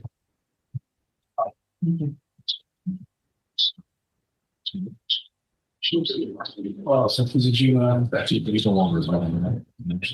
I don't see And Judge, in restitution.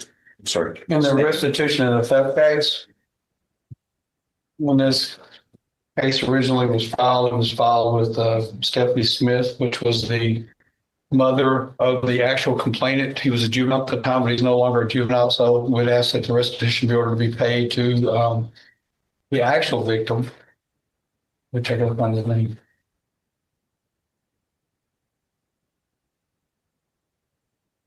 It says, that's not the way, well, Yeah. but of course, it said it alleges she committed theft from Stephanie Smith, the owner. Yes, That's what that this was indictment states. the actual. Somebody else who's the actual. Yeah, and I'm sure if we paid it to her, she'll get it to him, but the actual victim is her son, who was a juvenile at the time.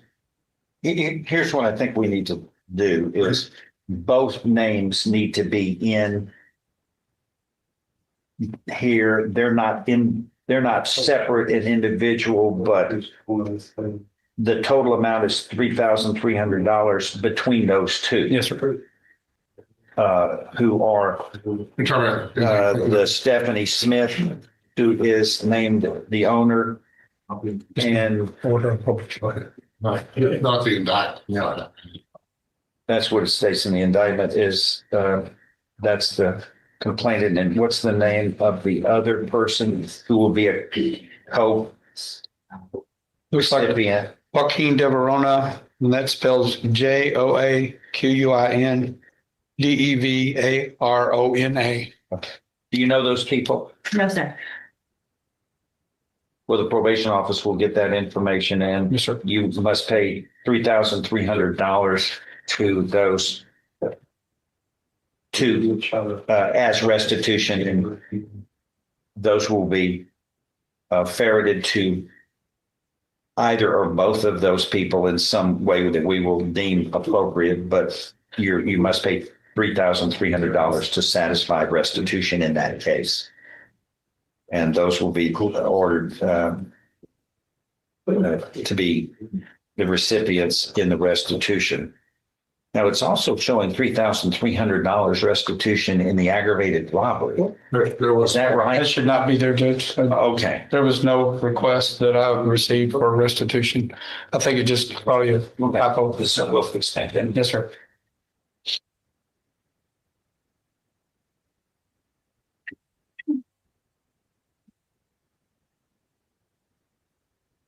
And I'm taking out. Take care of the stuff, one foundation. So, but I said, you know, so.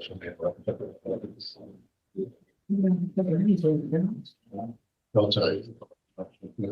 But I was trying to take care of the roads, take this, they won't get me that stuff. My bad for a meeting. Maybe I can do that.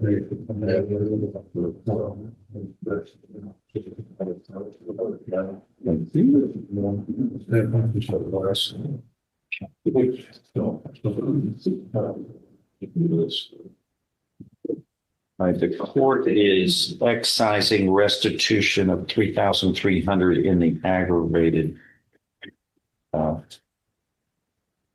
robbery.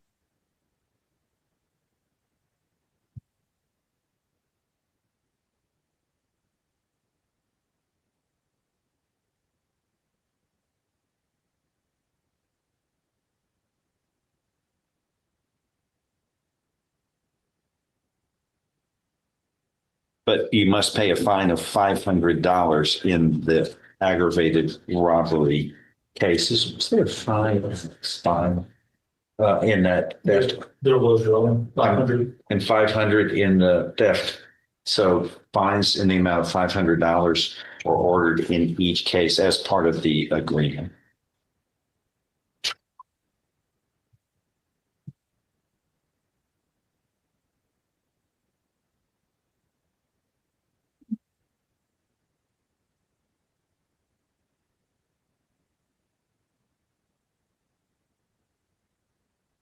Deleting the restitution and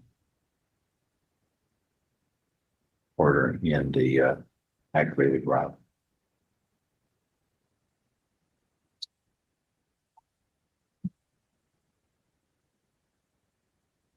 Okay.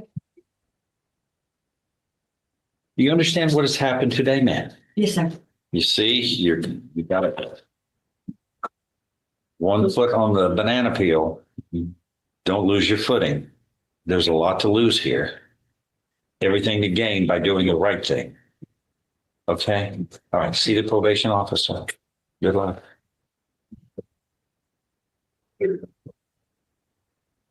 Here, thanks.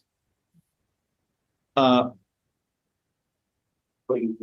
Keeling. 25 CFR 294. You're Mr. Keeling? Yes, sir. We got 25 CR 294, the state of Texas versus Earl Dwayne Keeling II. Who's, is that your grandfather? Yes, sir. And you were here with Mr. LeBlanc, your attorney, and the state's attorney. Does the defendant waive a formal reading of this indictment and arraignment here? Can we proceed in summary? He does, Your Honor. In summary, this indictment alleges that on or about December 19th, 2024 in Jefferson County, Texas, it is alleged you committed the state jail felony of theft. Do you understand what you are charged with here? Yes, sir.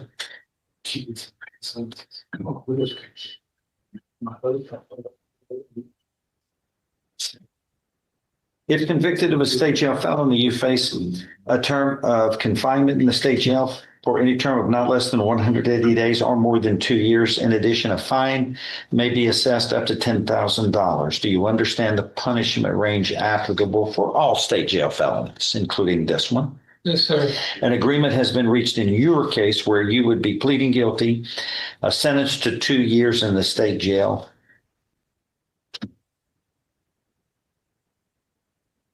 And that's it? It's 2 years flat sentence? Yes, Judge. Okay. Is that your understanding with the agreement? And this case runs concurrently with apparently a case in Hardin County. Yes, sir. So you'd be serving both at the same time. Yes. And also, there's an agreement that the state agrees to refuse a new, what is that? It's a possession of a controlled substance case, Your Honor. Really? Bless you. Made her sneeze. Okay, there would be a new controlled substance case that is pending for evaluation with the Jefferson County District Attorney's Office. They're going to refuse that as part of this plan. Yes, sir. You understand? You know what I'm talking about? Yes. Because I don't. And you, I'm sure you and your attorney are intimately familiar with the plan. Okay.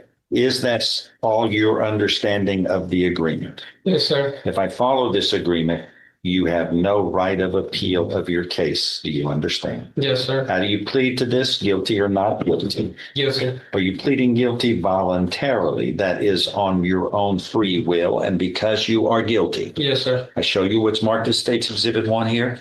Did you sign that document voluntarily? Understand it, discuss it with your attorney, or the contents all true and correct? Yes, sir. State's Exhibit 1 tendered into evidence. No objection. Without objection admitted. Among other things, this states you are mentally competent to enter your guilty plea. It's freely and voluntarily made.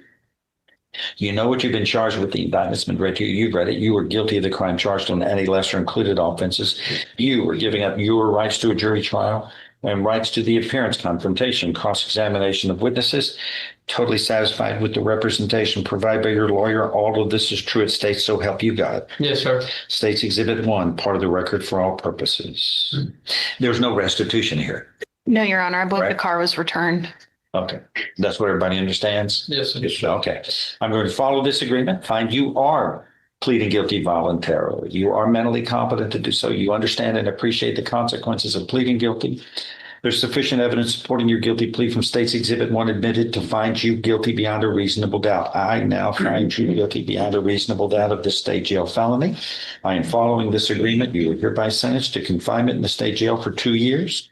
You will be given credit for all time you have served in accordance with this case, and this will run concurrently with the Hardin County case. It's not identified, but apparently there's only one there in your name. Yes, sir. And it's understood between the parties that that's what it's going to apply to. Yes, sir. Okay.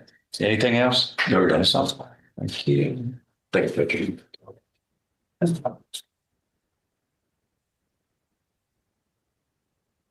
Sure.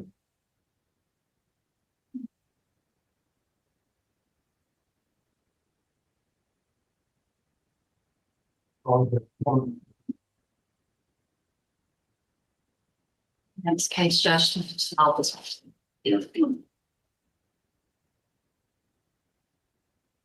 I have Devontae Huff. It looks like two cases. Yes, Judge. And I have filed a motion for a competency evaluation. Today. It's in file, Judge. Or it could be. That's what I just handed, Judge. I know. Okay. I know. I'm just. Sorry.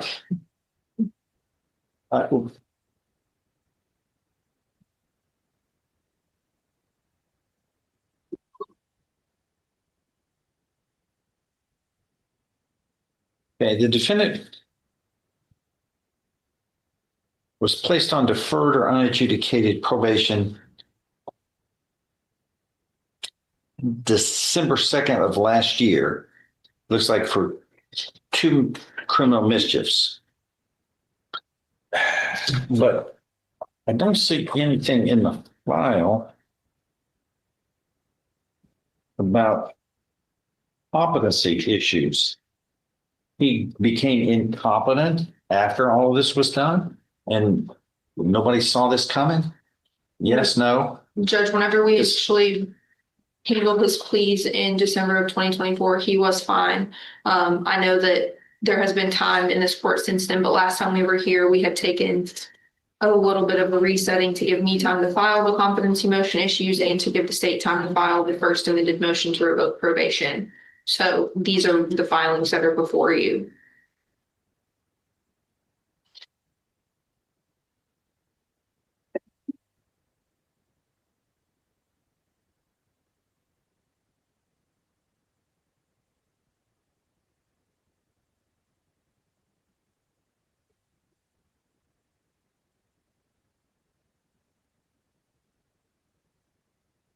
Okay, let's get him out here, okay?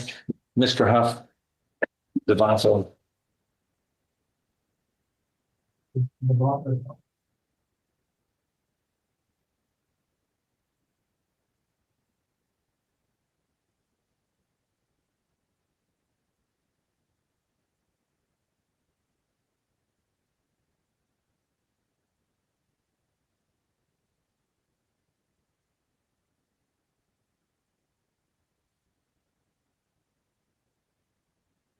The attorney that ended up there. But we went. Let's look at this one's attorney originally. I believe it was me, Judge. Yes. How you doing? Hello. And you are Mr. Devontae? Yes, sir. C, what's this middle initial for? Oh, that's Creel. Creel? Yeah, Creel is my middle name. Is that a familial name? Nah, that's a common name. A lot of people know already. Okay. As you understand that I placed you on probation for 2 state jail felonies of criminal mischief in December last year. Yes, it's been about a year now. It's going on a year and about 3 weeks. And you were placed on deferred or unadjudicated probation, which means you weren't found guilty. And then now there's some motions to revoke probation that have been filed in each of these cases, which among other conditions state that it is alleged that you failed to report to the probation office. Has he been an absconder since January? Yes. Okay, that you failed to report. You have to report or you're not on probation. You know, that's the way we keep up with you. Yes, sir. You failed to provide verification of performing community service hours. You failed to pay court assessed fees. It is alleged you committed the offense of criminal trespass on or about June 30th of 2025 this year. Committed the offense of criminal mischief on or about July 23rd in Jefferson County. Failed to provide verification of performing community service hours. Those are among the conditions of probation which are alleged that you have failed. And do you understand that if you fail on your probations could be revoked. You could then be found guilty and sentenced up to 2 years in the state jail on each case. Do you understand? Yes, sir. All right. So these are serious. Nobody wants to go to jail. No, sir. And I'm sure you don't either. No, I don't. All right. I'm already incarcerated right now. I'm gonna do more time. Where have you been living? Where have you been living when you were At an aunt's house? Yes, sir. Okay. Is that here in Beaumont? Yes, sir. Okay. All right. Have you been working at all? Working to get some income? I think I'm switch my probation and go back to Austin, what I was living good at, where more jobs and stuff at. What was over in Austin that helped you? I was working construction. Okay. How much were you making an hour there? Yeah, I was like a helper. I was making like 15. Okay. Well, I mean, that's over 30,000 a year. You know, that's a start. Yeah. Okay. If all of this can get fixed and you get back on probation, let's just say, what would you do? What's your plan? Do you have a plan? Yeah, my plan to move back to Austin. Okay. And switch And my who would you probation. be living with? My sister. Your sister. And she has is welcoming you to come back? Yes, sir. All right. What does she do for a living? She a homemaker? Nah, she work. She a cop. Let me just tell you, homemakers work in the home and they do a hard job doing that. So don't insult your sister there because a homemaker is a good thing. And that takes work. She has children, family, things like that. Children, family. Yeah, she got 5 kids. 5 kids. Okay. Well, she's working hard, I'm sure. He said that she was a cop as well, Judge. A what? He mentioned that his sister was a cop. How many times has she arrested you? Shit. Never. All right.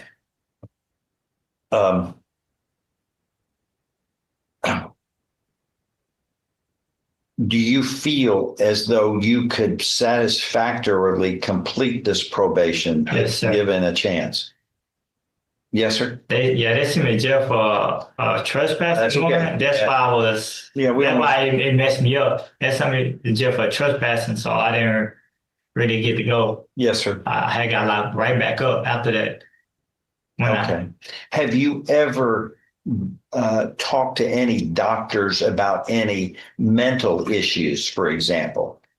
Do you have a history of dealing with doctors? Yeah, MHMR. Yeah, yes, sir. You had MHMR. What did they do for you? Did they give you any medicine? Nah, they sent me to a rehab. I stayed like 3 months. How was that? What was that like? It was. Did you feel like it helped you at all? Nah, I didn't feel like I was human there. Yeah.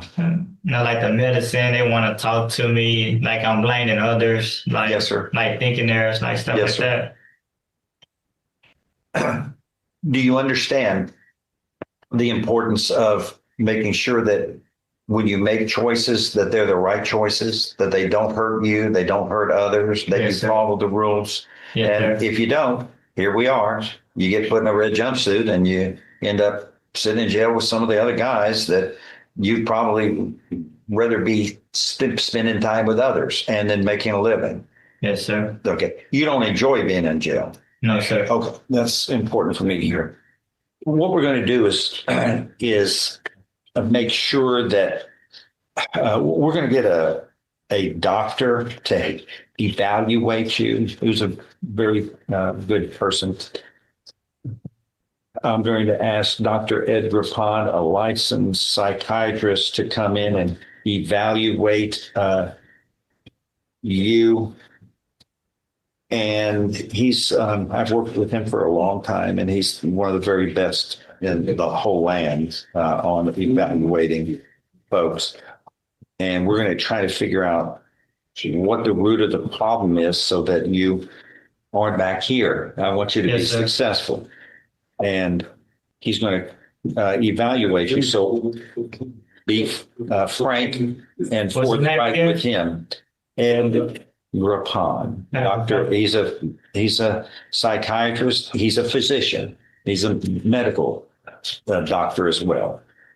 He has his medical license. So that's why I use him, because psychiatrists have a medical license. Psychologists do not necessarily have that. And he is very good at successfully treating people. That's what I like about him. And we'll figure out, maybe there's some medicine or something that we need to get you on to help you so clear thought. But I've signed this and ordered Dr. on to evaluate you as soon as possible. Can you put a number? They send it to me. Sir? You can put a number if I can reach him? No, he'll reach you. That's the way it works with the psychiatry. But I want to review in 3 weeks to make sure that Devontae hadn't slipped through the cracks, and then we're getting. But Dr. Rapon stays very busy. That's just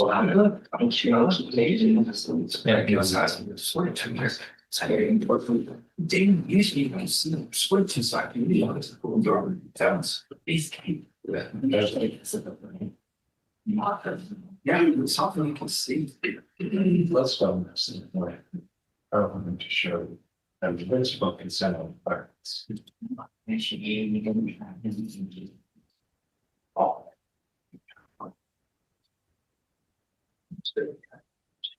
Where's that? Yeah. So that's the big issue. It's not that I should say. Yeah.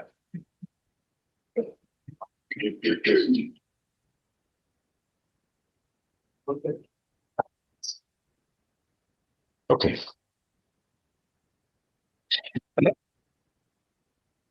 It is so ordered in each of these two cases. And we will review in 3 weeks, see how that is coming along. Okay. We'll see you back shortly, Mr. Huff. Good luck to you. And this lady will help you. Ms. McNally is a very good lawyer. And make sure if you have any issues that you need to discuss with her in these cases, let her know so that she can help advise you, okay? All right. Yeah. Call your Ginmard. Judge, I have filed for a bond reduction in his case. If we could especially set him for a hearing on this Wednesday, that would be my preference. That Wednesday for bond issue.